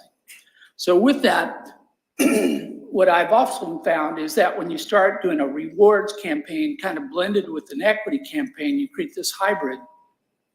It allows you to give up less of the equity, less of the ownership, because we're going to dominate the conversation with the product portion of the investment package, the part that's the immediate gratification, the thing that they can easily value and get away from something in the future at an indefinite time that we're going to get paid back, and they have no way really to appreciate or value that particular investment. So let's focus on what they do know, what they do care about, and something that they can get immediate value from that. So the mindset changes at that particular point in time. The other thing is that, as I said earlier, a lot of these small businesses, most of them, the vast majority, they don't make a lot of profit. They can't give up enough money to create a 20+% rate of return without taking all the profit out of the company, leaving nothing for the founders, nothing for the people that are operating them. But if you take the product and the profit margin that's in that product and you marry that with some equity, you can start getting in some interesting rates of return. And from the value standpoint, you can actually offer value to the investor that's greater than the price of the investment package. So anyone who can do simple math is going, oh, I put in $100, I get $200, $300, or $400 of value. This starts to make sense to them, even at the basic level, without training, without sophistication, and it can come out of a household budget. It's affordable. So another point that often drives me crazy is I see people do what I call the investing raising two-step. They'll go over here and try to create a relationship with people they don't know to raise money. And as soon as they raise the money, they go back over here and they use that same money to create relationships with people they don't know to become their customers in the business. So they're doing two sets of work going back and forth. And the result of that is that they're being inefficient in the use of the money, inefficient in building relationships. By bringing these together, where you have the investor and the customer wearing both hats, then use the money once to build the relationship. You get both the investment dollars, you get a customer potentially for life. And then if you would really do the trifecta, you're going to get them to become an advocate for your company. And now they're doing all the different things you could ever hope someone ever would do for your business in a single relationship with a single use of funds. So that means you can pull part of your marketing budget into your crowdfunding budget and pay for it in that manner. So crafting offers. I typically will start with free products, and this will vary with the company, whether or not it's a product or service, what the profit margin is, a variety of factors. But I want to give that investor something today. As soon as they write the check, I want to give them something back. This is just like a rewards campaign, unless it's a delayed type of performance. So you're giving them immediate value. And this is something they can understand and appreciate, and it counts towards their rate of return as they think through this. They're saying, oh, I put up $100, I got $50 of product. I might get 25, it varies a lot. But then I get into product discounts. I will typically match the price of the investment with discounts on products or services going forward in time. They make a $100 investment, I'll give them $100 in discounts, maybe a 10, 20%, 25% discount off the best price they would have paid in retail to bring that together. So now they're going, oh, this is something I would buy. I would buy this over time. They value that discount at full value next to the purchase price. So even if the stock never pays back, even if they didn't get any free product, they're already getting the value out of their investment immediately over the term of time it takes them to exercise those discounts going forward. So now I've got free product, then I have discounts, then I will start talking about equity or rev share or an interest-bearing note of some kind. And by doing this, it changes the dynamic, as I said, because they're getting all this value that they can see and understand and appreciate as a consumer. So whatever value you stick on the stock, They're like, well, is it $2 a share or $100 a share? What's that going to be? They don't care so much. And that's important, because if you ever tried to talk to someone who's never invested about putting $100 into a business to get a result 2, 3, 5 years down the road of an unknown amount, they'd rather go out and buy a lottery ticket and know by the next week whether they won or lost, because to them it all looks the same. It's a gamble. They don't know they're going to make any money. A lot of people will tell you that crowdfunding offerings, they don't expect to get anything back from it. They treat it like a charitable donation, not so much as an investment. Whereas Devin and his program and other people who also expound on the value of investing in your community, there's direct and indirect benefits that come out of this, but they don't think necessarily that way because they're still wearing the consumer hat. So this is a chart that I put together for a particular campaign. It will take at least an hour to explain it, so we're going to skip over that one. And we're going to talk about these different elements. As I said, I try to give a little bit of free product. I try to give at least the dollar value of discounts equal to the purchase price of the investment. And in some cases, we'll do a double or a triple, $200 of discounts, $300 of discounts. And these don't cost anything to the business because they're coming out of future sales. We always calculate these discounts to still give the business a profit on whatever sales do occur. So if you do the calculations, by the time you get done with the crowdfunding campaign, you may have already set the table for hundreds, thousands, tens of thousands, hundreds of thousands of dollars of sales because of all the discounts that you've placed out there with your investor pool. And then if you want to go back to the bank for more money or some other good alternative source of capital, you've laid groundwork to say, I've already got so many investors, they're already holding so many dollars of discounts. If they execute and exercise on these discounts, these are the sales they're going to make. These are the profits that are going to follow these particular sales. And as a consequence, they're going, oh, you've got a contract to purchase in the future, and you can sell that to a bank. It comes across very well. Then we talk about the price of the securities. You can put pretty much any price you want to on this, but from the regulatory standpoint, the dollar amount you pay in the investment is the price you give to the security. They treat all the rewards as being free or premiums that follow the purchase of the securities. And when you're doing a deal and talking to the regulators, they don't care about the rewards part of this. All they care about is the securities portion of this investment package. So you say, I'm going to sell them 10 shares for $100. Fine, they're okay with it. I'm going to give them $300 of rewards. Sure, why not? They don't care about it. And so it's a much easier thing to work with from a regulatory standpoint, because again, you're keeping everything simple. On the security side, the rewards is where it gets more complicated, but where you have more fun to be as creative as you want to be. So in a crowdfunding offering, there's other things you can throw into this. You can throw in privileges, like you go to the front of the line. Ever gone into a coffee shop and waited in line for 20 minutes for a cup of coffee? Well, make them a VIP member, give them the ability to cut the line, go to the very front. You think they won't appreciate it? I can guarantee you that they will. Here's another chart that would, what I do is I break out everything across the maximum investment. I break it down by product, by discount, gifts to charities, other things that we can do. And we calculate what the net is that falls to the bottom line. So it's quite possible that in a $500,000 campaign, you may only have $250,000 of cash at the end of the day after paying all the costs of the campaign, all the costs of the products that are involved with that. But this is net cash in your pocket, plus a bunch of customers who have invested in your company. This is a campaign we did where we had both consumers that is using the product and resellers who are taking the product, marking it up, selling it through their retail store. So we created different packages at different levels and different quantities because we had technically two types of customers we were dealing with, those who used it and those who resold it. And so there's still a lot of flexibility in what you can do within your campaign, within your products, within both retail and wholesale prices. So as I mentioned earlier, you have different ways of getting into crowdfunding.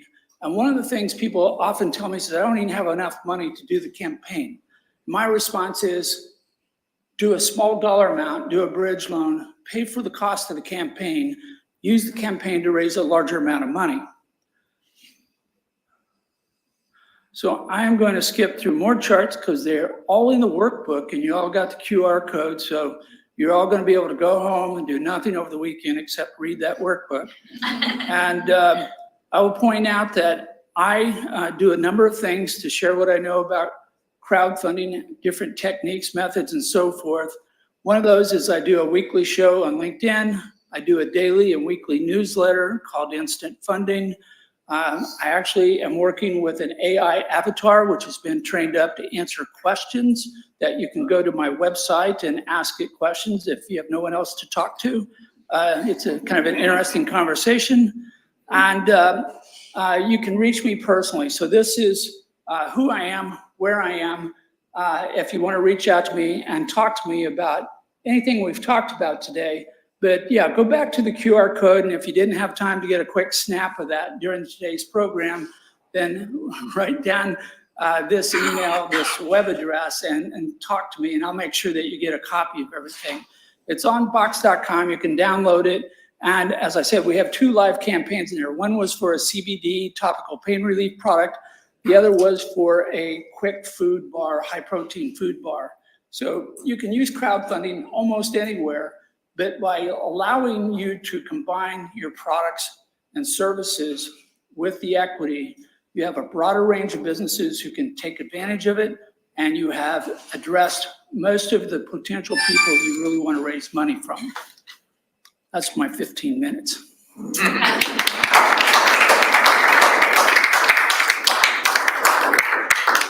That was fabulous value, Carl. You know, I had the opportunity to have one of Carl's clients on my show, and the client was the protein bar company, and yeah, they're implementing all of these things and having tremendous success. So I really want to endorse what Carl shared with us today, because you know, as they say, the proof is in the pudding, and I've tasted the pudding. So good job, Carl. Thank you very, very much.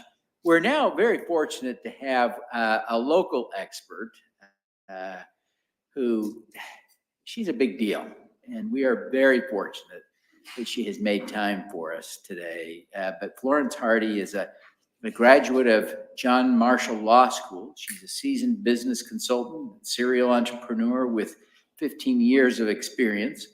She's the CEO of True Crowd Illinois and owner of the Flow Firm. She teaches at the University of Illinois at Chicago and is a certified mediator. She also operates businesses in various industries. Like I say, she is a big deal, and we're thrilled to have her here. Florence, come on up.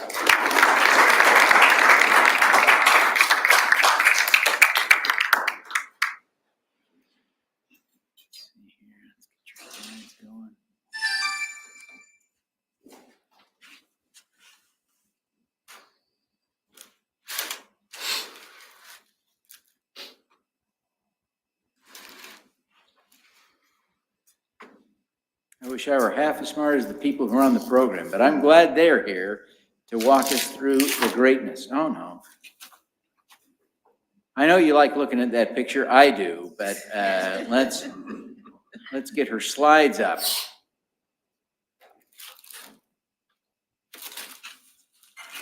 All righty. Lawrence, thank you very, very much. Thank you so much for having me, Devin. That was a really great introduction. I don't know that I can keep up or live up to that introduction, but thank you so much.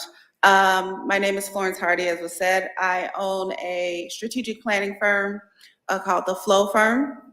And I'm going to talk a little bit about what the Flow Firm does, but for the most of my time, I'm going to talk about how and why you should create diverse investment portfolios. And this is more so for, of course, the unaccredited investor. If you're a traditional investor, you know, your diverse portfolio is going to include things like hedge funds or bonds or that kind of thing. But we're looking on a different scale for the clients who I typically work with. So the Flow Firm is a strategic planning law firm. So we do some legal work for clients, but most of what we do is strategic planning around helping them understand how their business is an asset that they should invest in and how to best do that. We do intellectual property planning as well as investment planning. The primary product that brings me here and brings us here is something that we're working on called Crowdfolio, which is a platform that allows individuals to manage their diverse portfolios. So why is that important, right? So investment, as we all know, has typically been limited to the top 1% or those who are already wealthy. And when we're looking at the different types of opportunities in investment, those doors have traditionally been closed to the unaccredited investor and very burdensome to enter into. When I speak to clients about how to diversify their portfolios, I'm not saying that you don't need a traditional plan. You should also have stocks and bonds if that's something that you're interested in. But what I am saying is, how can you look at those assets that aren't typically seen as investments for those who are unaccredited? So when you're creating these type of portfolios, it allows you to invest your way in a way that's comfortable for you, in a way that matches your interest and keeps your goals in mind. So this is how the rich typically diversify, right? So Jay-Z is a music artist. Most of his money has come from music, but he has an art portfolio worth $70 million. Chris Brown, who's also a musician, made most of his money that way. He's also an investor in Burger King franchises. So as you're thinking about what it means to invest or diversify your investments, it's not just about what kind of companies or that one skill that you have that you can make money, but how else can you build that portfolio in ways to bring in revenue outside of your primary focus? Of course, Magic Johnson on the list, he made most of his money in basketball, but he also now owns a number of restaurants around the country. And so what I did was I brought up an example of Jay-Z. So we talked about his $70 million art portfolio, but he also invests in apparel, media, music, sports. Another important part of his portfolio is philanthropy. So he makes it a point to ensure that a portion of the money that he makes goes to philanthropy.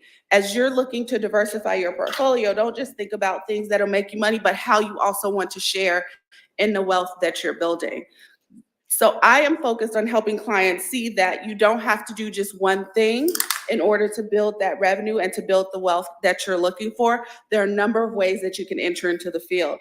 And so how do we define alternative investments at the Flow Firm? Well, first we believe that your business. So I work with a lot of entrepreneurs and I try to get them to see through the strategic planning process that their business is their number one asset. Typically, it's the thing that they'll invest the most money in. So how are you strategically planning such that when you exit that business, you actually take out wealth? A lot of my clients go into business and they go into business in a way that makes their business not a sellable one, meaning that when they're ready to retire, they don't have anything. They have just worked to live their life day to day, but they have not worked to build a retirement worth living. And so through our planning processes, we help them identify the ways in which their business is that investment that they're making, or they pull that investment out that they're made in their business, such that it becomes a part of their investment portfolio. It's not just something that they do, it's now a part of their portfolio for the long term, making sure they're taking money out, putting it in the right places such that it holds its value. The other things that we help our clients look at are some non-traditional asset classes. So we mentioned art as one of those asset classes. Some other things that my clients choose to invest in include collectibles. So I have clients who have baseball card collections or comic book collections. These are assets, although the value is variable and can be hard to determine, there is typically value in these non-traditional assets. So how can we make sure that one, you're documenting those assets, documenting those collectibles, and then you have a regular method of determining its valuation. Not only that, which I'll talk about in a minute, how can you ensure that there's going to be a way for you to liquefy those assets? To ensure that, yes, you have this comic book collection, will someone want to buy it in the future? How can we source out who that will be so that you can ensure that you can get some liquidity out of that asset? I also have a client who is working on monetizing or putting value behind your fashion. So we know that there are these high-end bags that hold value for long periods of time. That's an asset that can be part of your investment portfolio. There are websites available that allow you to purchase $1,000 sweater or some other item that is then put in a rental pool, so that you purchase this high-end sweater, you own maybe 10% of it, someone rents it, and now you get money back on the back end when it's rented out. Those are things that you can look at to diversify your portfolio if, for example, you're interested in fashion. Of course, there's crowdfunding, which we're talking about today. Real estate is a very prominent way in which people diversify their assets. And then lastly is vehicles. I've gotten some pushback on this, but if you have a 57 Chevy, and first, let me also say, don't know anything about cars. That said, I know that there are some cars that have value. If they're old, if they're rare, these are things that you can invest in whole, again, or in parts. So you can have a fractional share of a high value collectible car or something like that, and that becomes part of your investment portfolio. I'm going to skip some slides here because I think some of this is elementary, but everyone knows that there's 4 different crowdfunding types. The way in which most of my clients begin to diversify their portfolio, not finish, but begin, is through crowdfunding. So they'll find an area or industry in which they're interested in, and then begin to purchase fractional shares of assets in those categories. Some of those categories, of course, include real estate, which Fundrise is one of those sites. Realty Mogul is one of those sites. I actually have a client who is creating a space-based crowdfunding platform. So for individuals who are interested in technology that goes into space or helps space flight or whatever that might be, you can own a fractional share of that type of a company if that's your interest. There's food and beverage specialty crowdfunding sites like PieShell or Barnraiser. There's renewable energy sites like Crowdcube and Sunfunder. And then if, again, you're looking for fashion and apparel, there's Kickstarter. For education, there's one called Donors Choose. And then for music, there's Artist Share. So you can easily find a number of industries, depending upon what your interest is, an opportunity to invest. But the first thing that anyone should do if you're looking to diversify your portfolio in this way is to learn what your interests are. So the way that we do that is we do strategic plans for individuals as well. So we don't just do them for your business, but you as an individual should have a mission. You as an individual should have a vision. You should know what for me, it's all about retirement. I'm gonna retire in 10 years. I'm running. I'm gonna get there because I like work, but I don't wanna do it if I don't have to, right? So you should be able to develop the strategic plan for yourself. What is it that you're working for? And ensuring that you're lining your investments up with that with that goal. So we do the strategic plan to come up with your mission, values, vision, and values. And then we draft an actual action plan. This is a set of steps that you will complete, and you're given deadlines to complete them as a function of reaching your ultimate goal. It's one thing to set a goal, but we really focus on helping you identify the actions necessary to see that goal come to fruition. We don't just say, hey, okay, you want to retire in 10 years? Great. We say, okay, well, what does retirement look like? How much money would you need to live? Based on your current assets, these are what your wealth looks like. If you invested in these other types of assets, this is what you'll probably be able to see in the future. Maybe you need to research a little bit more. Maybe you need to go into this area. Maybe you need to identify additional interests or something like that. But we put together specific action plans and tasks for wealth generation. So how do you find these opportunities to invest in alternative assets? Well, first is you can start or acquire a business. That's a whole big thing in and of itself, and it's not for everyone. But for those who choose not to do that, There are online searches, there are networking groups, there are alternative asset platforms such as crowdfunding sites that I mentioned before. Financial advisors tend to have an insight into companies that are raising or opportunities where you might invest. There are investment clubs, and the last one I put on here because I felt like I needed 10, but I also really hate social media. It is the devil. But if you like social media, you can use it to at least do some type of research. Don't depend on it because it's likely wrong, but that's just my social media biased. And I am very, very, very, very biased. As you're thinking about what these alternative assets are, you're thinking, yes, I do want to do this. Maybe it's a crowdfunding thing. We heard from the previous speaker that some of these crowdfunding opportunities may or may not have a distribution or have a payout after a certain amount of time. So you do want to look at that. You want to take it into account how long it'll take for you to get cash out, if it's a debt payment or if you have to wait for an exit event. Excuse me. Exit event. The other consideration that you want to make is liquidity. How hard is it for you to get that money out of that asset? So like I said, some of my clients do invest in collectibles. That 57 Chevy, again, just guessing, might be a little easier to sell than your 2,000 book comic book collection. Doesn't mean that it doesn't have value, but how fast, how easy is it for you to liquidate that asset? You want to take into account any fees. So if, for example, you have a purse collection that's worth $10,000, maybe you have to go to auction to get the money out or to get the value out of that asset. There are going to be auction fees for that if that's something that you choose to do. So take that into account. And then lastly, any tax consequences.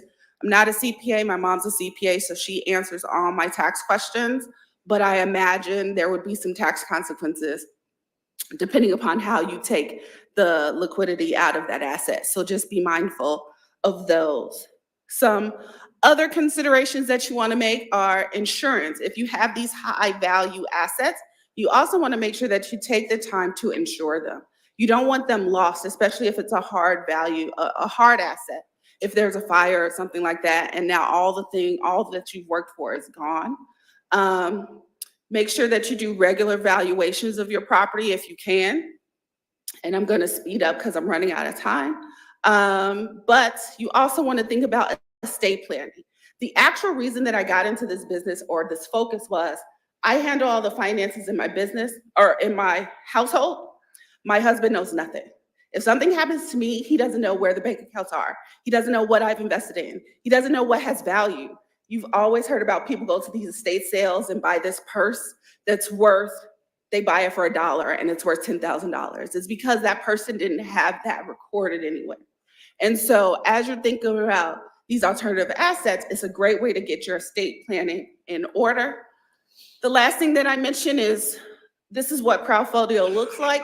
It's an opportunity for you to view all of your alternative assets in one place, get valuations for them when you want to, and then see how diversified your portfolio is at one time.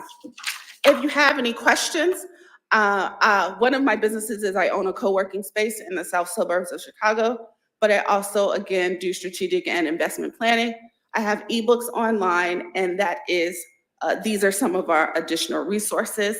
And if you're looking or interested in contacting me, this is my email address and website.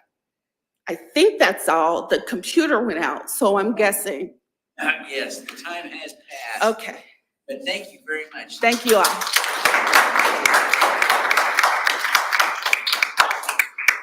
Thank you, Florence. You know, I feel stupid. You know, being around people this smart is a little bit intimidating. I'm glad I have your slides, Florence. In fact, you know, I think I should use that as a little segue. We've got some cool news. We've got all the slides are available to all of you.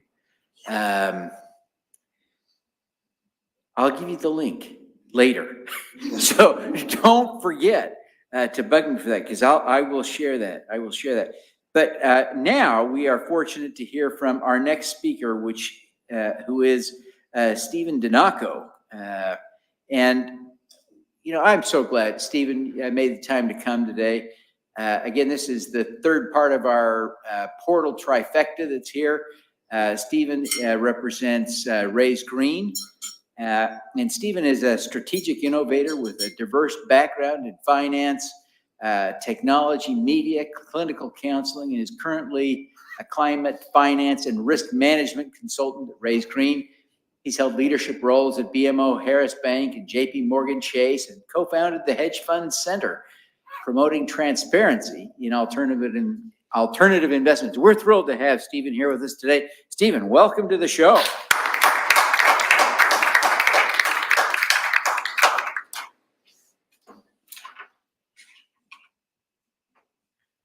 Sorry, Stephen, just trying to get this pulled up for you. That's all right.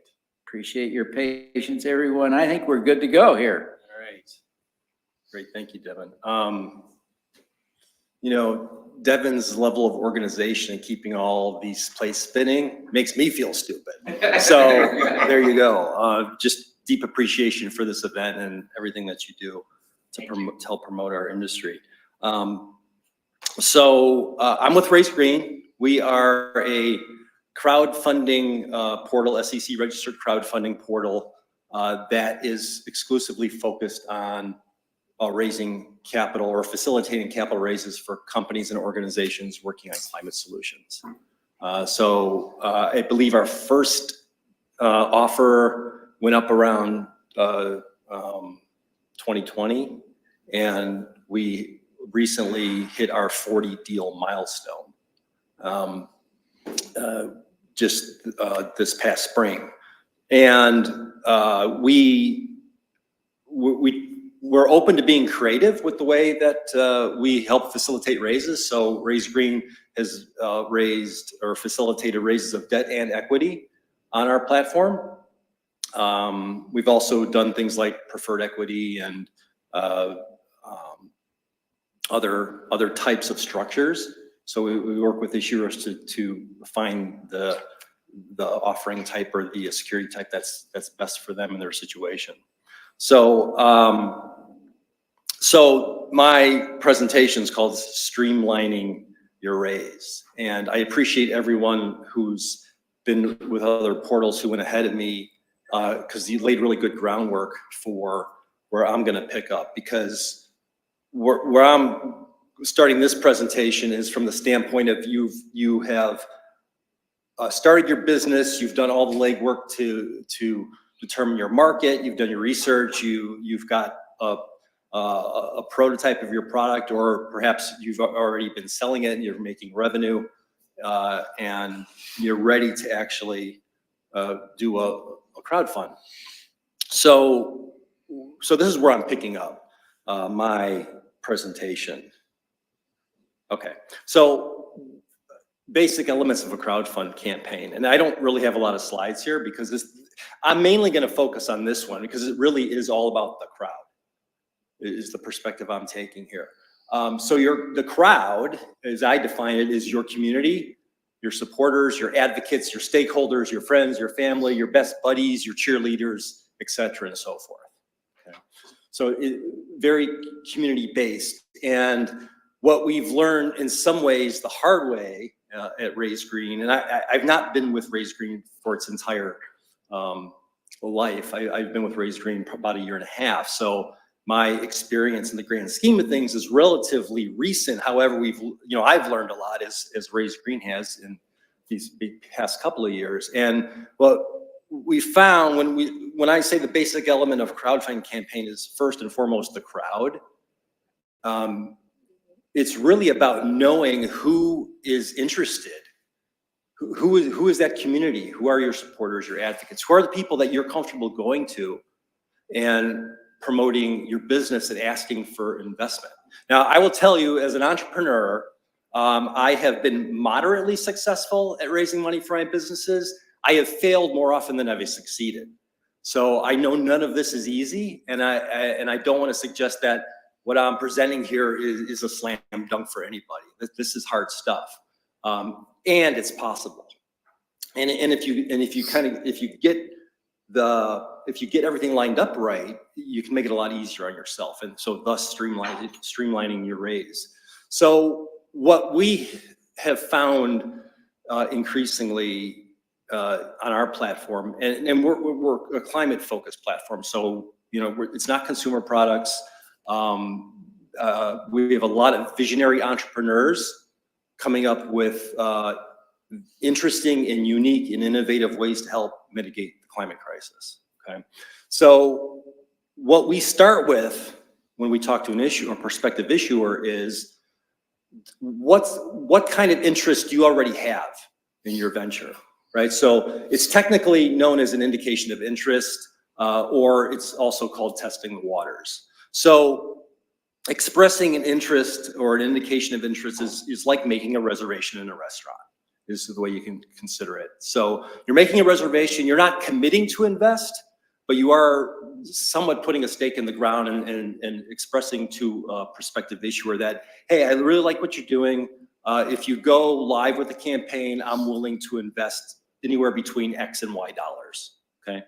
To conduct an indication of interest as a prospective issuer, the issuer is still technically offering to sell securities, so it's important to be compliant. And compliance has come up already with some of the previous speakers, so it's good to underscore it here as well. So everything about preparing for a crowdfund and then executing a crowdfund, compliance is important. So when you are a prospective issuer in a crowdfund and you're doing an indication of interest, or it's a pre-campaign, let's call it, you need to have an established entity, so a certificate of incorporation and an EIN, and be mindful of what you cannot do with an indication of interest. So I would say be mindful of the no's, and these include you can't take any money with an indication of interest. You can't make any promises. You can't say our product's going to cure cancer, for instance. You can't promise that, and you can't say anything misleading. So no money, no promises, no fraud. And then whatever you do as an indication of interest. So let's say you reach out. Let's say your community is 20 people, and you reach out to all of them. You can send them emails. You can give them background on what you're seeking to do. You can tell the story of your business, and the story is really the most powerful part of all this. Whatever you send in terms of collateral material, be sure to retain it, because you will have to include that in your actual filing when you do the crowdfund campaign. So the indications of interest offering is included in your actual filing when you do the crowdfund. Okay, so let me tell a little story. This was a learning for Raise Green and for one of our issuers that really kind of came the hard way, and it didn't have to be this hard. And this really underscores my whole point about indications of interest. So we're not even at the crowdfund campaign yet, all right? So, but my story is based in one. So we had an issuer that had done a good amount of work to prepare a marketing campaign for its offer. Really impressive, very thoughtful. We were very impressed with what they did and who they brought in to consult on this marketing campaign. Now, I'm a both and guy, right? So not either or guy, I'm a both and guy. So, we facilitate the campaign on behalf of the issuer, and it's really like crickets. So nothing's happening for a really long time. They get a couple of investments trickling in, $100 here, $200 there, but nowhere near where they need to be in order for the campaign to be successful. And for those, and you may know that you have to declare a minimum target for your campaign as well as a maximum, all right? So they were nowhere near the minimum. The minimum is what you've got to hit in order to be able to take the money at the end of the day and consider the campaign successful. So this issuer, really nice, slick marketing, excellent work doing it, but then the campaign's going nowhere, right? So we get to know the issuers when we work with them because we provide a lot of services and helping them to onboard. So we know the issuer's former profession, comes from a pretty affluent business as a professional, which means he knows a lot of people in his circle who are affluent. What he did not do initially was reach out to any of them to say, hey, I've started this company. I'm going to be doing a crowdfund campaign. I'd love if you'd invest. I want to tell you about my business. Can I get an indication of interest from you? So he finally did that about halfway through the actual crowdfund campaign. Right? We encouraged it. We said, hey, who's in your network that might be willing to invest in this? Surely you know some people. And he did. So he makes a couple of calls, and then like right off the bat, there's a $10,000 investment, $15,000 investment from his network. We wish he had done that before the campaign, because even though he met the minimum, I'm of the mind that he could have gotten a lot further to actually hitting the maximum goal had the indication of interest been done before the campaign launched. So just that's the power of your network as a business owner. It's also, I attended a webinar recently where like VCs are starting to look at crowdfund campaigns a little bit more seriously, because what they're seeing is your ability as a founder to raise money from the people that you know. And if you can't raise money from the people that you know, why should somebody else who doesn't know you invest money in your business, right? So this is why this slide is like my main slide, because it's the power of the crowd, the power of your network. Find the people who believe in you and are absolutely will invest in you if you talk to them. And again, it's not easy to do, and you never know what you're going to get. They won't, like a friend of mine once told me, they can't shoot you for asking, right? So beyond that, just a couple of quick mentions of other things with the crowdfund campaign.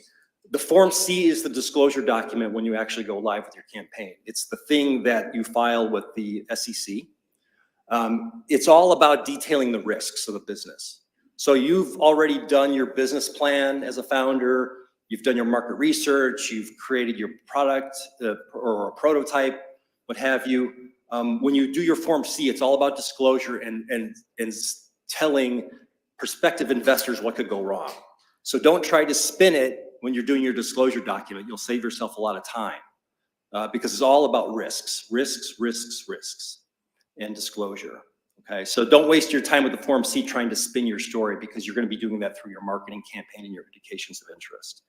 The other document that's important is a subscription agreement. That's basically the security itself that investors will sign to make their commitment to your offering. And then the offering page, so like from the standpoint of a portal like us on Raise Green, the web page that we publish for your campaign is the offering page.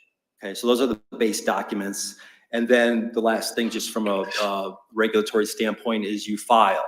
So you file with the SEC on a database called Edgar, which is extremely out of date. So it's going to be wonky, and it might take you 3 or 4 or 10 times to file successfully. So just be prepared for that. But it does work eventually. So what you do, you apply for what's called a central index key to get on Edgar. You create your Form C, like with the help of somebody like Raise Green, if you're raising with us. You file that. We actually facilitate that for you. We do all the work on Edgar so that you don't have to if you're doing a deal through us. And then there are a couple other forms as well. There's an update that gets filed when the campaign is done. And then the last thing I'll say here is, if you're an issuer and you have a crowdfund campaign, 120 days at the end of your fiscal year, you have to file what's called a Form CAR, which is an annual report. This is a gap in the industry right now. The SEC is finding that there are more issuers than not are not filing this Form AR. And I think what's probably going to happen is it's going to come back to bite a lot of issuers. So it's a very simple thing to do. It's basically an update of your Form C. You file it and you're done. If you're an issuer, do your Form CAR 120 days after your end of your fiscal year, after the campaign is ended. And then a Form CTR is a termination of reporting if you don't think you're ever going to crowdfund again. And there's a question.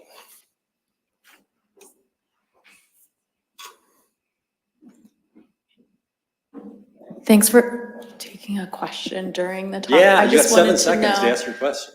if you can file if you realize you forgot the Form AR and it's past the deadline, but now you realize it, and then they file it late, will there be penalties? Not that I'm aware of yet. So I've underscore yet. So you can catch up and file that Form AR subsequently. You'll have to do it anyway, because if you're looking at doing a future raise, whether it's the regulation CF or if you're going to do like a Reg A or a Reg D later, you have to be current on the Form annual report, the Form CAR. If you're not, you're going to be in trouble with the regulators. So, good question. And with that, that's my story. Thank you. Very much. Yeah, sure. Yeah, it is really, I hope you're here, that after this session, we're going to have a networking break, and I hope you will take the opportunity to meet everybody here. Make a point to make sure that you shake hands with every person, because there's not a person here who can't share some insight with you that's valuable. So I encourage you to do it. Stephen, thank you very much for that great discussion. We've got the 3 portals here. You kind of completed our trifecta. I'm thrilled and proud of that connection to the experts, to the practitioners who are making this industry happen. We are now kind of at an exciting spot in the program in that we are going to do the first of 2 panels today. We'll do one much later today, but we're going to jump into a great panel discussion here shortly that Florence is going to lead. Florence will be back on stage with us. Again, thank you very much, Florence. And she'll be joined by Dr. Kanan Van Williams, who is raising capital for a proactive real estate group. Ishmael El Amin, who's raising capital for Piggyback Network, and his Reg CF campaign is live right now. And Samreen Arshad, who runs Samreen's Vanity. Am I saying that right, Samreen? Okay. We're thrilled. Let me just take 1 second. We introduced Florence before. Remember, she's a really big deal. Can I just recap and leave it at that? Really big deal. And then Dr. Kanan Van Williams, one of the things I love about Dr. Kanan is that one of his early projects was in Stockton, California, where I live now. So I feel a special connection with him. But Dr. Van Williams is an expert in social impact investing. He leads Proactive Realty Income Fund, focusing on affordable housing without gentrification or displacement. The fund invests in Class C and distressed B housing, supporting lower tier communities while ensuring sustainable returns and preserving investor capital through effective asset management. So he's going to make a great contribution to the discussion. Ish, thank you very much for showing up early today. I appreciate you being here early and staying all day. It's what a great contribution. Ish made breakfast for all of you, so be sure to thank him when you see him. With 20 years in corporate IT and electrical engineering degree from Princeton, he combines his South Side Chicago upbringing and Ivy League education. A father of 4, he champions youth sports and education, ensuring every child has the opportunity to achieve greatness without barriers like transportation. Ish, I got to ask you afterward, you have to tell me if Shameless has any correlation to the real South Side. I confess I watched every episode twice. It's been like a college class for me. We'll talk later. Samreen Arshad is the owner of Samreen's Vanity, creates clean, vegan, cruelty-free cosmetics for all skin shades and gender expressions. With a business management degree from the University of Michigan, she combines her expertise in social media marketing to elevate South Asian heritage and empower authentic self-expression. Samreen's Vanity, celebrating the true you. Well, what a great panel discussion. Come on up, everybody. Florence, you're here at the podium, and let me just turn on all the microphones here.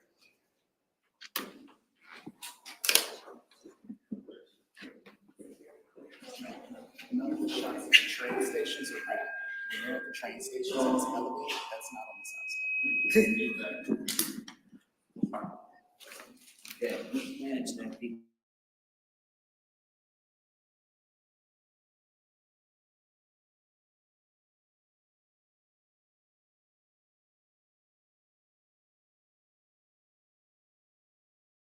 Can't wait to hear their insights on the crowdfunding industry and all the things that they have done so far to be successful. I actually had in my notes to provide time for them to introduce themselves, but Devin did such a great job. We're just going to go straight into the informational portion of this panel. So the question that I have to all of you is to discuss why you considered crowdfunding to be a part of your fundraising strategy to start. So why is crowdfunding an important part of your fundraising strategy? Yes, go ahead. Ladies first. Hi, everyone. Hi, everyone. Thank you for having me today. So Samri's Vanity is a cosmetic line which is founded to elevate South Asian representation in the beauty space. So because of that reason, behind the cosmetic line is a mission which is far more important than the product. That's why we decided that we're gonna go the crowdfunding route first, because we have customers who really care about the product and who've been the source behind our growth. So that was one of our biggest reasons. So it sounds like, oh wait, I turned it off, so it's not beefy, but it sounds like you took a page from our first speaker's book to say, if you can market to investors and customers at the same time, you should do that. Yes, Yeah. I mean, I feel like your community is your backbone of any product, any service, any business. So we're leveraging on that, and it's been great for us. Fantastic. Thank you. Ish, I'm gonna call you Ish. Great question. So we sat there 5 years ago as we were starting the company, doing the technology build out. My co-founder and I, both technical founders, we were able to do a lot of the things that were required on the back end, but we knew we'd have to get customers at some point, and that customer acquisition part was going to require educating people on what we were building. Our platform, Piggyback Network, is different from what's out there on the market as far as transportation. We had a mind shift that we had to convey. We had to convince people that it's okay to put your child in someone else's car if you know them through going through the same school or going to the same sports activity or after school program. So we knew there'd be some type of interaction with the customer. And as we looked at ways of raising capital, we thought it would be killing two birds with one stone if we could also acquire customers on the investment side by doing that education piece, by teaching them about equity investing. We have a lot of people that are currently on our cap table from our first raise that had no idea that equity investment existed. We didn't know equity investment existed, prior to going to do some research. So we really wanted to shape the way that our customers look and our founders look as well. Thanks for that. Yeah, so why is crowdfunding an important part of your strategy? The crowdfunding is a very important part of our strategy. We're building on our previous success with the Proctor Multi-Income Fund. Right now, we have a campaign testing the waters for a Rancho property in Las Vegas, Nevada at 1750. We developed the property directly across the street at 1735 North Rancho. And we wanted to allow smaller investors to be able to participate in the process. We do have another fund that's accredited investors. We've had a raise. We've returned a lot of capital since 2020 to investors, roughly 3.1 million. And so with this particular offering, we'd like to provide immediate housing. And so for this particular project, once we had the success with the first one across the street, I quickly realized after meeting our crowd person who raises for us, Bill Houston, and assistant who's educated us on the process, that this would be the fastest and quickest way to go. And also I do have my other person here who is our wholesaler, Andrew, for our main fund. So to democratize the process and also to make sure that we're able to get people in housing very quickly. Thank you for those answers. And as you were answering, it came to me that it would be important to know the success you've had so far with crowdfunding. So can you share how much you've raised so far, how many investors you have, and not the security that you're selling right now, if anything, because we don't want to do that. But if you are currently raising, what platform are you raising on? So how much have you raised? How many investors so far? And what platform if you're currently raising? So our raise is backed by Backstage Capital, founded by Alvin Hamilton. So that was just a great platform in itself. We are on WeFunder, and we have raised $165,000. I think between 25 to 24 investors, something like that. Yeah. Great. Yeah, thanks. Our first raise, 2024-22, we raised $183,000 on Seat at the Table, and that was 150 investors. We're currently on WeFunder. We have about 119,000, and I believe that's 104 investors there. For us, we have not raised on a crowdfunding platform yet. We're in testing the waters. However, on our main fund that we're building success on, we've raised about $7.5 million there, and been able to deploy return capital to investors. As I was stated before, the deal that we have across the street that we completed was mostly self-funded and did have 2 investors in that one. So we're on testing the waters campaign, and we've received, I'm not sure exactly what's on the page. I know personally I've received like $35,000 in interest for that particular campaign so far. And it should be, and it'll, just educating everyone, it should be live next Thursday or Friday of next week. Well, congratulations on your success as well as your upcoming platform. With that said, you've all had some experience so far with the crowdfunding process. What has been the thing that has surprised you most as you enter the crowdfunding realm? Yeah.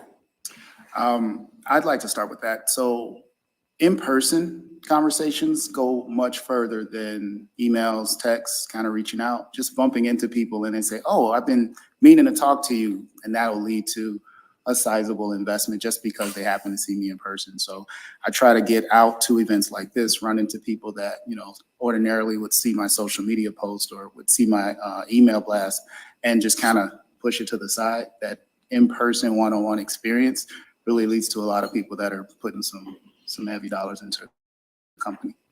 And I'll actually back that up because I've known Ish for 7 years. 25 years, no, 30 years almost. And I'm like, oh man, I gotta I gotta invest. And then I saw him today on my to-do list. I was like, I'm investing today because I saw him. So that in-person, seeing somebody to remind you is 100% correct. Anything else that you've surprised about that has surprised you about the crowdfunding process? There are a couple of things because I'm a minority woman-owned business.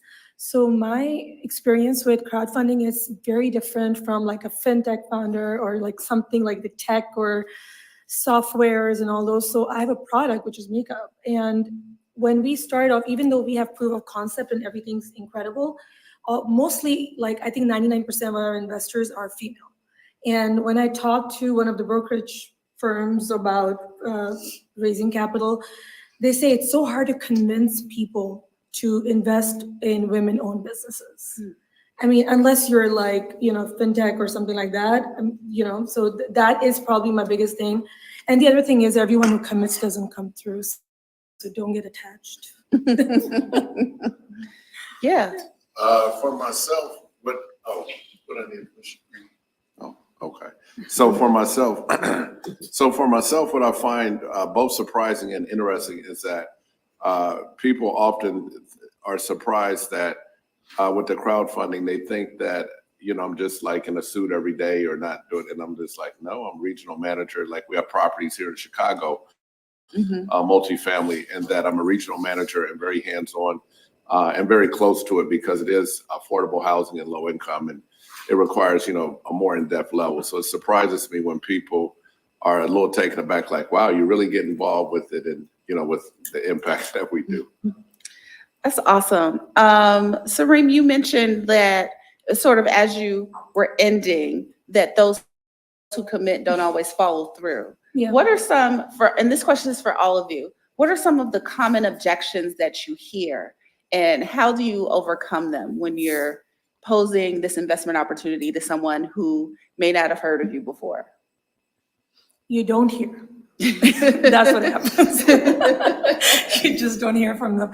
I haven't had any, like, I haven't had like major issues, but the way I was thinking my crowdfunding will go, especially because we're backed by Arlen Hamilton, like she is, I mean, just that in itself is such a huge validation for the brand. I haven't gone out aggressively like seeking investors. These are people who've been customers, users, and have just come to us yet. So we haven't even started that part of like aggressively approaching. But yeah, you just don't hear from them. Interesting. Yeah. Got it. And I'm talking about like big investors. And I'll tell you just a very small example of why I said don't get attached. There's this South Asian young, multimillionaire investor. She's founder of FinTech. And she has been using my products like for the last 2 years. Her mother, everybody uses my products, and she can be from the same city back home, all that, everything like kind of, it's a perfect marriage. But she was actually present there when I announced our We Fund Her campaign. That day she took tons of products from me as well, because to replenish, because she was done. I haven't heard from her yet.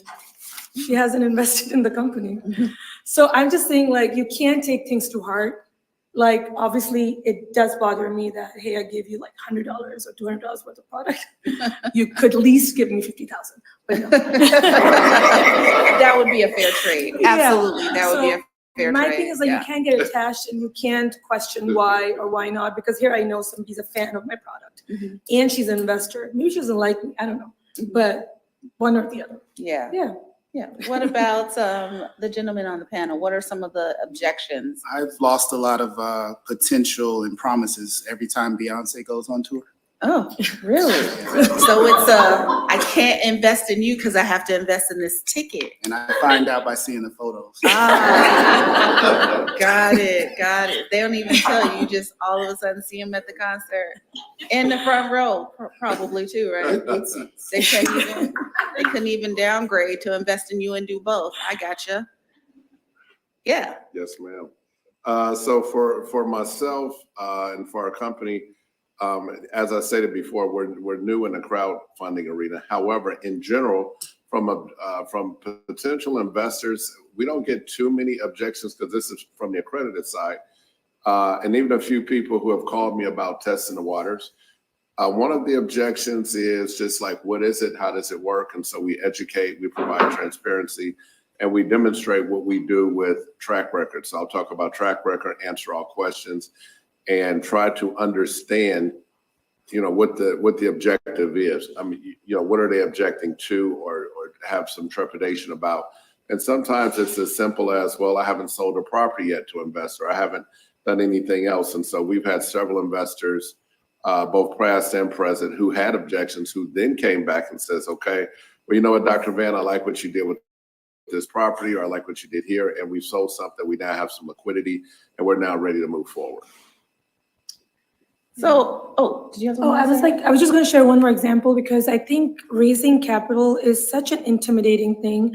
If you asked me like a year ago, I had no idea what that even means. Like, I know what that means, but I didn't know like what it takes to be in that position. And people often talk about how to prepare your brand for a capital raise. I think for every industry, for every person, it looks different. So you can't really compare your brand or your services to other people. So last year, right when we were getting ready to figure out how we are going to raise capital, this is around like September, there's this one female founder and investor that I had a long conversation with, and just to like get information how I should be approaching this. And she said to me, don't even think about raising capital until you have 1 million in revenue, right? So intimidating for a company that's making nothing, because we're growing the brand and beauty is like a money pit. So I think this was like September, October. Obviously, it was very discouraging. I took a day and then I was like, screw this, sorry. this is bad, but whatever. I'm like, this is just one person who's saying that, not knowing anything about what the industry is really like. And by January, I got the call from Arlen, and she invested, and I think by February, I had raised $100,000. So I just feel like you have to believe in yourself. And I know it's such a loosely used term, believe in yourself, but I didn't, I've just burned all bridges. So the only way is forward. And yeah, so that was my other learning to just believe in yourself. Yeah. And I'll add one thing on top of that. Believing in ourselves, yes, we're really selling ourselves. We can't tell somebody how much their return is going to be. We can't tell them when they're going to get it. And if we do say it, it's numbers pulled out of the air. So we're really selling how confident we are in ourselves to be able to pull something through. And I think everything that she just mentioned, you're really packaging yourself to say, we can get this done with the team we have, but we do need some assistance. We've heard the same about 1 million ARR just to get in the room with an institutional investor. And it's like, okay, what's the step to get into that position to get that? And that's where a lot of crowdfunding has helped us out. Yeah, I think I've heard that a lot, that, when you're going out and investing, especially at the crowdfunding stage, your company is great. Whatever you're doing should be, it should spark interest for investors, but mostly they have to like and know you. They have to trust you.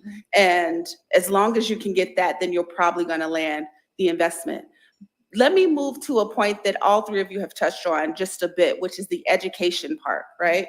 I did own a crowdfunding platform in the state of Illinois for a bit, so I understand the lack of education around this space. How have you incorporated incorporation into your sales strategy, if at all? Is it something that you do in-house?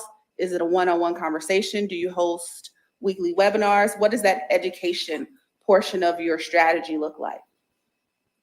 I'll just start really quick. We held in-person as well as virtual education sessions. It was just come to learn. Like, we weren't necessarily pitching the investment piece. We were going through terminology. We were going through, this is the definition. This is how the process works. This is historically companies that have used some type of crowdfunding in the past that you know of now, that you're wearing on your body, that you're driving around in, and just letting them know that this is how the startups can turn into the everyday brands. That piece right there was sort of letting them see where the future could take the company, because it's difficult to see somebody that's always, begging for a couple of $100 turning into this CEO on the cover of a Forbes magazine or something like that, but they are related. I think education is so important in this space because this is very new to regular people like me, right? I didn't know about crowdfunding until I launched my business and I started researching. So I think education is, I'm constantly doing videos on my Instagram because I was an influencer before, so I have a decent following, and I'm constantly telling people that you don't need a lot of money to invest. I think that's what people think, investor, rich. No, you don't need to be wealthy to invest. You can invest as low as $100, but then you feel like a part of the business, and that education is like constant. So I feel my job right now is just raising capital. I mean, it's like a job in itself. Yeah. Did you have anything to add to that around how you incorporate education? Yeah, so through our website, through our past successes, I did submit some slides. I'm not sure how they'll be used or when will they appear, that illustrates exactly what we do at Proactive and also illustrates the current offering at Rancho. But it's mostly through interaction with investors. Myself, I make myself available as much as I possibly can, as well as I have investor associates that will take Calendly meetings or meet with people. And especially if people are local, I'm always happy to take them on a tour of the property and say, hey, this is what we've done across the street. This is what we like to do over here with this project. Oh, and by the way, this is what we did in South Carolina. This is what we're doing in Chicago, housing the, affordable housing, low-income housing, and really being involved in educating people on what that means, what that entails, and how do we do it so rapidly. Yeah, great. Yeah. The one thing I've noticed, because I do also consult startups, especially in the beauty space, is that people start connecting with investors when they want to start crowdfunding or raising capital. You have to build that relationship well in advance. Like, if you just walk in and, you know, like right now I'm here, and I'm like, yeah, you guys should invest. You know, you guys should. I'm not saying you shouldn't. Yeah, it's like you should. But truly, like everyone who invested in my business so far, I've known them on social media or through conventions or through like webinars or whatever for a couple of years. So they knew my name. They've seen the brand grow. So like I said, the 165-year raise was like a breeze. And now I haven't raised anything because it's hard. So now I have to like put myself out there and convince people about the brand, et cetera. So yeah, I think you have to start early. We've talked a lot about sort of the pre-investment. How do you attract those who are not yet investors? I will say one of the things that I dislike the most about crowdfunding, which is not a lot because I'm in the space, but I have invested in a number of companies, and once I make that investment, it goes radio silent, like no updates. I know, right? Maybe I'm making the wrong investments. I need to be better with the Devon's group and just using those recommendations. But in any case, to that end, what are some of the things that you do post-investment for those who have invested to possibly get them to invest again, and or now you can reach out to their network to identify new investors? What are some of the strategies or tactics that you use post-investment to keep those investors engaged, if anything? So for myself, I and my team have reached out. And so a small disclaimer, on our previous fund, we had like maybe 12 to 15 investors, which is, you know, fairly manageable. So some of my investors will call me up or I talk to them, especially during COVID, because we had 100% rent collection during COVID because we are affordable housing. So we didn't have that issue that maybe a Class A would have or a Class B property. In fact, in South Carolina, we received about $400,000, you know, for our residents. For each individual resident was able to get 18 months of rental assistance. And so we were able to create a lot of homeowners. We were able to, you know, really improve the park. And I was able to call and talk to my investors because, as you know, a lot of us were, you know, kind of shut in, although I was still in my office working. And so, you know, Mr. Epstein, Mr. Walton, Mr. Sackley, all of the people, my large investors and small, you know, I'd give them a call or they called me up and they'd be like, well, Van, how's it going? Or, you know, what's going on? Or I said, well, I'm gonna send you a newsletter. Well, I'd just rather talk to you on the phone. I said, that's fine, sir. And, you know, that's how we kind of kept everybody informed. And when we made a big exit, they were really informed. So we were able to call and say, hey, we're returning capital. We're paying your quarterly payment. So, so for a lot of our investors, to answer your question, just a really good level of engagement, and not just to talk about, you know, investment and that sort of thing. So like I have a doctorate degree in psychology. I'll be real quick. I have a doctorate degree in psychology. And so because of that, I'm naturally, I listen a lot more, you know, than the average person. So I have a couple of investors who's called me and says, hey, I've been going through this and going through that. So we'll just talk about anything but investment. And I'll say, well, by the way, this is going good. Oh yeah, I'm not worried about that. I got my payment. So, and then they just go into the next thing. Yes, ma'am. Yeah, we learned early on to keep them updated. Whatever progress we were making, any moves we were making, luckily my co-founder and I, we've been involved in a lot of different things individually as well as a team. So we'll keep them up to date. Hey, we just started this program. Hey, we're working with Devin on doing this in-person thing in Chicago, just letting them know every chance that we get to advance the brand and advance their investment, that's what they're getting out of it. So sorry to whoever you invested in that didn't keep you in the loop. Sometimes it's a incident where they don't have a lot of good stuff to say. Sometimes they're so busy that they're not thinking about cultivating that relationship. But a lot of these investment relationships that we have, they span over a year, they span over 2 years, and some of them were reading the updates before they decided to put in on it. So we keep an investor list, we keep a potential investor list, we keep a partnership list. They get a version of our update. So those that haven't put the money in, we're sort of nudging them along and say, hey, look, we're still running, we're still kicking, we still got these things going on, it's still going well. And eventually some of them move from one column to the next because they've seen those updates. So using your updates as an investor attraction method or medium. Okay, awesome. I I'm approaching it a little differently. Yes, we are sending the email. We don't have a newsletter because like I said, we have like maybe 24, 25 investors. It's just like everybody who invested, it was just bigger amounts. But the one thing that I do, because my product is probably different, is I update my LinkedIn with everything that's happening with the brand. It goes on my socials also, everything. Like, for example, we just got accepted into this really prestigious incubator program that's going to next year try to launch us in Sephora, Ulta, and a couple of Credo, whatever other stores.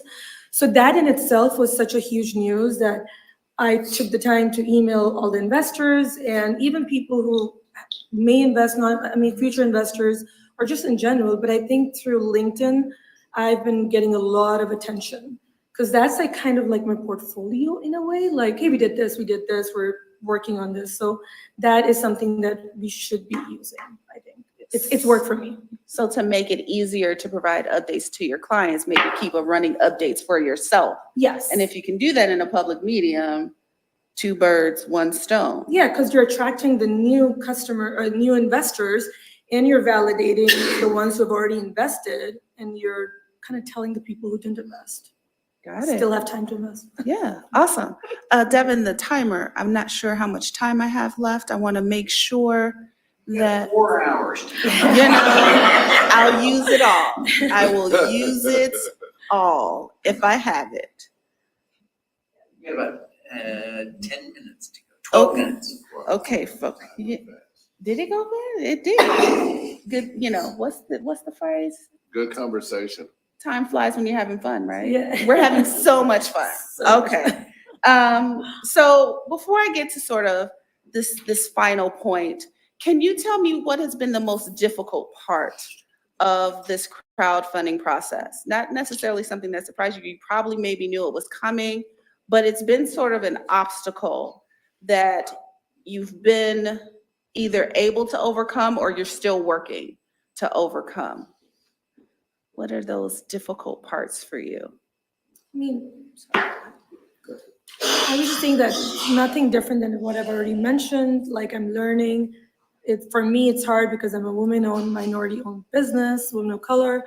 And just before, you're so confident about everything and people, and I feel I'm just learning so much about myself, that how resilient I am as a founder, how hard it is to get money from someone, even if they know you or they believe in your product.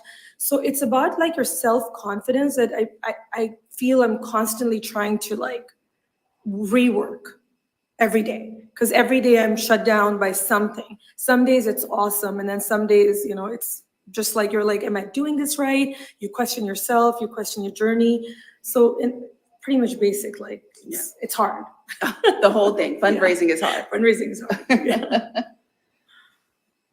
I'll say I've got to have the confidence of like a 5-year-old that just got the training wheels off and just like, I'm just going to speed down this hill and see what happens. Yeah. We're building a marketplace which advisors will say is difficult. We're dealing with parents, which advisors will say is difficult. I'm a minority. I am a male. I'm dealing with parents where it's a lot of female and white women that we're trying to cater to. So a lot of cases where people are like, that's probably going to be a difficult trek. So it's like, okay, I keep hearing it's difficult, but I've committed. I'm speeding down this hill. We're going to do this. And every time we have a milestone, another hurdle will pop up where it's like, okay, they did say this was going to be difficult. So that milestone becomes another thing that we have to kind of tuck together and jump over. So we've hit a point where we're considering it a success that we're still building. Like, we're just looking at that everyday success because we're still here, because we know we're fighting an uphill battle trying to get this done, trying to raise money. The industry out there, the timing, a lot of people that lost investments before that would ordinarily would have jumped in on this, they don't have it, and we can't do anything about that. So we've got to get shifty. We've got to get gritty and try to pull it out of people. Anything that's been difficult or an obstacle that you've overcome or still dealing with? Yes. Or is it all easy and sunshine and roses and rainbows? No such thing. But I have faith, and so I know for a fact that faith without works is dead. So for me, it has been a bit of timing, just working another offering into our family of funds that we have, and occasionally that can be It's surmountable, no question about that. However, it can be a flight, it can be timing, it can be, I'm holding a phone and I'm at the stoplight having a meeting. So, I had an assistant and then I had to switch horses in the middle of the thing because my assistant went to Brazil. And so and then by the grace of God, here comes someone else who was with me in the very beginning. And so things have really started to even out. So timing can be, as everyone knows, timing can be Yes, difficult because, don't try to raise around the election time. yes. Yeah, that's another thing I just learned. And delayed flights. Delayed flights will get you every time because it just changes the trajectory of your whole schedule. Yeah. So timing is important. That can be one of those obstacles where, you just got to get through it. Yes. What I'd like for you all to address is sort of, what is it that you want people who are listening to leave with, to remember about either your experience, your campaign, your company, your raise? What is it that you hope people remember after listening to you speak today? Well, the first thing is, like, when I talk about on my social media platforms, I never talk about like how well we're doing in terms of revenue or how much we've raised, because in end of the day, it's just numbers for people who are listening. It's more about I try to focus more on like my journey or who I was, because I think that's just so much more relatable. So I always say I was a mom who started a business in my basement during postpartum depression. And that was my journey with makeup. Started exactly 10 years ago. Didn't know anything about makeup and sitting here. And now I'm crowdfunding. I think it's a bigger part. Like, just crowdfunding is not just like one thing. It's attached to so many things, and it's like a whole snowball effect. So you just have to start. You can't think about like how much we need, where we're gonna go. Even if it's like you raise a little or a lot, you just keep moving. Yeah. That's a really good point. For those that don't subscribe to King's Crowd or Crunchbase or read Forbes about a lot of the different companies that are on their way to their exits, and you only see the headlines saying this company just sold for this many billion, this company just sold for this company got acquired. The happiest people when those headlines comes out are the seed investors. And that's what we're trying to create with the crowdfunding, is the seed investors. So we're trying to create that correlation between companies that have done well over 10, 15 years and where we are in year 3. I think that is a really good point. I think a lot of people see the celebration at the end and don't see the struggle and the hard work to get there. It's like, I was a 15-year overnight success, right? And you see these $30 million exits or $1 million exits or whatever it is. What do you want people to remember, Dr. Van? Yes, ma'am. I'd like them to remember, well, we're on Silicon Prairie. We'll be live. However, the importance of affordable housing and social impact. People overlook that all the time, and it doesn't matter what class you are, what your social economic class is, it affects everyone, and that people not ignore it, that social impact, affordable housing is a necessity, and people need housing, they need shelter, they need housing security, and they need to be able to thrive. And statistics show that when those factors are in place, that, crime statistics are much lower, poverty is much lower. Our kids who go to school with other kids who have housing security. It's very important. Fantastic. Well, we have about 5 minutes left. I don't know if there are any questions in the audience for any of our panelists. Is there something burning that I just did not touch on?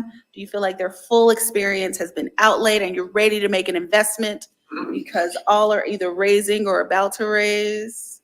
I'm just saying, you haven't made any choices yet. Yes, Devin.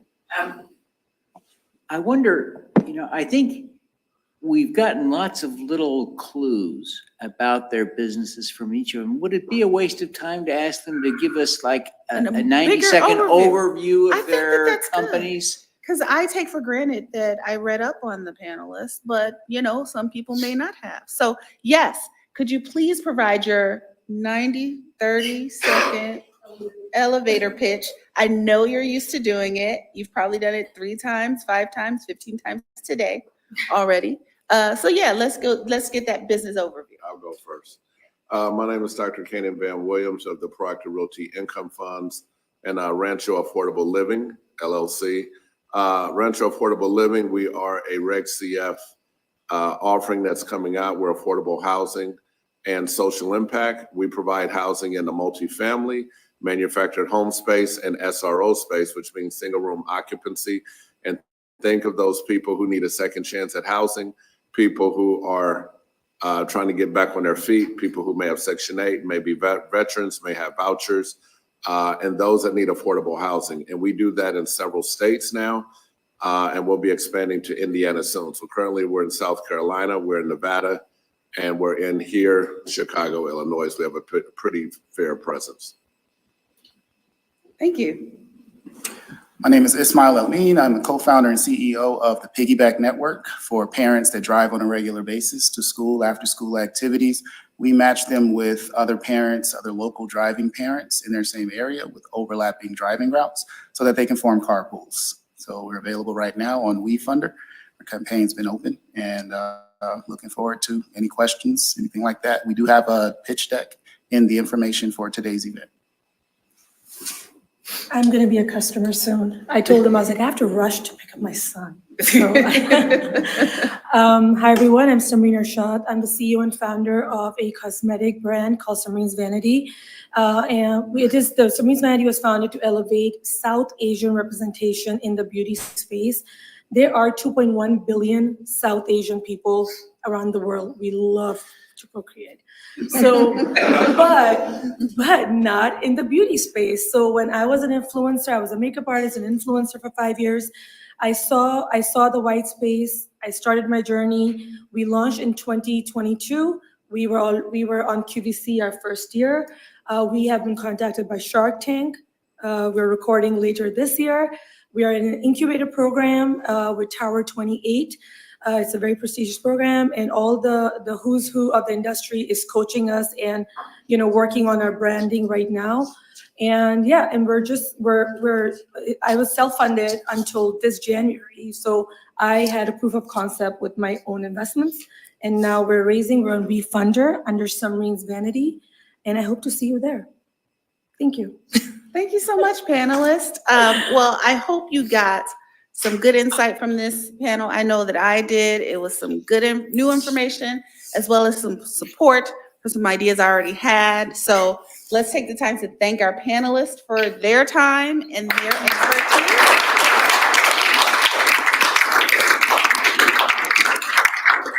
And back to you, Devin. All right, thank you, Florence. Thanks, Devin. Florence, you did a great job. Dr. Kanan, Ish, Samreen, thank you very, very much. I thought that was a great discussion. And, for me, a panel of live issuers, that's the jam, right? This really is what floats my boat. I love nothing more than seeing the entrepreneurs in the act. And I love putting them in front of a room of people that will all invest.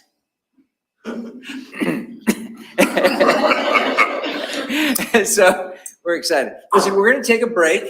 This is intended to be a networking break. We're going to bring out some snacks. I noticed that there are a few leftovers for breakfast. For those of you who are breakfast lovers, feel free. We won't confiscate them. But use this break as an opportunity to meet the people in the room. Don't leave today without collecting a lot of new contacts on your LinkedIn or business cards, or however the young people are collecting contacts.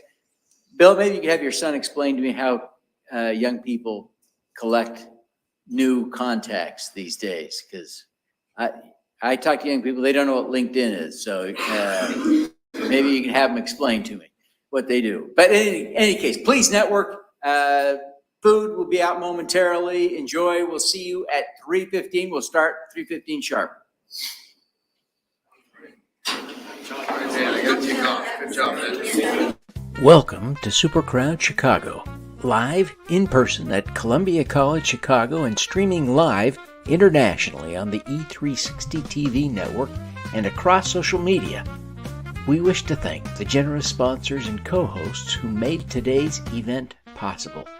Funding Hope. An SEC-registered FINRA member crowdfunding portal is more than just a platform. Led by Dorian Dickinson, Funding Hope is a beacon of hope, focused on connecting diverse founders, community builders, and social entrepreneurs to impact investors, creating a ripple effect of positive change. Dakin Capital, led by Carl Dakin, helps consumer brands access capital from the crowd efficiently. You haven't visited Chicago until you've done a tour with Dilla Thomas on Chicago Mahogany Tours. Crowdfund Holdings Innovators, led by CFPA President Brian Christie, provides crowdfunding expertise. Purpose Rounds leverages mission to build community. The National Coalition for Community Capital, NC3, leads community building nationally. CrowdMax's Bill Houston is a nationally recognized expert. Our supporting co-hosts include The Flow Firm, Rotary International, Ridgecrest Herbals, Move the Needle with Rob Kaplan, and Superpowers for Good. Our co-hosts include the Crowdfunding Professional Association, AI 2030, the EdTech Institute of Chicago, Proactive Realty Group, Crowdfund Better, Raises.com, Raise Green, King's Crowd, Community Vision Solutions, the Reg A Conference, the American Independent Business Alliance, and the Brainchild Company. We're proud to present this extraordinary program featuring crowdfunding experts from across the country, side by side with Chicago's most prominent community builders. Prepare to learn how to raise capital from the crowd and how to invest like a pro. Welcome to Artistic to treasures, what a delight. Monet to Picasso, glorious sight. Shared aquarium wonders, feels grand lore. Science and industry, we can't ignore. Chicago's got culture, everywhere we go. Museums to theaters, putting on a show. History and art, wonders to see. Chicago's cultural gems, the place to be. Step into the past that history muse. Chicago's cultural gems, the place to be. Step into the past at History Museum. Dinosaurs and gems, come and see 'em. Oceans to stars and planetariums dome. Chicago's institutions feel like home.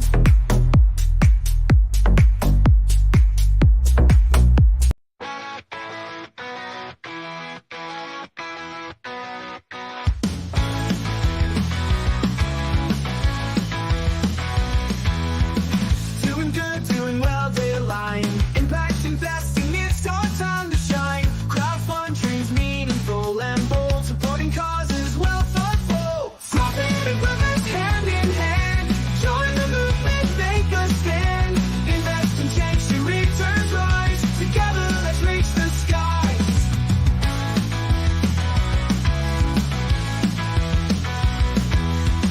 Empower people with voices high, creating futures, reaching for the sky. Community strength in every hand, building tomorrow across the land. Whoa.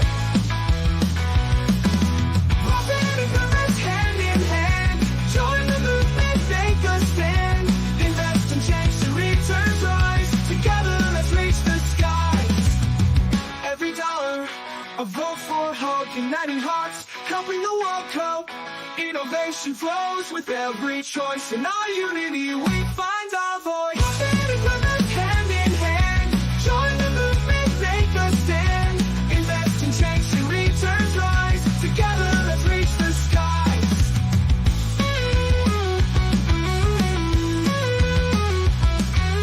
Profit and purpose hand in hand. Join the movement, make a stand.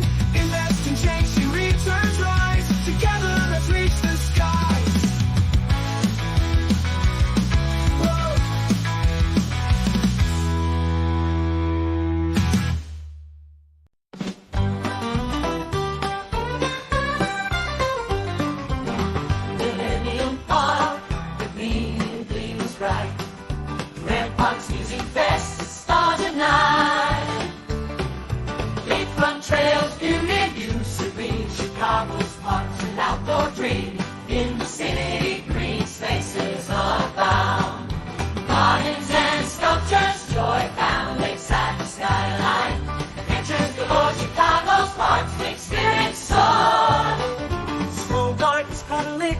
Chicago's parks make spirits soar.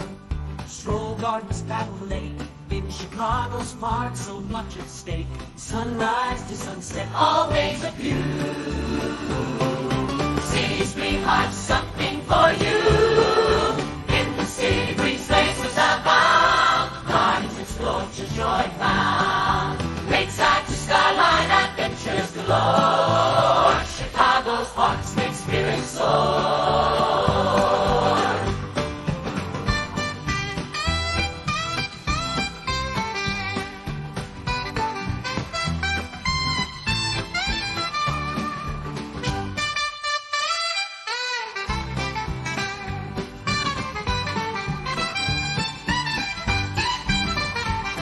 In the city, green spaces abound. Gardens of sculptures, joy found. Lakeside to skyline, adventures galore.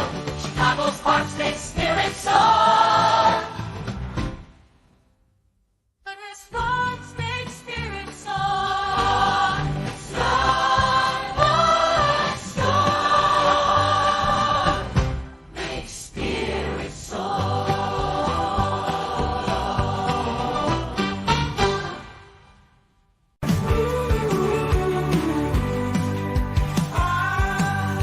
Green migration stories, exposition lights, prohibition tales, gangsters fight. Chicago's history, rich and vast, eyes the future die-cast. Step into the past, legends made. Chicago's history, walk through decades, Capone's escapades. Cities rise, city of history, every corner surprise.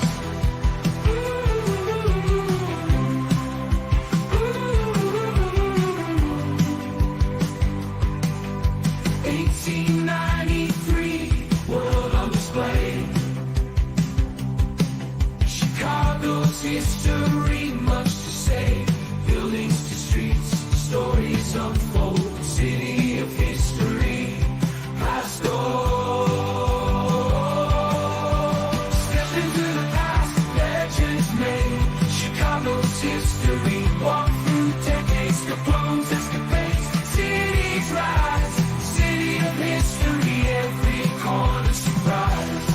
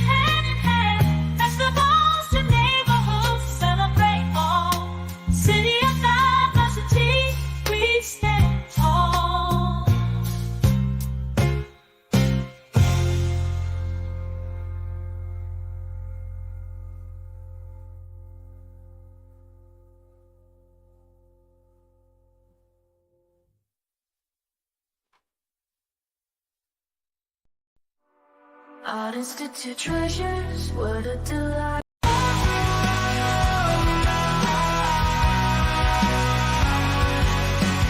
Tech hubs buzzing, startups in the air. Chicago's innovation genius everywhere. Co-working spaces, ideas to life. Cities, tech scene, creativity rife. Apps to inventions, worlds to explore. In Chicago, innovation opens every door. Brains and passion lead the way. Easy and fun, that's future today. Entrepreneurs, liking dreams in flight. Chicago's innovation, low end in sight. Challenges that go surpass. City of startup, future lasts fast.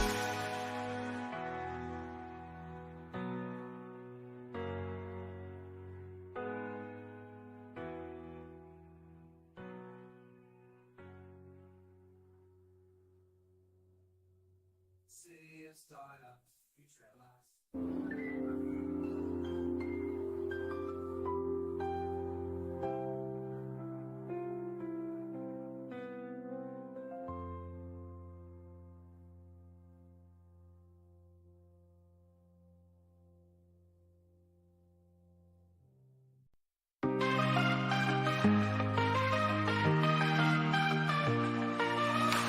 Do you have a past deep inside?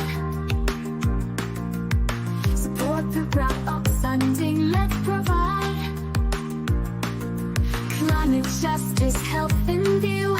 Backing leaders passionate and true. Investment fuels their dreams to soar. Creating impact evermore. Heartfelt, positive, let's unite. Together, progress world aligned.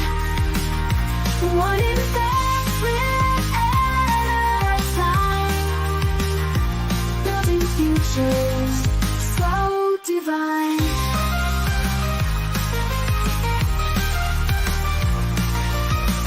Voices rising, hearts in sync. Each contribution makes us think. From local roots to global stage, every step we turn the page. Empower change with every start. Investing hope from the heart. Heartfelt causes, let's unite. Together, progress world aligned. One investment at a time. Building futures so divine.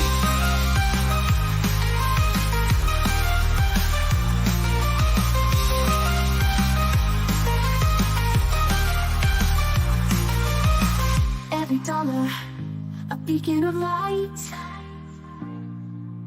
guiding us forward through the night. With unity, we shape the way for a brighter, better day. Heartfelt causes, let's unite. Together, progress world aligned. One investment at a time.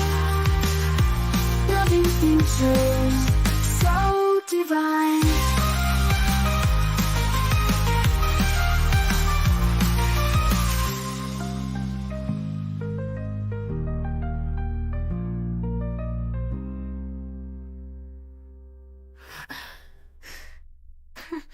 Every dollar. Trying to break league bears at Soldier Field. Black Hawks on ice, Bulls on hardwood steel. White Sox hitting homers, crowd goes wild. In Chicago, sports are more than just a pastime. We cheer for our team's passion so bright. City of champions, party all night. Baseball to hockey, everything between. In Chicago, sports are the ultimate dream.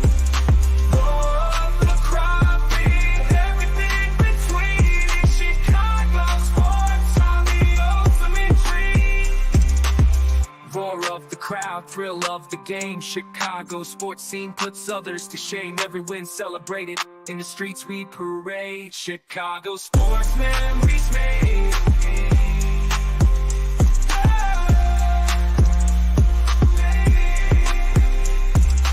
Baseball to hockey, everything between. In Chicago, sports are the ultimate dream. Roar of the crowd, everything between. In Chicago, sports are the ultimate dream.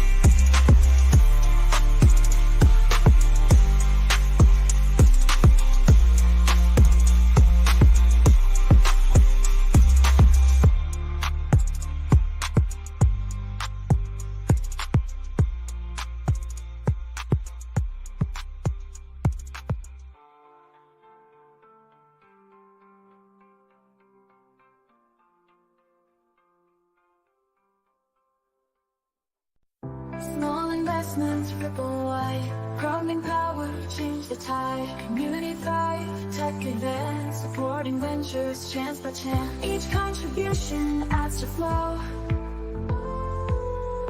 Positive impact, watch it grow. Small steps, world redefined.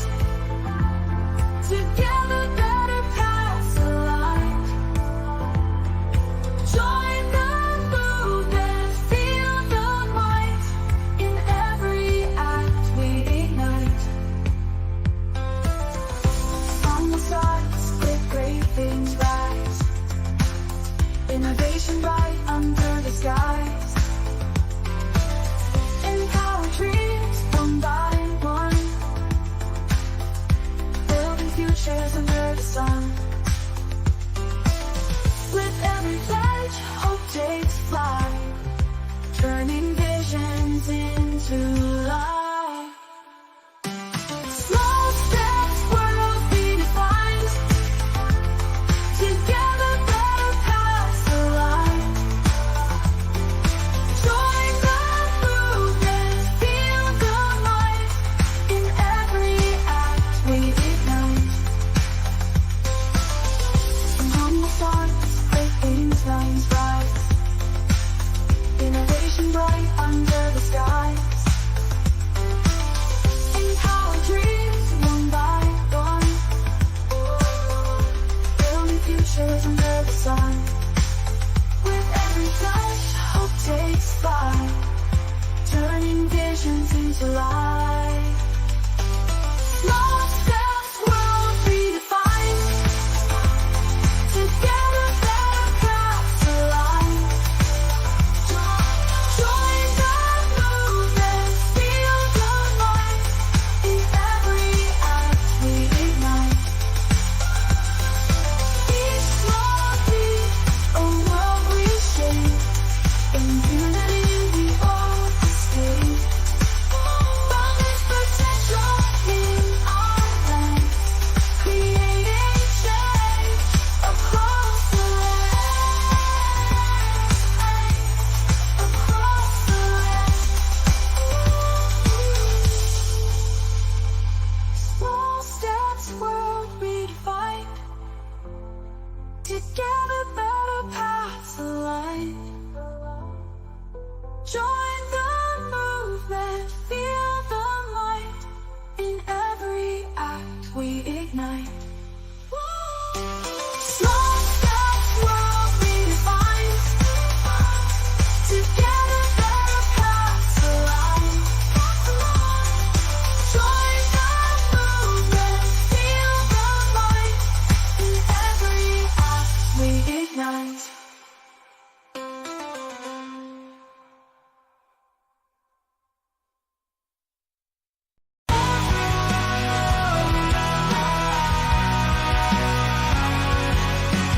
Tech hubs buzzing, startups in the air. Chicago's innovation genius everywhere. Co-working spaces, ideas to life. Cities, tech scene, creativity rife. Rife. to inventions, worlds to explore. In Chicago, innovation opens every door. Raise and passion lead the way. See the progress, future today. Entrepreneurs, rising dreams in flight. Chicago's innovation, no end in sight. Challenges that won't surpass. See us on a future last fast.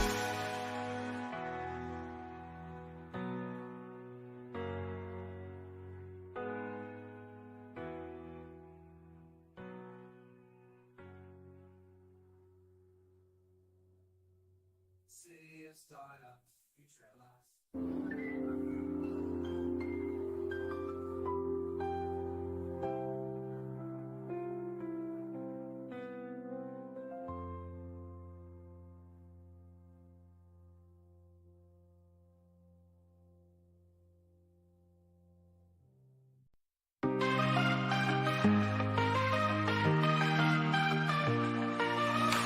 Do you have a past deep inside?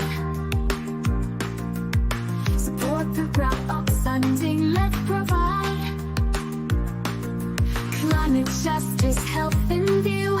Backing leaders, passionate and true. Investing fuels their dreams to soar. Creating impact evermore. Heartfelt, positive, let's unite. Together, progress world aligned. One investment at a time.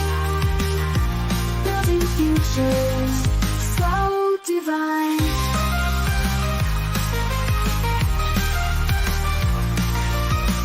This is rising hearts in sync. Each contribution makes us think. From local roots to global stage. Every step we turn the page. Empower change with every start.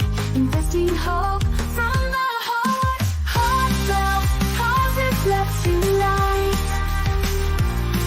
Together, progress world aligned. One investment at a time. Building futures so divine.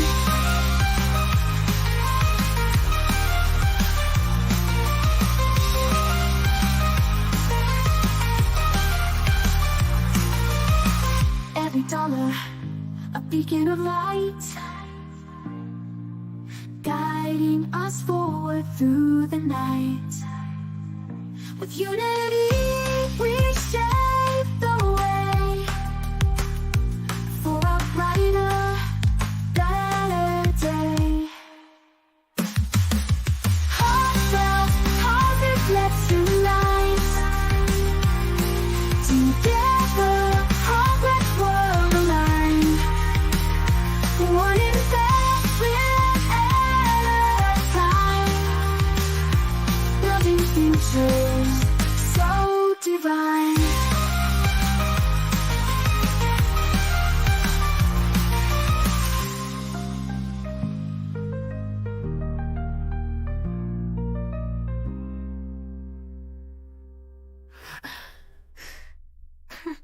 Every dollar. Trying to break league bears at Soldier Field. Black Hawks on ice, Bulls on hardwood steel. White Sox hitting homers, crowd goes wild. In Chicago, sports are more than just a pastime. We cheer for our team's passion so bright. City of champions, party all night. Baseball to hockey, everything between. In Chicago, sports are the ultimate dream.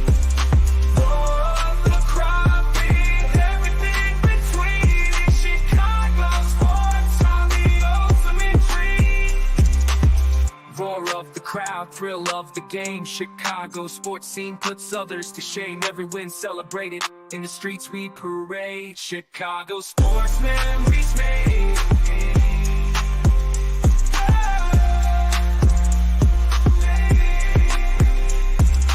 Baseball to hockey, everything between. In Chicago, sports are the ultimate dream. Roar of the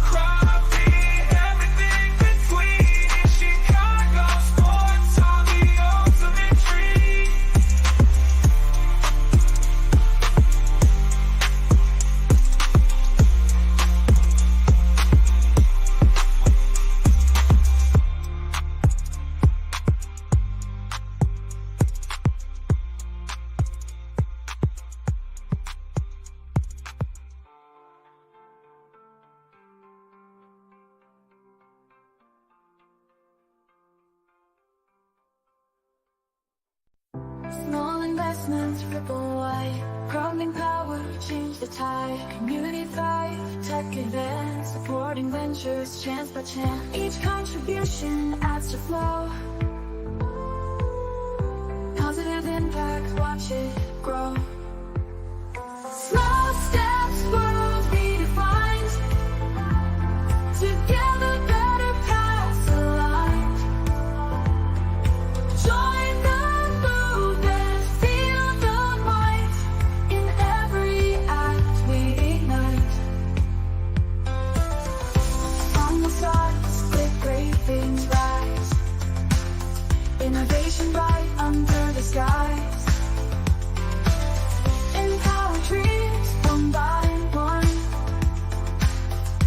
Building futures under the sun. With every pledge, hope takes flight. Turning visions into life. Small steps, world redefined. Together, better paths aligned.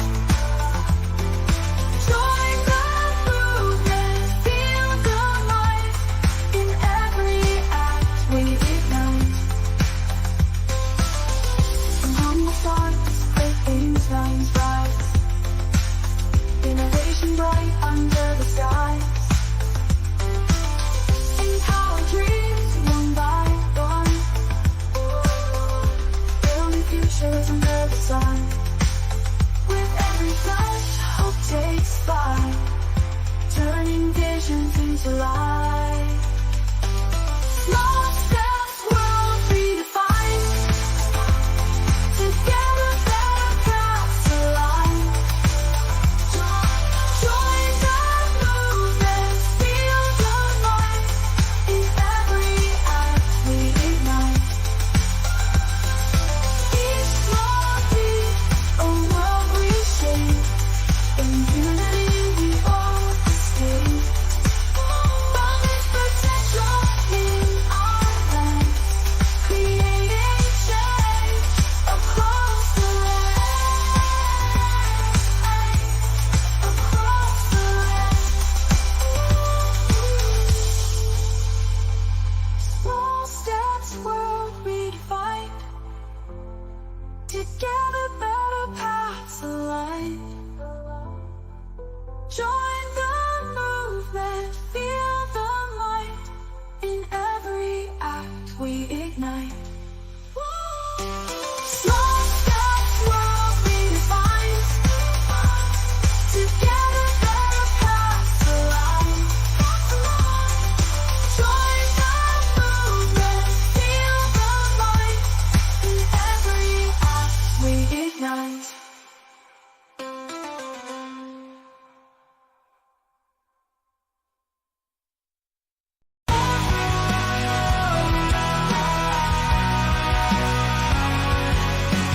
Tech hubs buzzing, startups in the air.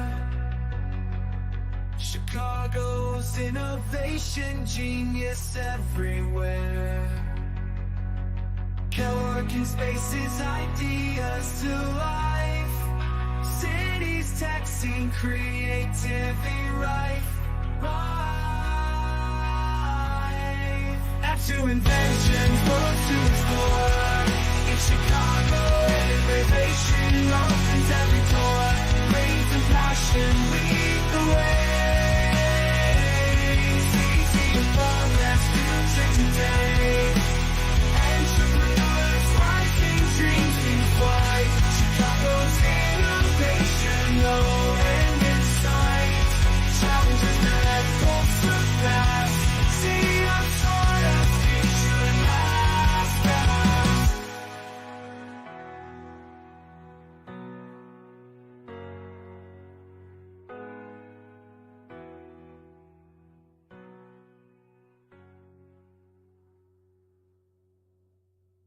City of startups, future at last.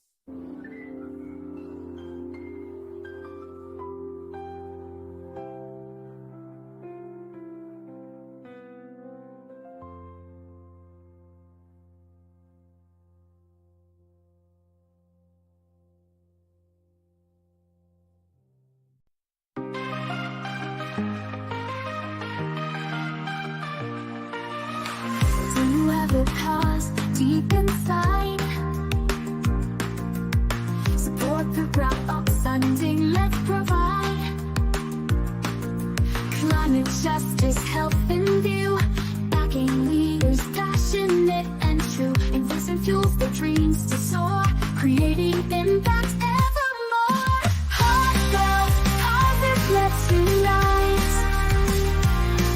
Together, progress world aligned. One investment at a time. Building futures so divine.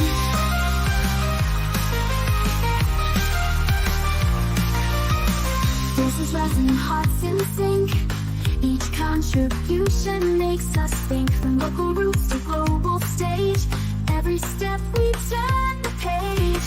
Empower change with every start. Investing hope from the heart.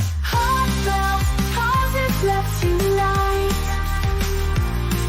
Together, progress world aligned. One investment at a time. Building futures so divine.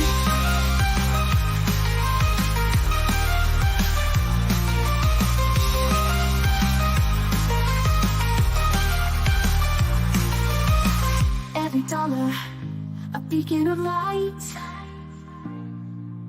guiding us forward through the night. With unity, we shape the way for a brighter, better day. Heartfelt, positive, let's unite. Together, progress world aligned. One investment at a time. Building futures so divine.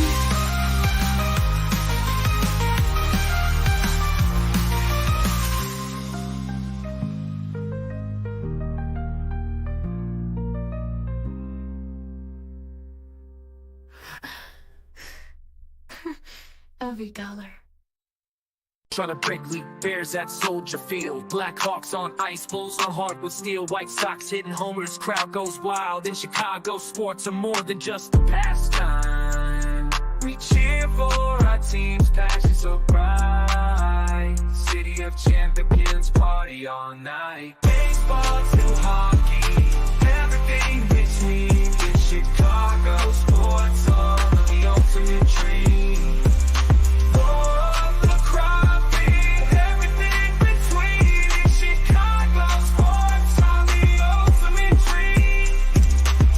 Roar of the crowd, thrill of the game. Chicago sports scene puts others to shame. Every win celebrated, in the streets we parade. Chicago sports memories made.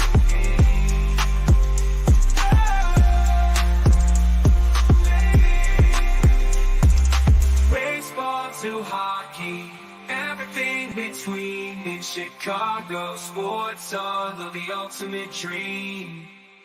Roar of the crowd.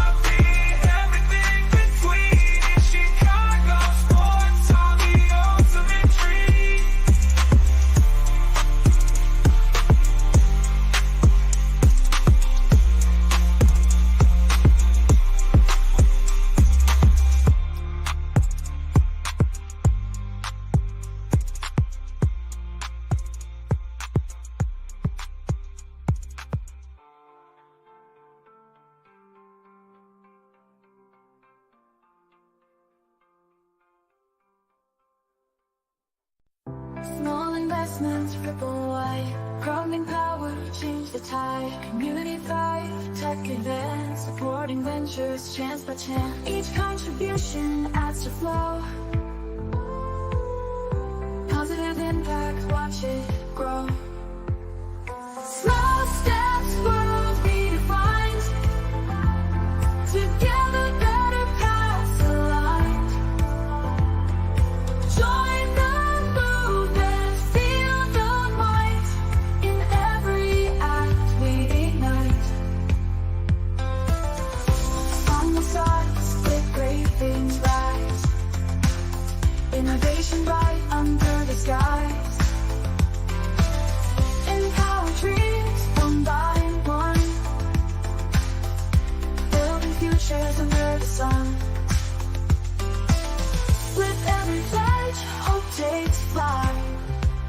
turning visions into life. Small steps, worlds redefined. Together, better paths align. Join the movement, feel the light. In every act we ignite. From the stars, breaking signs rise. Innovation bright under the skies.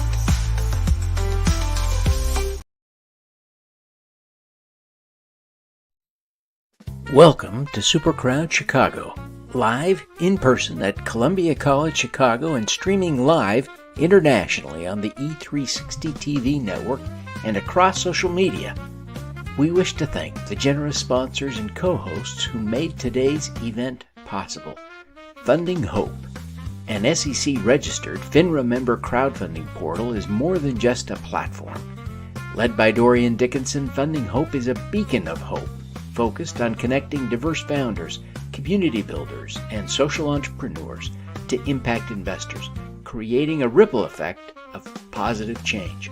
Dakin Capital, led by Carl Dakin, helps consumer brands access capital from the crowd-efficient. Visited Chicago until you've done a tour with Dilla Thomas on Chicago Mahogany Tours. Crowdfund Holdings Innovators, led by CFPA President Brian Christie, provides crowdfunding expertise. Purpose Rounds leverages mission to build community. The National Coalition for Community Capital, NC3, leads community building nationally.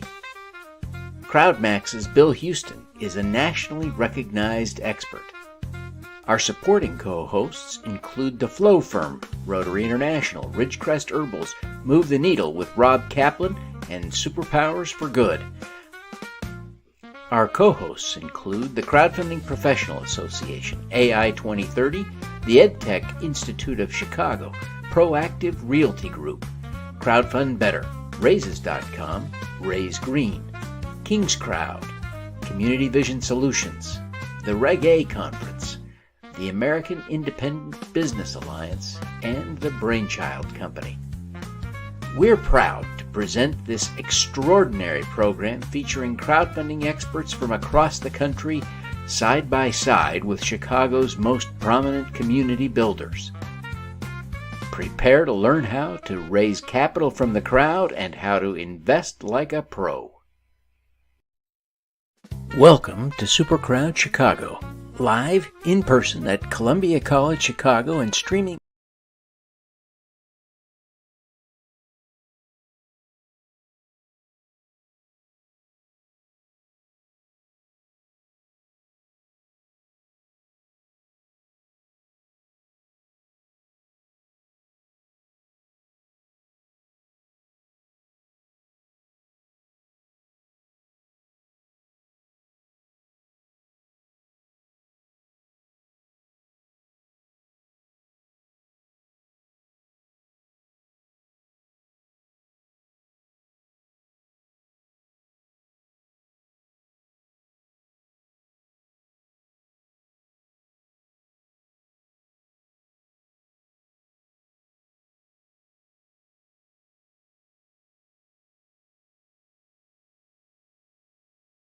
Excited to start our closing session of the SuperCrowd Chicago event. This has just been such a great day.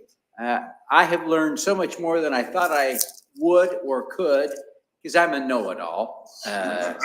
But this has just been, I think, a rich day for me. I want to share a couple of links that are important. You may want to snap a photo of this slide just so that you don't miss these links after I hide them. The first link is a link to all of the handouts that we'll be sharing, that our speakers have shared, and one after another has mentioned their content, their slides. Most, their slides are available, but a lot of other material is available as well, so you don't want to miss that. We will email links to those of you who are in the room. We have emailed this link to you and we will email it again, but just to be safe, I want you to make sure you note it now. The second link is a link to watch this program live or the recording. And so it's important to save this link. I would note that this link also links you to other places you can watch it. And there was a glitch this afternoon. We lost our live stream to LinkedIn. And so we've had a little bit of feedback about that, but we're still live on E360 TV. We're still live on YouTube, still live on Twitter, and still live on Facebook. So we're live in lots of places, and the links are in the post for our newsletter at s4g.biz/12June24. Okay, with that, I'm excited to introduce the kickoff speaker for our closing session, a dear friend of mine, and you're the only one besides me, right, that's been to all these, right? Am I right? Did Bill go to all of them? No. Utah. Not Utah. Yeah, I think you're the only one. You little patch, right? Yeah, you got to get an award. So we did SuperCrowd Utah. Brian was there. We did SuperCrowd Baltimore. Brian was there. SuperCrowd Chicago. Brian is here. Brian is the CEO of Brainsy. He leads the pioneering AI-powered social media platform that rewards engagement. He's an advisor at Crowdfund Holdings Innovators and the 2024 president of the Crowdfunding Professional Association. He champions innovation that level the economic playing field. Brian holds a BA from Miami University and an MBA from Georgetown University. And I mentioned the CFPA president thing. He is a rock star and a brainiac and a dear friend. Brian, take it away.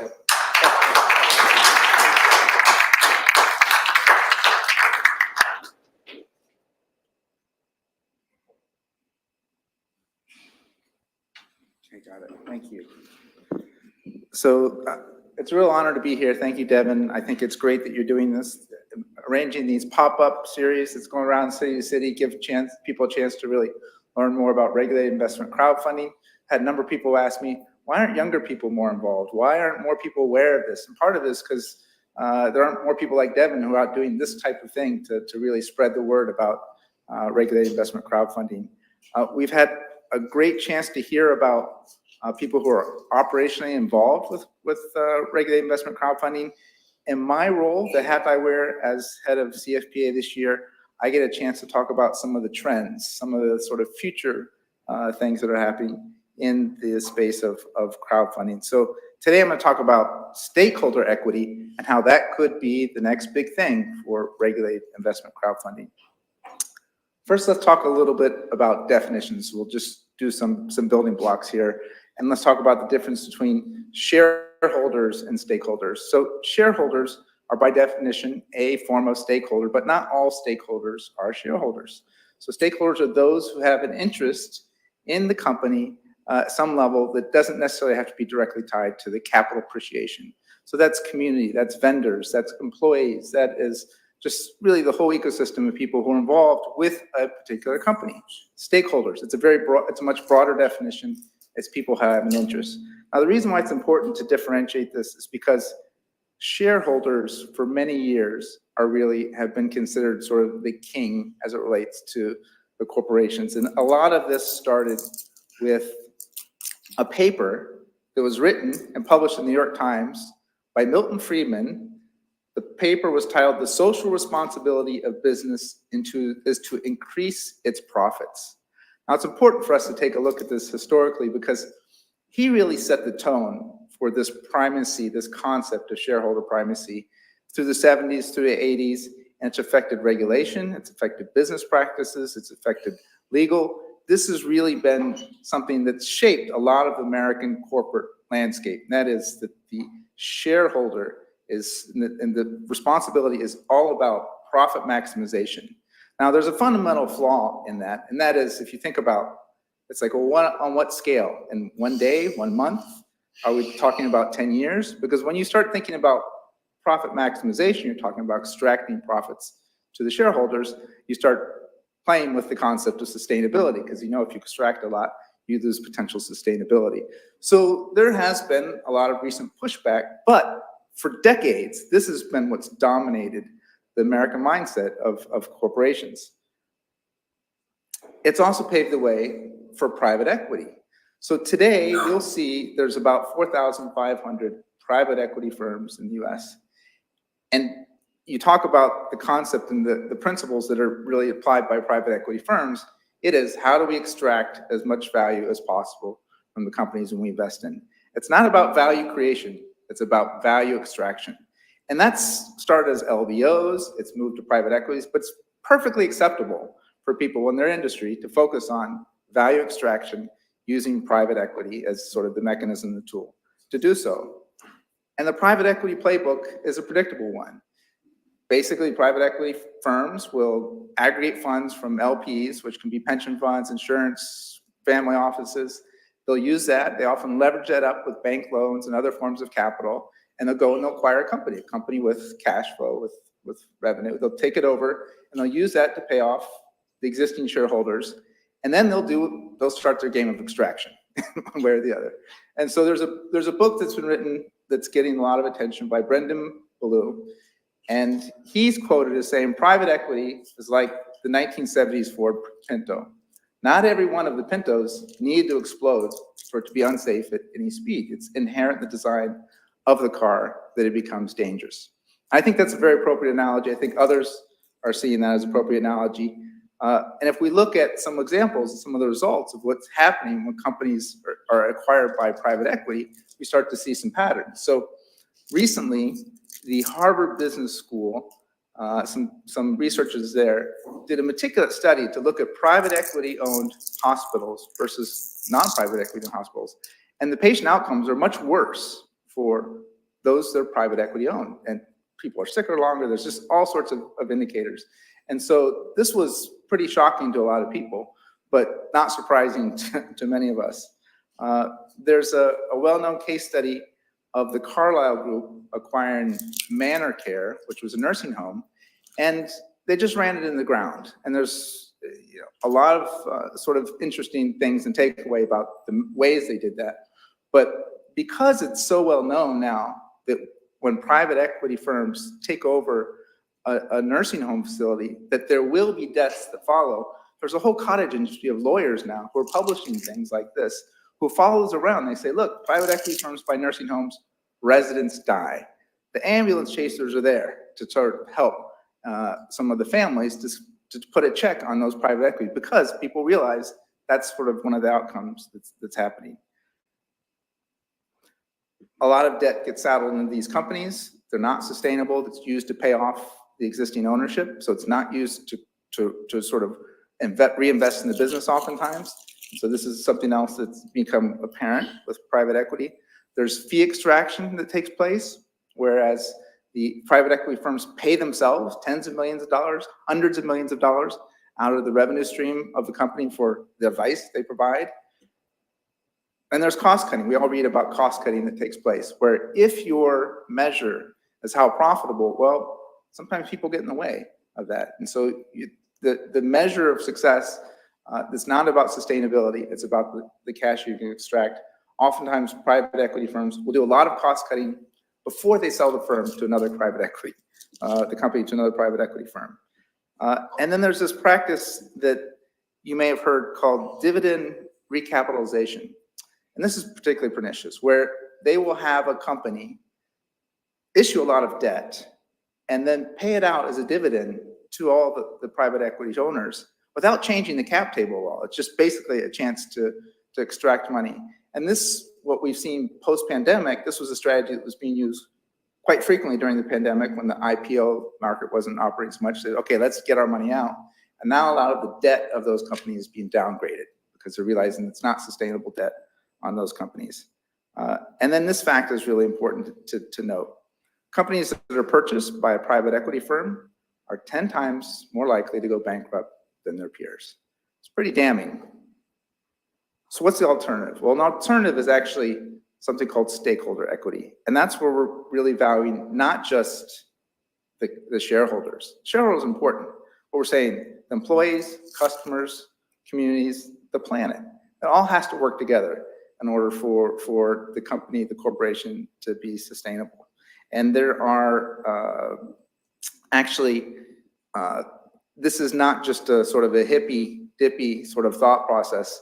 The Business Roundtable in 2019 actually came and they issued a statement that said, this whole concept of shareholder primacy that we all thought was so important for so many years, we're actually going to look at the importance of stakeholders. And 181 CEOs signed off on that. I think there was only 9 who didn't. Business Roundtable is a pretty conservative organization. And even they have come a long way and started to realize that this importance of stakeholders is really critical. It's not just about shareholders anymore. Key takeaway, shareholders, equity, very different than private equity, okay? So this is sort of one path we talk about. Now let's talk about crowdfunding. And so the Jobs Act really focused on jumpstart our business startups. We all know that that's been a big focus of, and we talked to many startups who are utilizing the Jobs Act, but it's not just for startups. A little history for those of you who may be unfamiliar, signed into law in 2012. The rulemaking took place in 2016, so it made it feasible.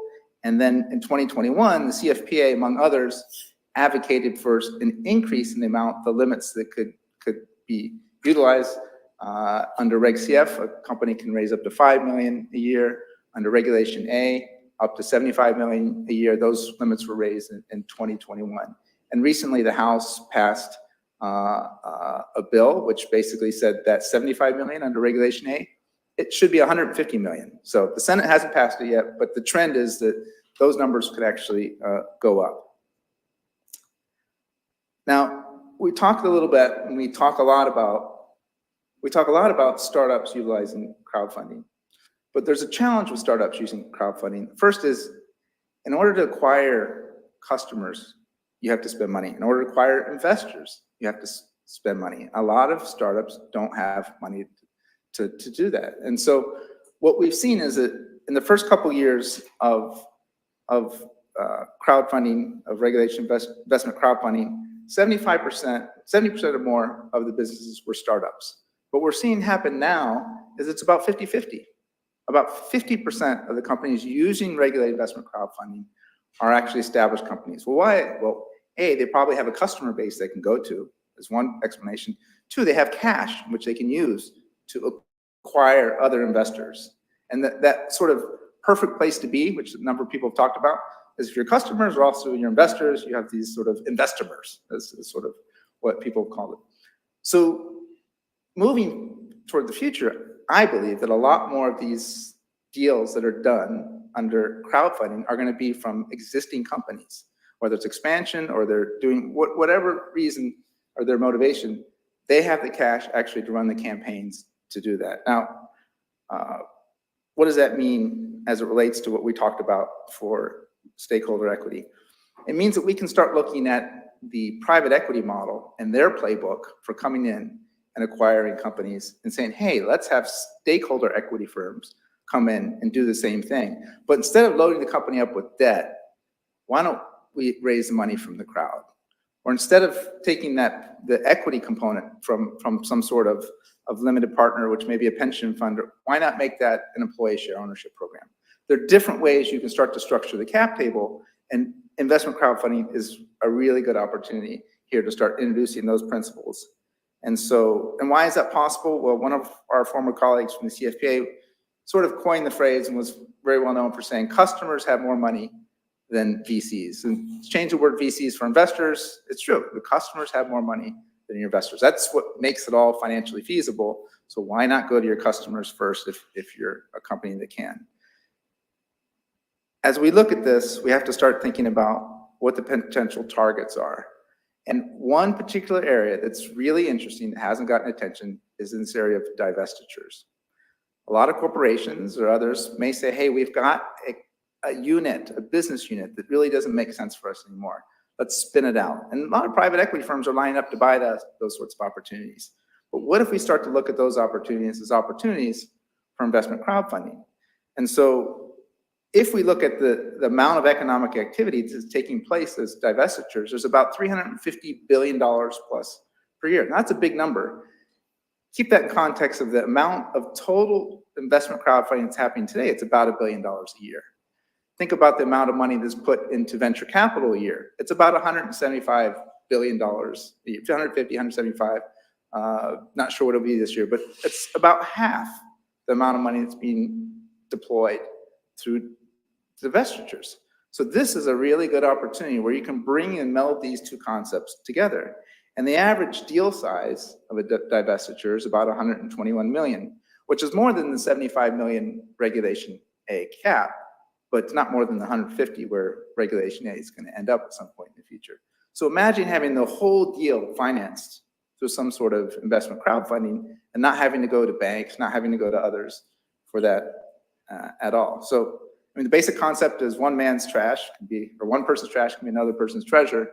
Again, investment crowdfunding could be a really interesting tool to bring to play in that. And let me just bring up an example that has not been done via crowdfunding, but it's an example of one that could have been, and that is with a company, a specialty chocolatier that was sold by Hershey's, that was purchased by Hershey's back in 2005, sold later, probably about 20 million, maybe it was 40 million by the time they sold it, but that again would have fallen within that cap of 75 million. And imagine you being at home and buying one of these chocolate bars, enjoying it, and you look on the foil, there's not a Willy Wonka thing there, but there's a QR code that you could scan, and basically it says, hey, you can invest in this company, scan this and invest now. So consumer-based products would be really good candidates for this because they're so accessible and people have a connection with them. I love this chocolate, I'm gonna buy it every week. Now I'm gonna invest in the company as well. So again, there's a certain profile of companies that make sense for this type of crowdfunding. And this is an area that I think as an industry and that consultants and people who are part of the ecosystem, be interesting if people start to play in this space, in these waters. And I also think that it's part of this sort of broader movement that even the conservative business titans have sort of signed up for, which is this concept of stakeholder equity. So you can go to stakeholderequity.com to see a manifesto that's been written about why stakeholder equity makes a lot of sense. I encourage people to visit it. I know my time's up. I'm in the deficit 30 seconds, but appreciate you all for having me here. So.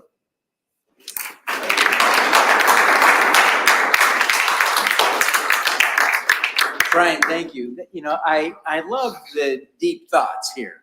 You know, this is no messing around, deep stuff. And the significance is hard to overplay, right? Our whole economy hangs on how corporations behave and how capital moves. If we shift that, it changes everything. Yeah, thank you very, very much. Great, great message. Our next on our program, and I feel like I'm bragging when I say what a great program, but I have nothing to do with this. I'm just lucky to know a few good people. But you know, what an exceptional roster we've had today. And next on our roster is Bill Houston. And Bill's name has come up, I don't know how many times today. People have mentioned Bill because he is helping them one way or another with the work that they're doing in crowdfunding. And so I'm really honored to introduce Bill. Bill has been an advisor to SuperCrowd Inc. For the past couple of years. We've used him as an invaluable resource. He and I are both advisors to another company called Raiseway. He just really is an industry titan himself, but he's an Inc. magazine top 19 global crowdfunding expert, has managed or consulted on crowdfunding campaigns raising over $700,000 since 2021. I'm sure it's more now.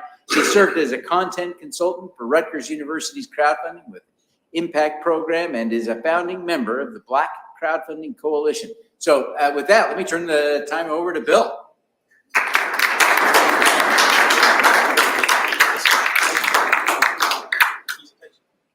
You want your presentation? No, it's fine.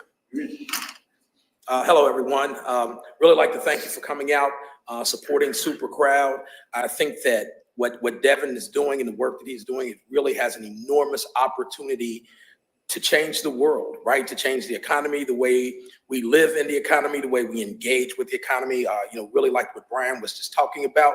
How we can start to look at stakeholders as opposed to, stockholders, right? And what that looks like. So I'll tell you a little bit about myself. Again, my name is Bill Houston. I'm a board member at NC3, the National Coalition for Community Capital. I'm also a board member for the CFPA, the Crowdfunding Professional Association. I've been in the crowdfunding space since about 2011. I started when it was just rewards crowdfunding. And then I moved into investment crowdfunding. They used to call it equity crowdfunding. I like to call it investment crowdfunding because it's not just equity. Since 2021, I've actually worked on 15 campaigns. 13 of those campaigns have been successful. Raised over $1.7 million. And for me, that's something that's been huge. And the reason it's been huge is because the way crowdfunding came to me was we had a company and it was called City Life Local Foods. And this was around 2007, 2008. And my son and I, who's here today in the audience, we had this company. And, what we did was we did farmers markets, and we also used something called a personalized local food basket where people would order, pay online, and then we would deliver to their workspace, their personalized local food basket. So as that started to take off and we started to become more successful, we needed some capital to grow. So we went out to look for capital. We really couldn't find any capital. What happened with the city of Louisville at the time, they said, well, they'll write us into a grant. And, we didn't get written into the grant. We didn't get any money, and things kind of fell apart. Well, fast forward to about 2019, 2020, there was a company called Roots and Vines. And you all are going to love this here because Roots and Vines actually on the south side of Chicago. And Miss Ina Jones, she raised on Buy the Block. She didn't raise a lot of money, but she raised enough to get her company successful, to get the campaign successful. And from there, she was able to really grow the company. The company still exists. They're still getting local food to people on the south side. And the difference between what Ms. Jones was able to do and what it was that my son and I weren't able to do was crowdfunding, right? We could not access capital. We went to the people that we thought we could get capital from. We couldn't do it. What she was able to do is she was able to go directly to people who were going to benefit from the capital that she raised and from her business and raise the capital. And, that concept is just a very powerful story for me. And it's something that drives me and keeps me really humble, but hopeful. That, if you are able to engage a community of investors and take that social capital and turn it into financial capital, you can be successful. As Brian was talking about, having people who are going to benefit from your product, right? Having them to invest and be vested in that product, and also being a customer, and also being the biggest brand ambassador for your business, because it's not just your business now, it's their business, right? Because they have a financial benefit tied to it. And that's something that's really, really important. And I always love to tell that story. And that's why I started out with that story, because it's really close to home for me. It really hits close to home. And it's, something that I saw that impacted my life in a negative and impacted the lives of the people on the south side of Chicago and Miss Jones and all the stakeholders in a very positive way. So when I first came into the investment crowdfunding space, it was working very closely with Buy the Block, which at the time was the first, and at that time, the only Black female-owned Reg CF platform. And, everything was really new and everybody was learning, right? Everybody was learning. Probably didn't tell the clients that, but everybody was learning at that time. And, we had some really interesting raises. In 2020, the platform was one of the top 10 platforms for dollars raised. They had two exciting raises. One was the first real estate focused company, was called the Houston Fifth Ward project that raised over $1 million. And there was another project called Raised by the Block Baton Rouge that raised $500,000. And, working with, with Linda to create some marketing strategies for them was really exciting. And to really see that happen was great. Came 2021, February 2021, maybe March 2021. You became able to raise $5 million during COVID. Businesses were able to raise $250,000, without having to have their financials reviewed. Things really exploded during that period for me. I had an opportunity to work with Rutgers University with Lanier Richardson, again from Chicago Trends. And, one of the companies that went through that program, and I just want to kind of highlight POCstock, because POCstock was able to successfully raise $134,000 on WeFunder platform. And then, a few months later, they were able to raise $500,000 from venture capital. And just recently, I saw that they just signed a partnership to provide images to Canva. So that's a real success story. And that's a success story that was driven by crowdfunding. I know crowdfunding works. I know that if people get in, they can invest. They can become investors. Real quick side note: I invested in a company. I think it was at SuperCrowd. It was the SuperCrowd, the virtual SuperCrowd event, and I just got an email today or yesterday, and the company, they just closed their campaign and they raised $121 million for a wine company. Without that, right, without crowdfunding, that money would have never been able to be deployed to that founder, right? It was a Black female, and that money would have never been able to be deployed. And I'm glad to have the opportunity to participate in that. So what I'm going to talk about a little bit today, a real little bit, is I realize I talked that long. I'm going to talk a little bit about real estate crowdfunding, and how real estate crowdfunding can be a real game changer. So the first thing I want to talk about is NC3, National Coalition for Community Capital, and they have developed Diversified Community Investment Fund. And what I love about that Diversified Community Investment Fund, why I think it's such a great idea, is that it allows you to invest 60% or deploy 60% of the capital that you raise into real estate, and the other 40 can be deployed into business. Why is that important, and why do I think that is going to drive real estate, especially in affordable housing? Because I believe that real estate and affordable housing, right, has to be equitable housing, right? No one wants to live in a community where there are no opportunities, right? Where I just live in a house that's cheap and it's low income. People want to live in housing where it is cheap, or at least they can afford it, but there's also opportunities, right? So there need to be businesses developed. There need to be, local businesses at the community level, where people can actually move in there. So, but not only move in there, but have the opportunity to get employment, to find employment, in their community, right? So the community that I live in Louisville is, it's all the way to the west of the far end. And that community, this is some old data from about 2020, but so there was $500 million in retail spend in that community. And over 70% of that, right, was retail leakage.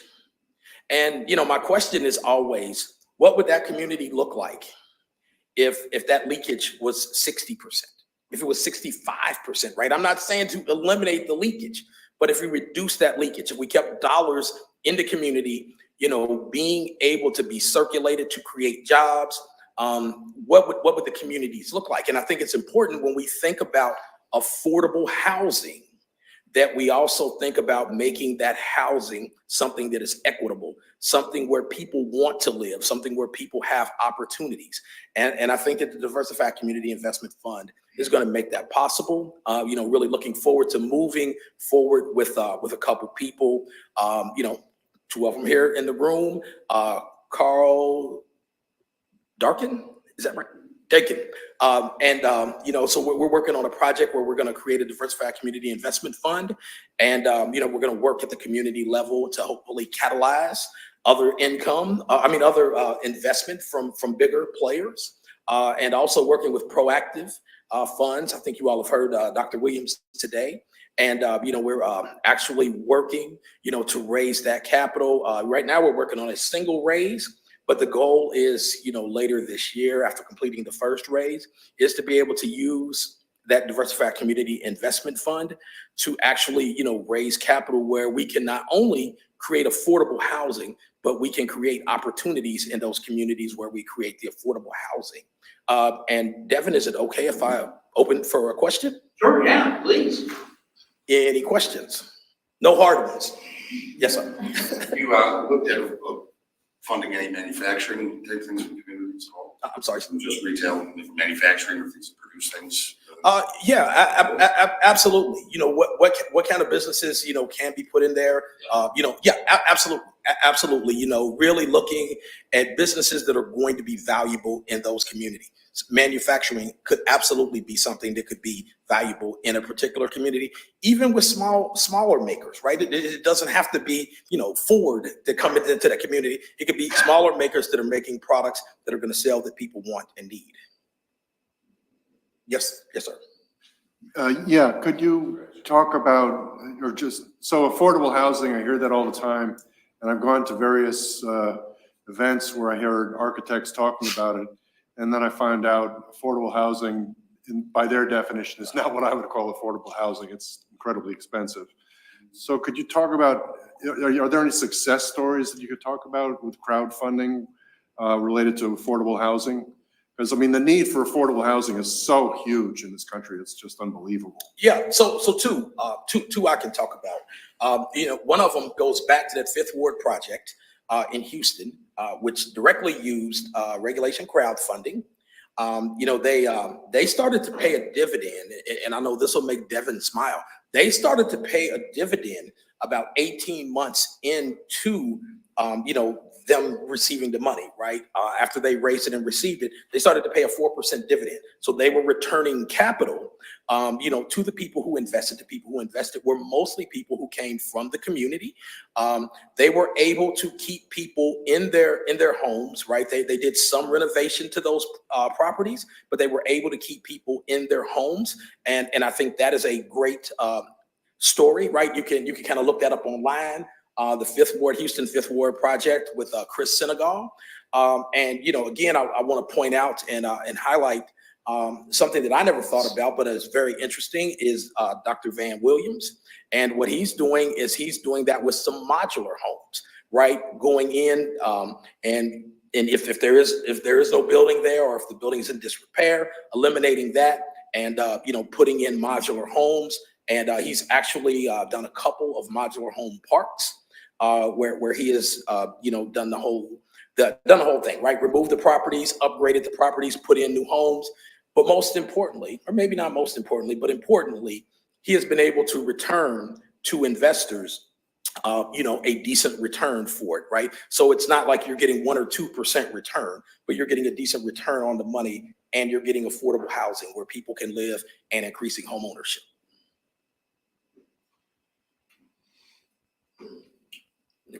I don't see anything on the. Yeah.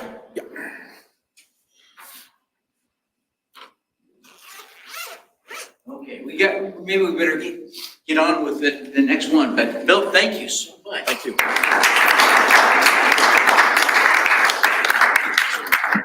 You can see why Bill is such a popular advisor, because he really knows what he's talking about, and he's had some meaningful, important successes. Our next speaker is going to be Chris Miller, from the chair of the NC3. And I'm humbled just to be in the same room with Chris. The more I've gotten to know Chris over the last couple of years, the more I've come to appreciate that this quiet, soft-spoken guy may have more influence over crowdfunding than anyone I know. He has a following. This is this is an important human being in this space. It's important to know him and to listen to what he has to say here. So Chris is, has the same bio as Bill. That's remarkable. That's remarkable. So, I'll take it. yeah. So Chris is, let me tell you what I know, and obviously, someone who was doing this late at night, but who could that have been? So Chris is the chairman of the National Coalition for Community Capital. This is an organization that does amazing work on capital formation focused on communities. And he also helped pass a law in the state of Michigan to allow for intrastate crowdfunding and then set up a portal to do that in Michigan. So, I mean, he's a rock star. So, Chris, please join us at the podium here, and I'll pull up your slides for you.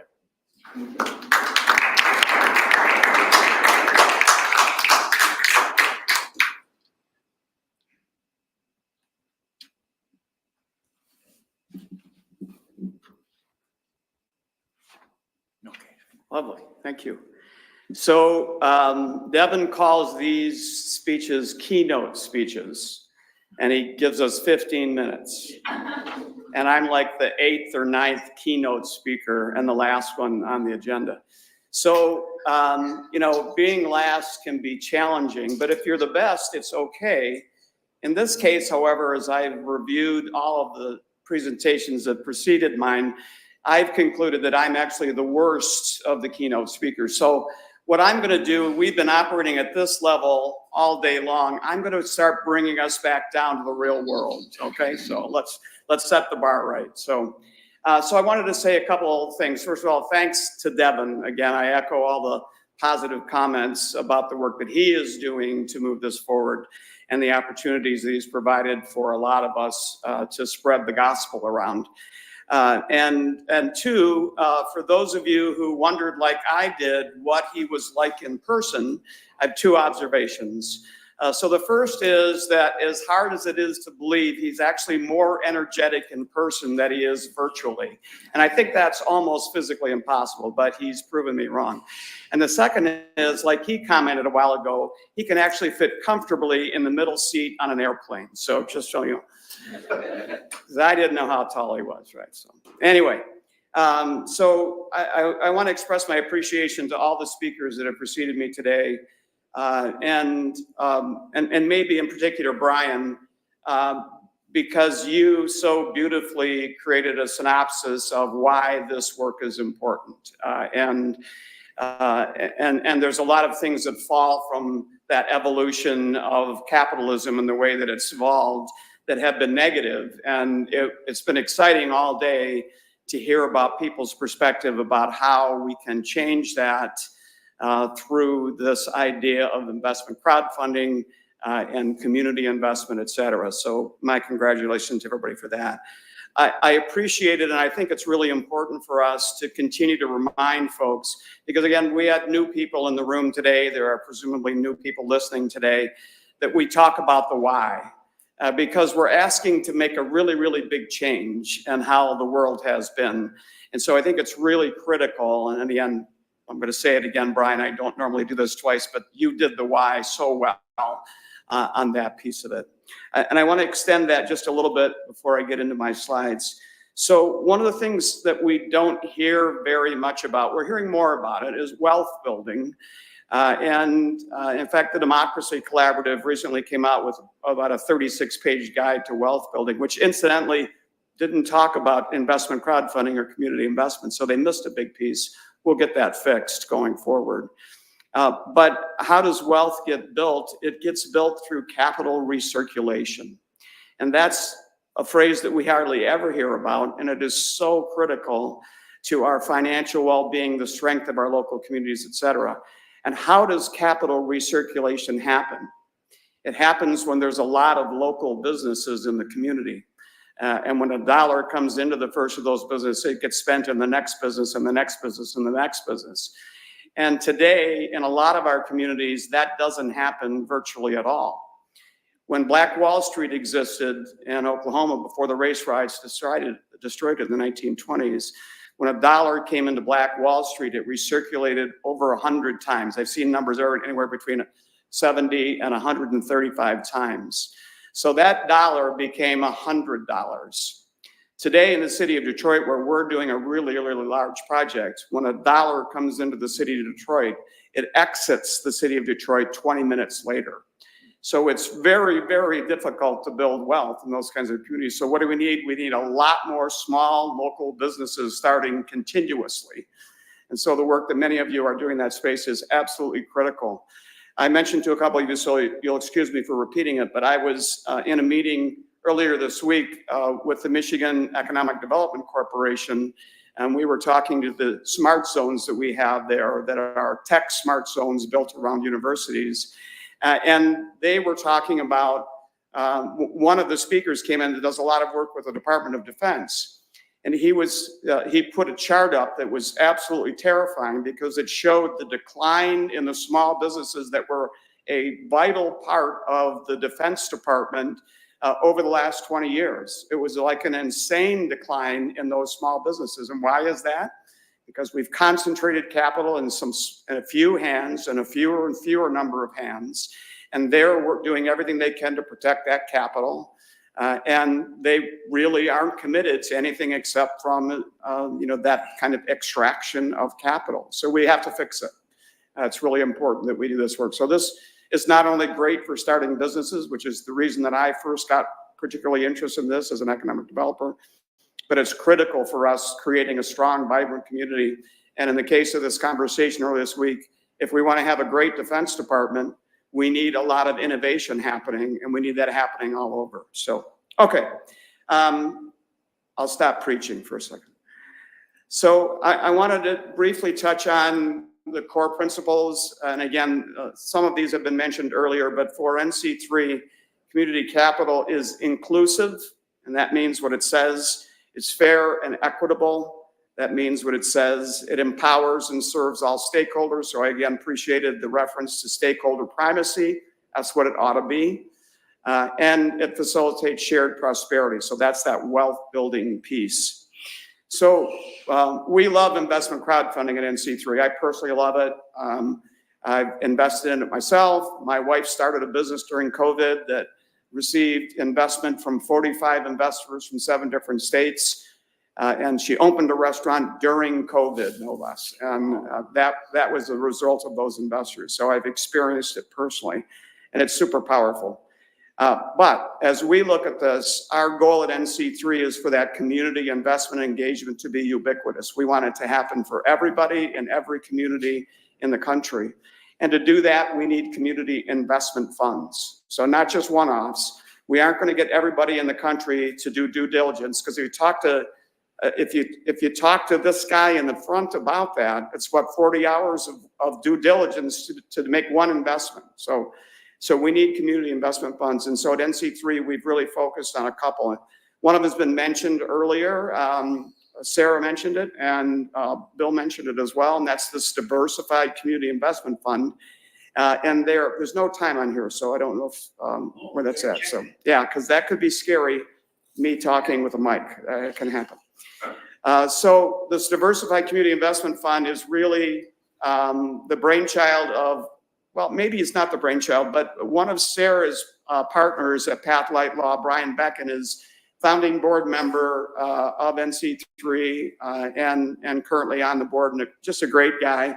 You know, my disclaimer is I'm not an attorney, but I work with Brian Becken. So that's rubbed off on me. Although I do think that probably all the smart stuff he does came from Sarah, and the dumb stuff that he does came from Brian. I don't know, is that right? Okay, all right. Anyway, as we've looked at the space, Brian really has done some really genius work on the securities laws. And one of the things that we've just introduced, actually about 2 years ago now, is a diversified community investment fund. That's our own proper noun. So we came up with the name. And we came up with it because we needed a sexy name. And Brian did not propose a very sexy name. So that's our name for it. So a DCIF is a real estate fund. That's how we keep out from underneath the heavy regulatory burden of the SEC. And 60% of it has to be in real estate, but as Bill noted, the other 40% could be in anything And so for a lot of the communities we're working with, they want to build housing, not surprisingly, everyone's figured out we need it, but they also want to support the business community. So this gives you a chance to do this. So we're piloting this out in 4 communities that look like they'll be raising capital in 2024. Big project in Detroit, big project in Cincinnati, a statewide raise in Rhode Island, and a small project in northern Michigan. And the beauty of this, it has several beauties in terms of where the fund sits. It can be a standalone, or it can sit with just about any other entity. You just have to have a good attorney to help you with that. I'll get my $5 later, Sarah, from that. Anybody can invest in it. That's critical for us. Again, we don't do it if non-accredited investors, the 90% of the population are non-accredited. We don't even spend any time with it. If it doesn't have the possibility of wealth building, we don't spend any time doing with it, because there are plenty of other ways to do things. Everybody can invest in it, and you can use any legal strategy. So Reg CF, Reg A, private offerings, direct public offerings can all raise funds into this. And then the income comes out. The other piece is governing can be done any way you want. At NC3, we like messy cap tables, and we like messy governance. So we want to see as many people on the cap table as possible, and we want as many people involved in the decision-making process of how that money is spent as possible. So we're really excited about the DCIF and getting really good traction. In addition to the 4 communities that we have that we think will be raising money in 2024 into those funds, we have about another dozen across the country that we're talking to. They're in the pipeline in some space. The next fund has question marks next to it. So Brian calls this fund a supplemental fund, which really is a lousy and not very sexy name, right? But he calls it that way because he's an attorney, and the fund has to be supplemental to the business that the company is raising the fund into does. So here's the plain language. And again, Sarah will correct anything I get wrong as I'm about to go forward. So if your business is not in the business of selling securities or investing in securities, then you can set up a fund that raises capital into your company. And so we arrived at this thought as we're talking with entrepreneurial support organizations who are looking to not just train entrepreneurs, but also seed capital provided to them when they come out of the training. And they came to us and said, there's actually a national organization came to us and said, hey, look, we got all the VC money we need. We've got all the 10X company money we need. For the 80% of the people that come through our program, we have $0, and we want to be able to match that training with funds. So in talking about this with Brian, and also we're having a similar conversation with a national organization that's working with co-ops and trying to turn those silver tsunami businesses into worker-owned co-ops. The banks don't like that either. And so we're looking at setting up a fund like this for those folks, because as a entrepreneurial support organization, you could set up one of these funds, this unnamed supplemental fund. And I'll give you in a second, we're going to do a crowdfunding experience or a crowdsourcing experience in just a second. Here are the good things about it. Again, if you're not in the securities business, pretty much any entity can host it. Anybody can invest in it. It's one small glitch is you can't use Reg CF into it, but you can use a direct public offering in order to raise capital in it. And you can do a Reg A offering, so you can get an unlimited number. So if you have a bigger raise you're needing to do, you can do that. And fund income is going to depend again upon what the investments look like. Also has the opportunity to be governed a bunch of different ways. So we're looking to do this. So here's the crowdsourcing piece. We have 4 names we're looking at. So Bill is going to keep track. We're going to do a raise hand because he's on the board and I asked him to do it and he has to say yes. Okay, you ready? So we're looking at, here are the 4 that are running up. So supplemental that Brian likes and understandably, impact, support, and align. So we're talking about a supplemental community investment fund, an impact community investment fund, a support community investment fund, or an aligned community investment fund. All right, so I'm going to go through those. Raise your hand for the one you like. He's not even in here, is he? Bill, he left. Okay, TP, you're on the board. You have to keep track of this. You ready? All right. If you like supplemental, that's the one Brian likes. No hands, I love it. All right, impact. Oh, a lot of hands. Wait, hold him up because TP's counting and even though he's from Yale, he's not that fast.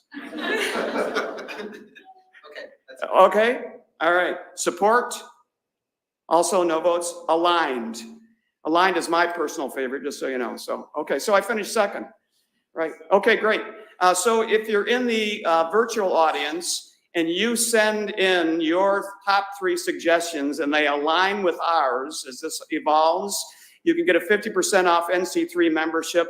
3, 2, 1, I'm all done. Thank you very much.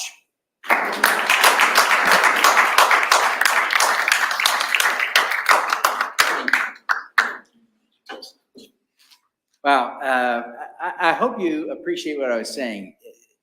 Chris is just one of the kindest people I've ever known. And as I got to know him, I didn't fully appreciate the influence. But as I circulate in the industry, I keep tripping over his footprints and the marks he's left behind, the evidence that Chris was here. And there's a lot of it. So Chris, thank you very much for taking the time to come all the way over to Chicago to be a part of SuperCrowd Chicago. I am excited about what is next on the program. We have another great panel discussion coming up. This one will be led by Jill Falgren, who is with the Possible Life. And she too is someone who thinks deeply about practical things. And so we'll be excited to learn from her. Kelly Evans from the Chicago Urban League is here to participate in this discussion. Scott wasn't able to join us, and so I have asked Dr. Keenan Van Williams to do double duty today, and he's agreed. And he's got a great networking story to talk about in this discussion about pet networking. So don't leave, because you don't want to miss his little story.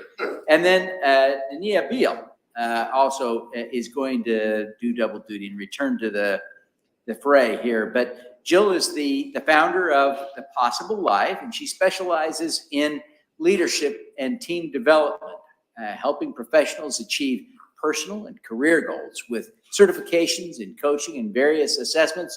She brings a unique blend of corporate experience and empathy. Jill holds a BA from Northwestern University and an MBA from the Kellogg School of Management. Kelly Evans is the Vice President of Entrepreneurship and Economic Development at the Chicago Urban League. She strategizes business building and community impact for small businesses. Formerly with Cresco Labs and Chief of Staff for Illinois State Senator Tori Hutchinson, she holds a BA from Knox College and an MS from the University of Chicago. We're really fortunate to have them there. I'm sorry that Scott couldn't be here. Dania, we introduced this morning. You'll remember she is the powerhouse behind Kiva locally here in Chicago. And with that, I'll turn the time over to this great panel to carry on. This is going to be a great discussion.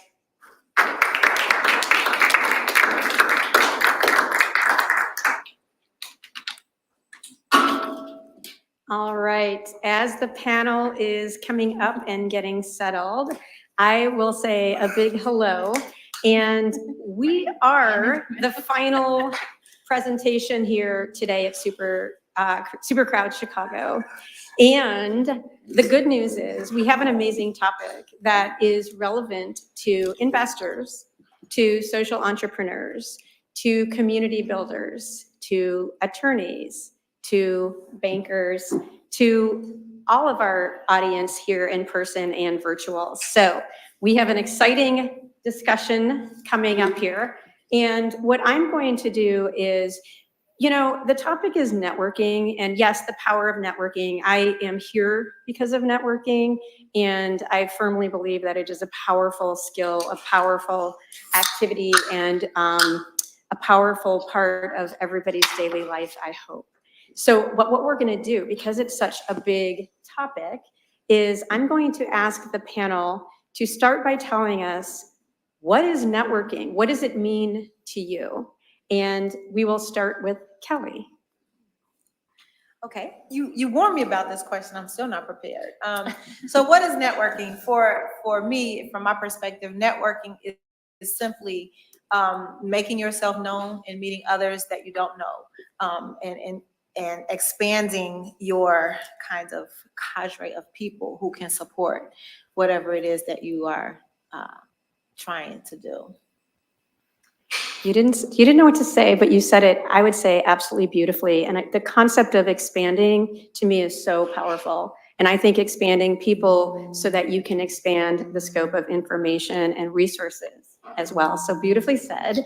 And may I call you Dr. Kanan? Yes, that's fine. Yes, ma'am. For myself, networking is building on what Kelly said, is expanding the cadre of people you know that can support you in what it is your endeavor, what it is you're doing, or that you can support them in a way that's meaningful and creates some impact and allows people to further their goals, or you further your goals, or collaboratively, you can further goals because it's a give and take.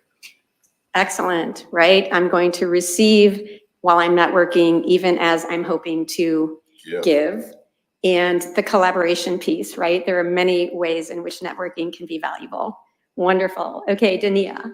As I was thinking through this question, I would say networking is a tool that is used to build community, right?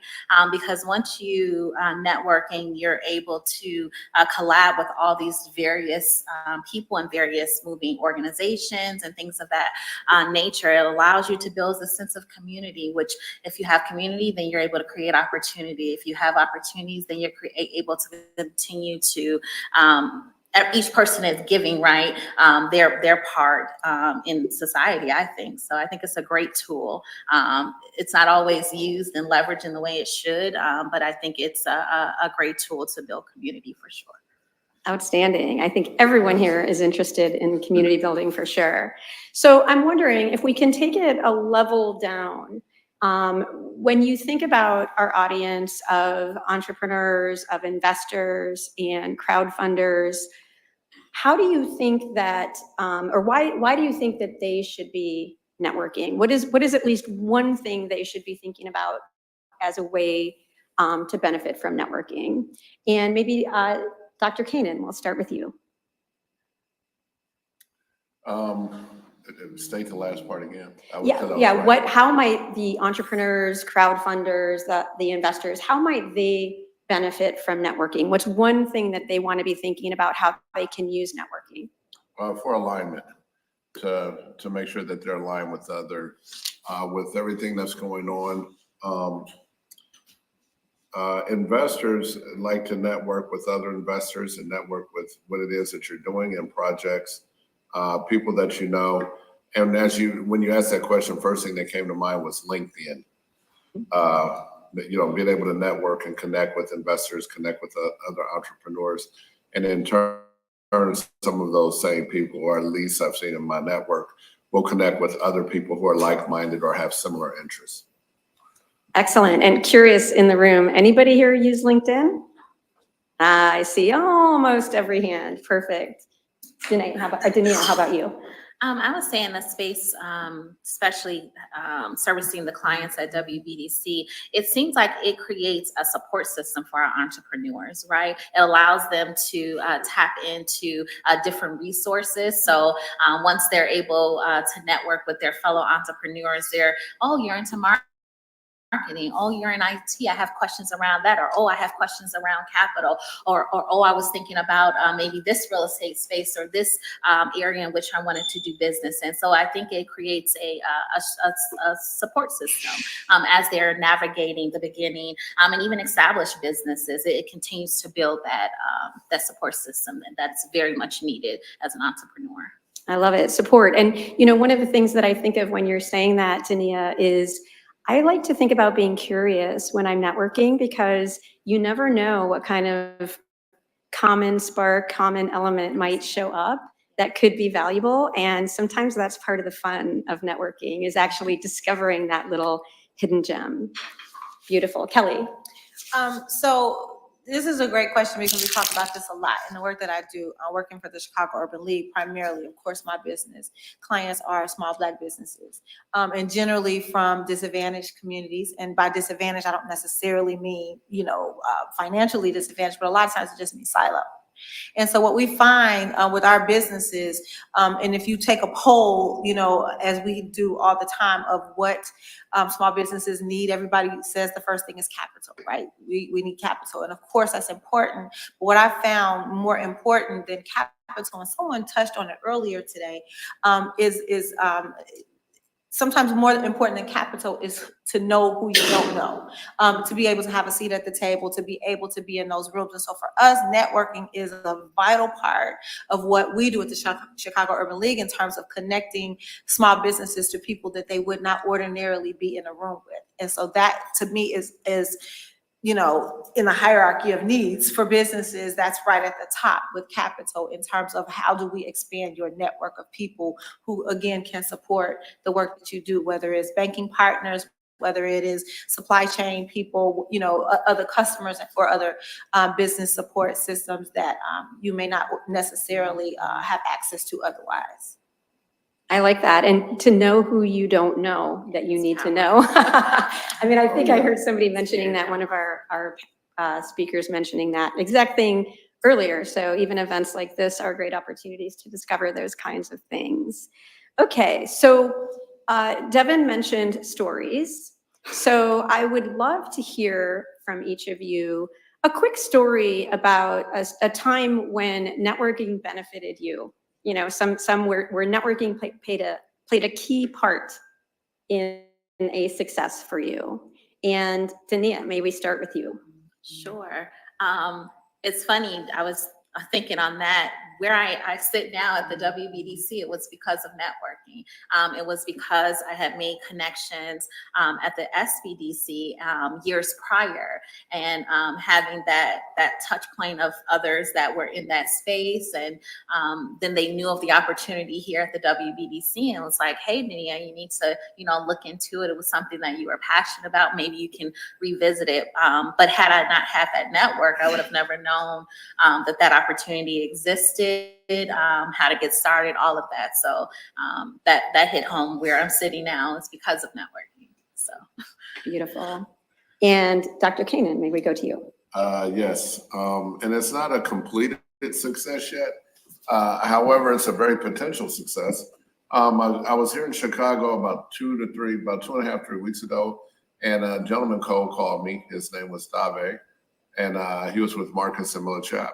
And, we just kind of talked, and initially I was put off like us, a telemarketer. I don't want to even talk to him. And so I says, well, what is it that you're selling or offering?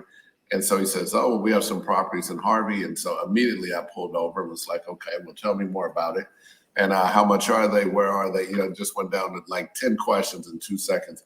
And he was like, well, we have this. And so long story interesting, I says, okay, well, if you get something else, let me know.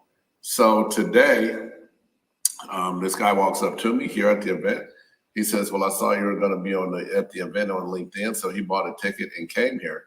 And so when I leave here, unfortunately, I'll miss the tour, the African-American tour.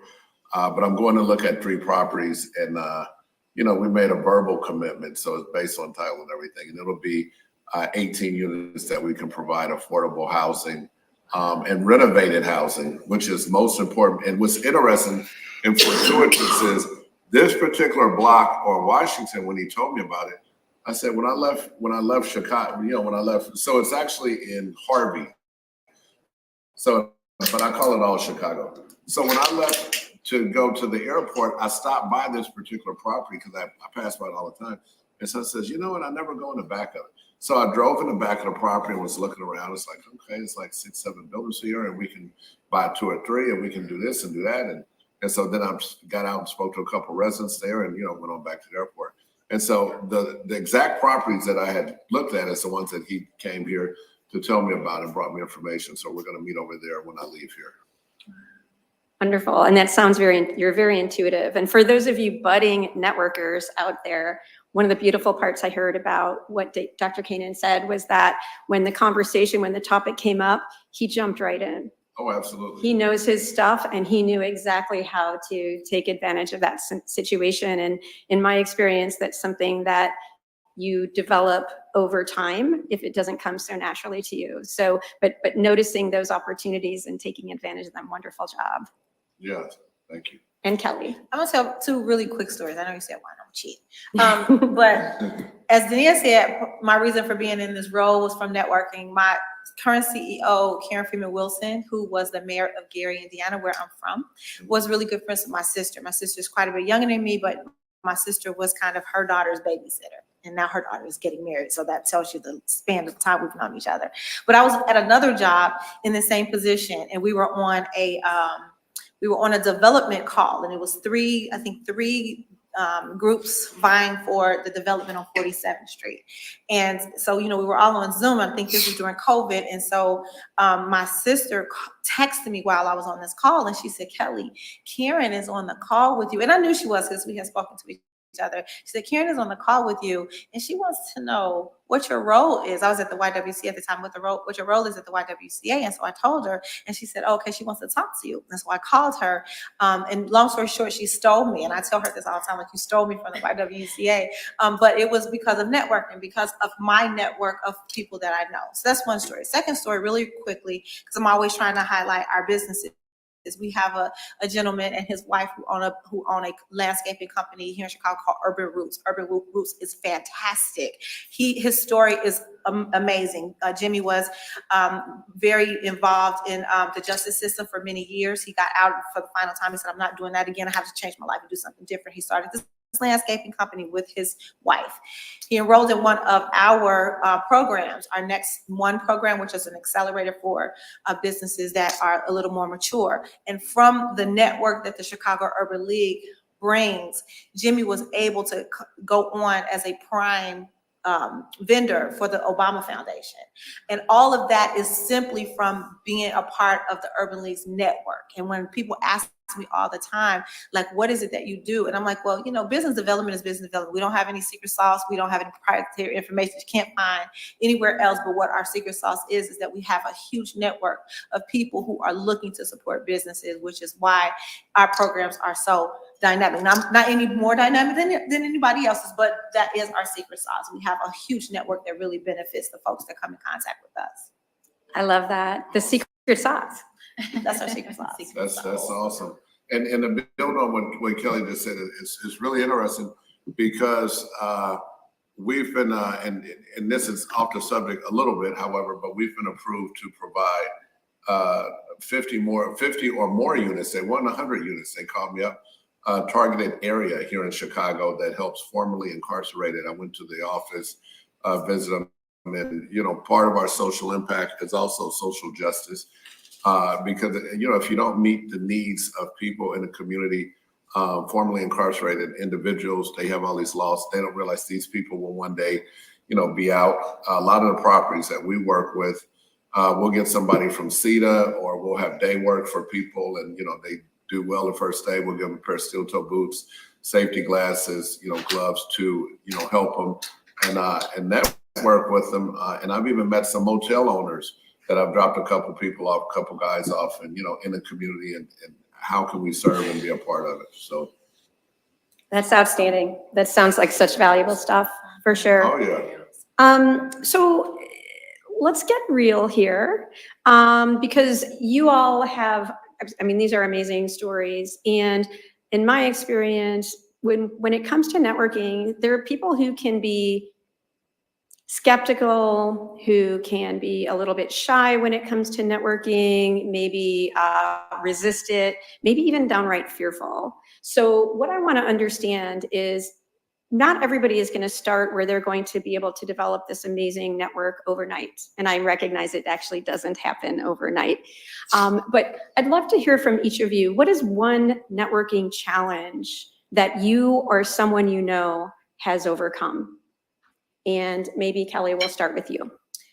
So the challenge that I'm thinking of, and the person that I'm thinking of, has not necessarily overcome this challenge. But one of the things that I talk with him about all the time is that networking is not necessarily an opportunity to sell. It is not. It is simply an opportunity to meet and introduce yourself, find some commonalities and some synergies between the people that you are working with, because if people are interested in what you're doing, that's naturally gonna happen.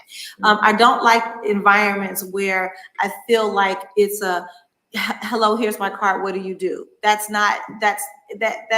disingenuous to me. I am a voyeur, I'm a voyeuristic person. I simply want to know who people are and what they do because I'm interested, and not because I'm trying to figure out what it is they can do for me. And I think that is that's one of the things that people fear, because if I meet people, what am I supposed to say? You're not really supposed to say anything. Just you want to meet folks, and if they can remove that, I think that networking would be so much more comfortable and so much more organic. Okay, so 3 words that are coming to my mind. You said voyeuristic or voyeur. I'm thinking curiosity as well, being genuinely curious with someone. And you said, I've totally forgotten what the other 2 words were. But you said organic. Yes, thank you. Organic, right? Because it should be about, yes, you may schedule time to meet someone, or you may reach out asking to meet somebody, and the connection though has to be organic. That has to come from the 3rd word I wanted to mention, which is relational or relationship, which, yes, there may be something you're hoping to get from a conversation, and maybe somebody else is hoping to get from you. And the best thing you can do to generate that networking, not just a one conversation, but ongoing, is to think about relationship and being relational. So that's terrific. And Dania, may we go to you? A challenge. I would say, and I think you summed it up, was definitely what I was thinking. I think sometimes challenges people face, they're maybe not comfortable. They're not sure if they're going to fit into the room in which they're walking into. And so that steers some people away when you see networking event. So you're like, oh, I'm on. And, that may be a challenge for some, because maybe their personalities aren't naturally on.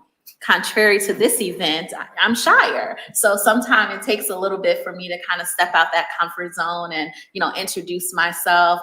But what I find that's really helpful is eye contact, maybe just a simple smile, and allow that natural conversations to happen. And if it happens, it happens. And if it doesn't, it doesn't. It's still okay. You're in the room. You've taken that first step of networking.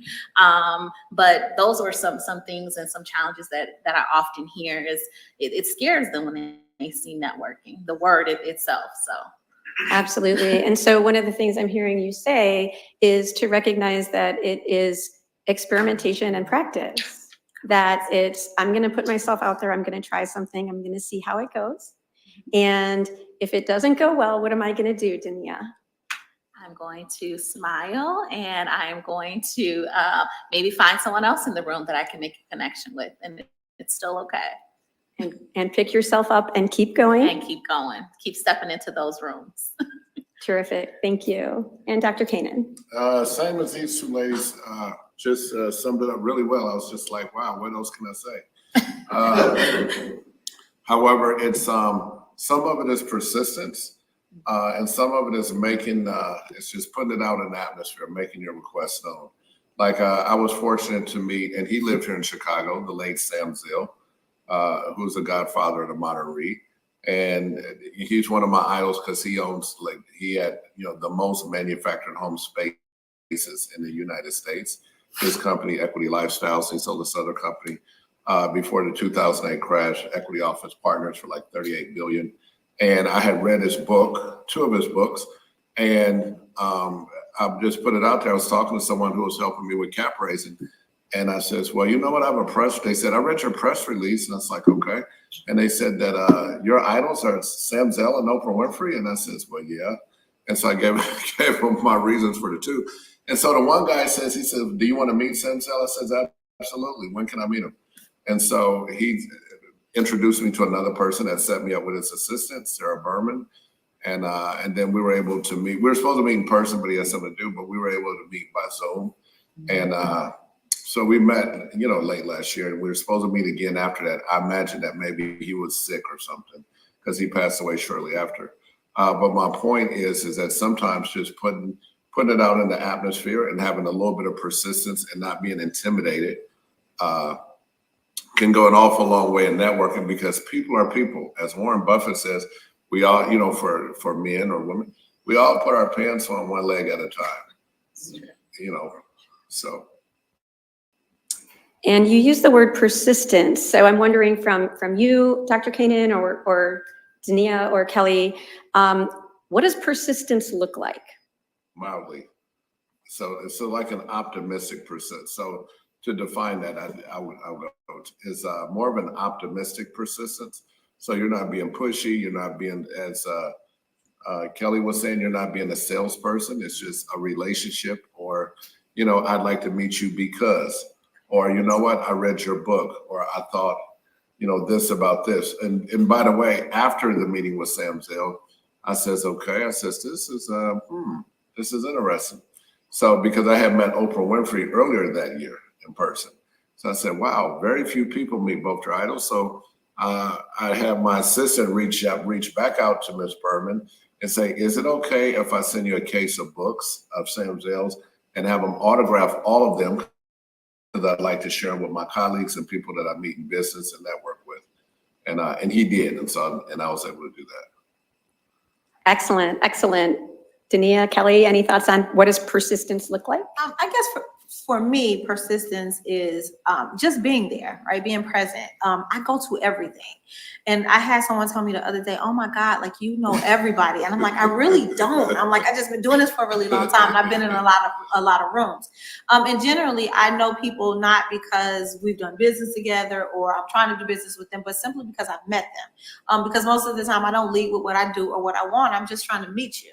And so I think for me, persistence is just being present, not being afraid to go, you know, places where I'm the only person, you know, that I know. I don't know anybody there. I'm never afraid to be in rooms where I don't know people, and just go in and just be myself and, you know, just say, hey, you know, this is cool party. You know, I'm glad to be here. So for me, that's what persistence is, just showing up. And so Kelly, I imagine there are some people out there that are pretty intimidated by the idea of going into a place where they don't know anybody and talking to people. So any tip on what's one thing someone can do to try to get over that?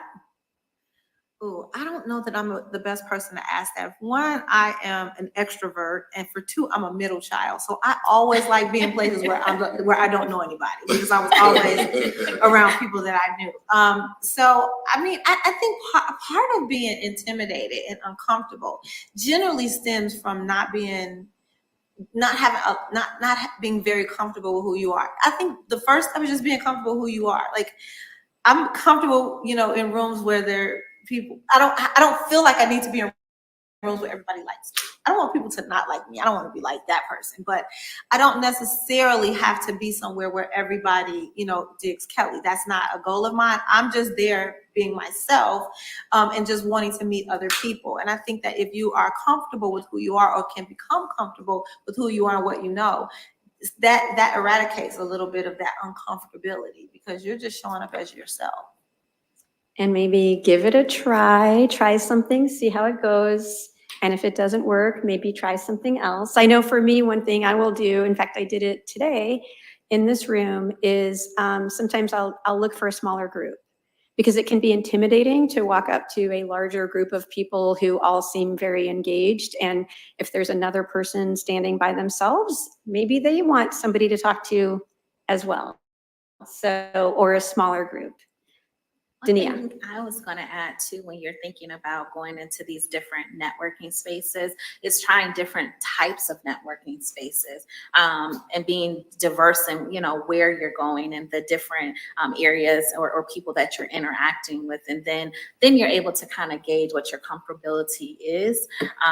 And one other point too, as they were talking to, is don't set an expectation, because I think when you walk into something and you set this expectation, then it kind of dampers what the outcome can possibly be.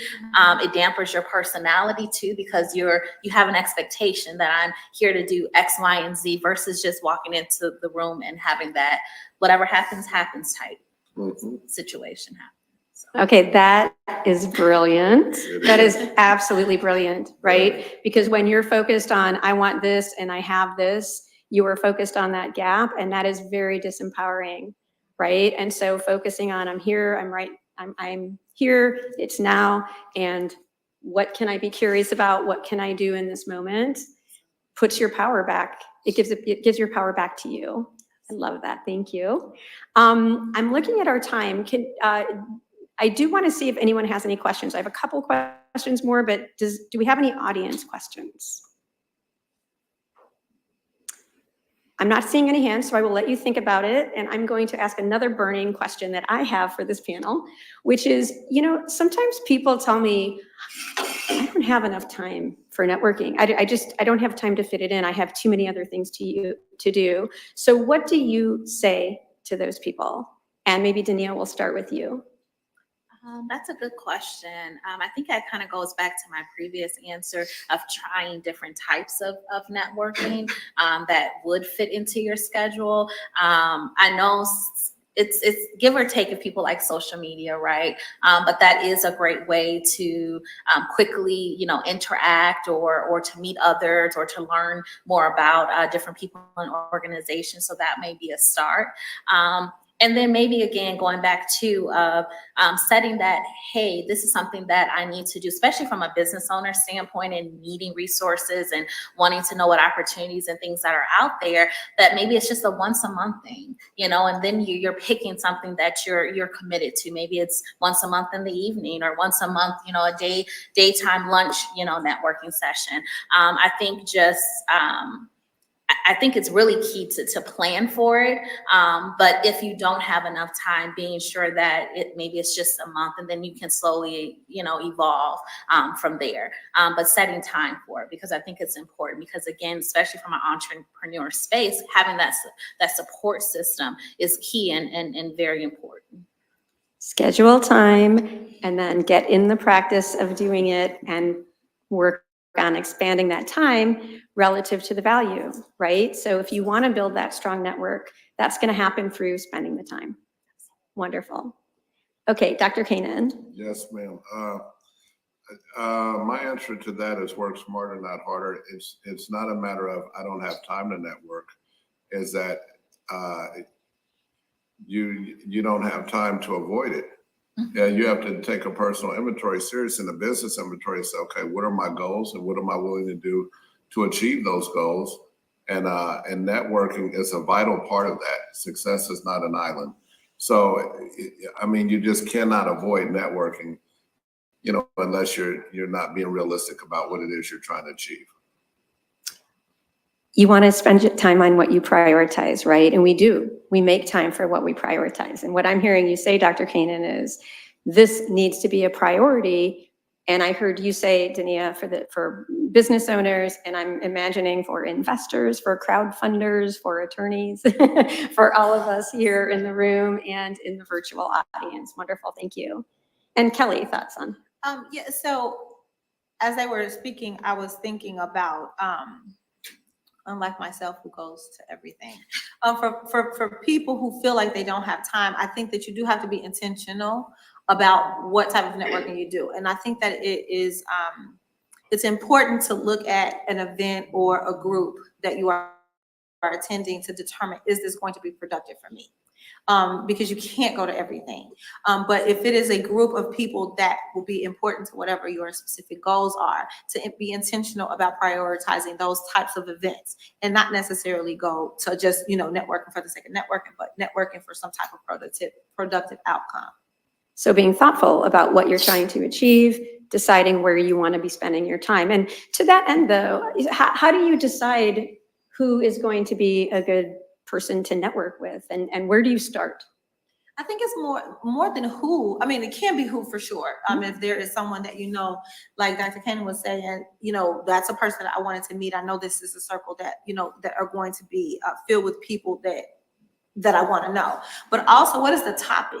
What if I am interested in housing? I'm not going to go to a networking event for tech, or, and just kind of prioritizing what are the industry events that you should be a part of, what are the type of is it an investor event, and do those investors invest in this type of work?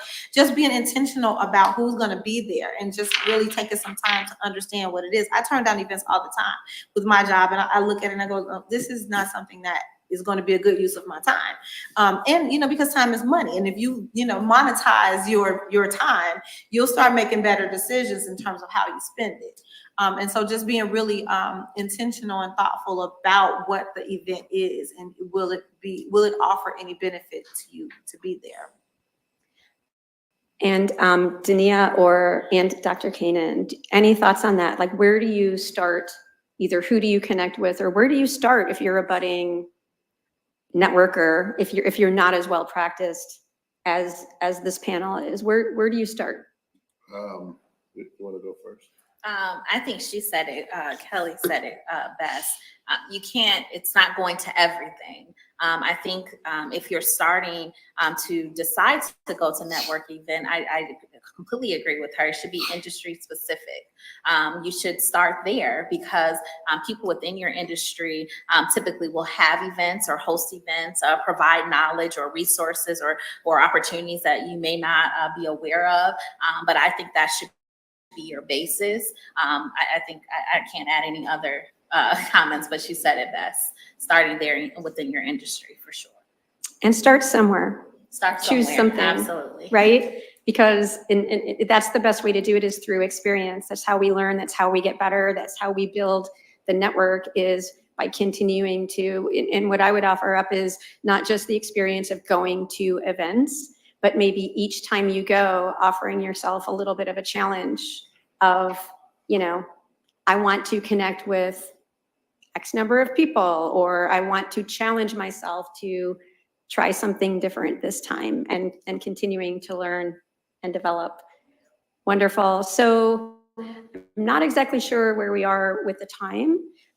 What I'd like to understand is, as Devin pulls up the clock here. Okay, beautiful. Okay, so networking, as you said earlier, is a give and take, right? It's about you're wanting to offer something, and frankly, you don't always even know what you can offer someone else. And I think coming to networking from that spirit of being open to offering is a really great start, and working with the other person to figure it out. And I'm wondering, when you think about the give and take aspect, and someone's reaching out to you to network, what do you most appreciate about that experience? When somebody does that really well for you, what is it that they're doing, so that people can get a sense of like, what might I want to be thinking about when I'm reaching out to other people? So maybe Dr. Keenan, we'll start with you. Think about their approach, what it is, how they approach. Because I have people reach out to me all the time, and I'm just very cautious or careful to see okay, what's the motive here, or what's going on. And when people are genuine, I genuinely appreciate it and value their time. Excellent. Perfect. And Kelly? So what I appreciate most, I want to be clear on the question, if someone reaches out to me to network with. Yes. So one thing I was told when I was young and spry, and early in my career, I was told by someone, when you want to meet someone, to be really specific about what it is you're looking for, to make it easy for them to help you. And so when people reach out to me, I don't like having a fact-finding conversation about okay, what is it that you want, and how can I help? The question is never asked because get to the point. I don't have time, but I don't want to figure out how to help you. I like people to be really specific. These are the things that I'm looking for. Is there a way that you can help me with that? That makes it really, really easy for me to say, yes, I can do that, or no, I can't, but let me connect you to people who can. And so, for me, that is really, really important. And that's advice that I would pass on, because I was given that as well. Be really specific on how the person that you're trying to network can help you. Being really specific, help them help you. Yes. right? And another thing that I heard you say was that it's helpful for the person to come into the conversation and be prepared, right? Being prepared, being respectful of your time. Love it. Okay. Dania. Oh, that's hard to add because they hit both of them. I was thinking approach, I was thinking being genuine, actually knowing how I can help, getting straight to the point. I don't know if I can add anything. I think starting there for sure is very impactful. Beautiful. Okay, so it really is about being thoughtful and being relational, right? And what I loved about what Dr. Kanan said was being authentic, being genuine, being yourself. So as we wrap up our panel, I would love to hear from you all one more time. And what I'd like to know is, what is one piece of your best advice about networking to all of the networkers in our audience today? What should they take away from our conversation? And we'll go right up the line here. We'll start with you, Kelly. That networking is important, that you need to, you have to network to expand the folks that you know that you can support and that can support you, and just be specific about what your goals are. Goals, priorities, wonderful. Dr. Kanan. That faith without works is dead. Like, you can believe and you can hope and you can pray and you can wish and you can have wishful thinking and you can, what do they call it in real estate sometimes? Analysis of paralysis, where they sit and think and think and think and write it out and plan it out. And by then, 10 other people have bought 50 places and you're still getting ready with the first one. So just like a person spends a lot of time on TikTok or Facebook or funny videos or whatever it is that's on social media.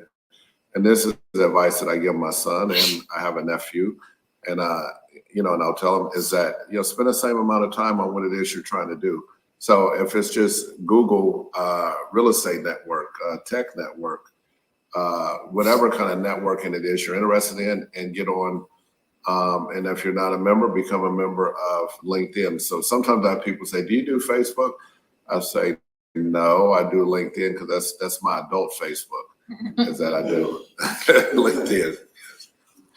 So as Nike would say, just do it, Just right? do it. Do something, start where you are and build from there. Dania. I was gonna say, I would say my two things would be take that first step, don't be afraid, try different ways in which you can network and ways that fit you. And second, don't set expectation. Just walk into the rooms and see what happens.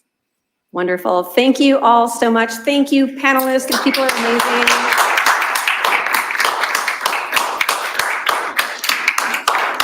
And may I thank Devin and SuperCrowdChicago. This has been a really fabulous event. Thank you. Thank you, Devin. I can't thank you guys enough. What a great discussion. I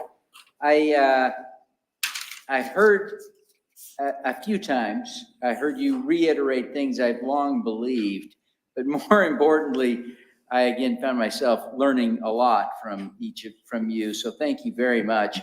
I want to just share a couple of thoughts in conclusion. First and most importantly, I need to thank Chandan. Chandan Saha is my colleague. He's based in Dhaka, Bangladesh. So what I want you to know is that it is 3:51 in the morning in Dhaka, and Chandan has been at the helm here, managing camera angles and overlays and all kinds of stuff. And for being on television, it's been a low-tech solution enabled entirely by a great human being. So Chandan, thank you very, very much.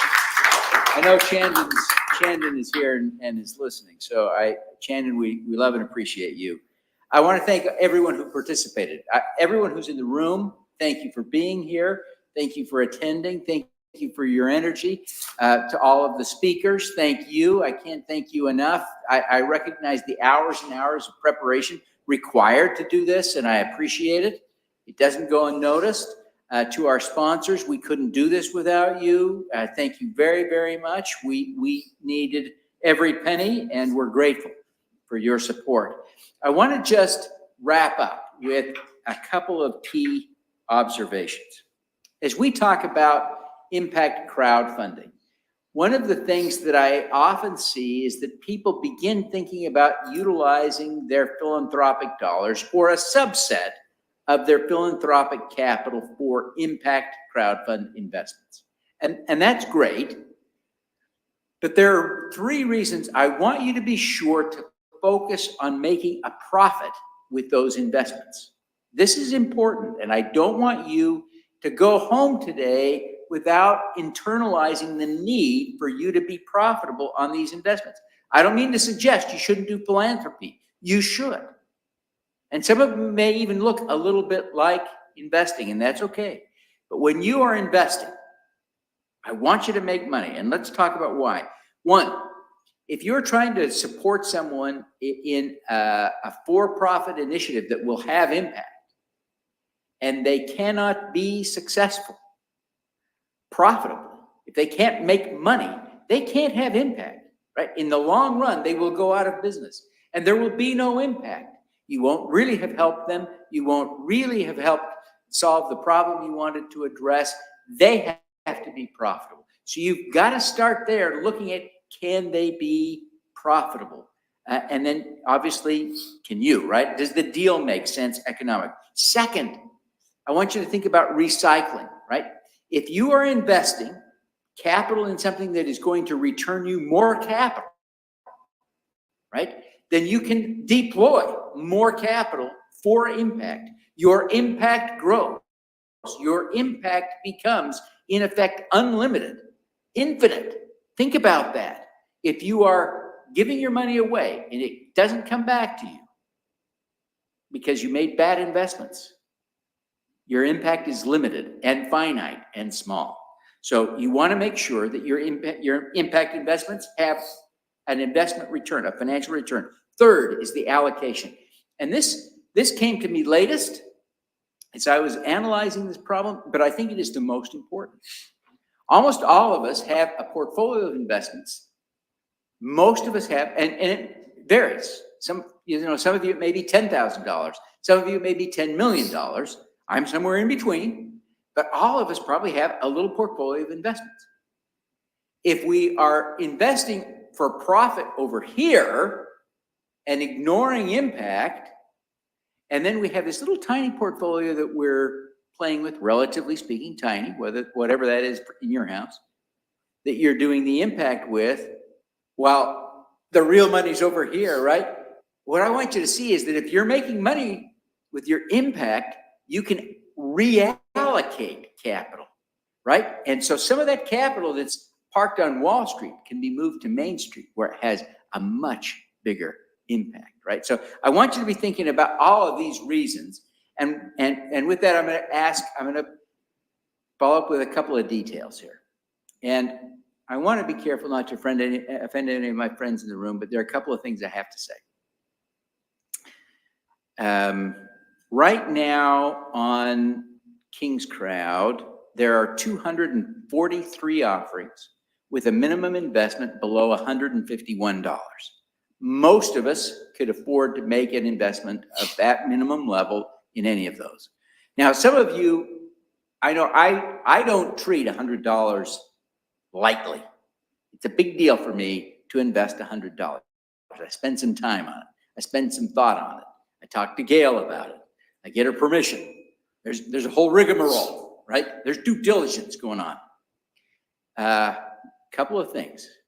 There are at the website, crowdfunding site, SMBX. So the URL is thesmbx.com.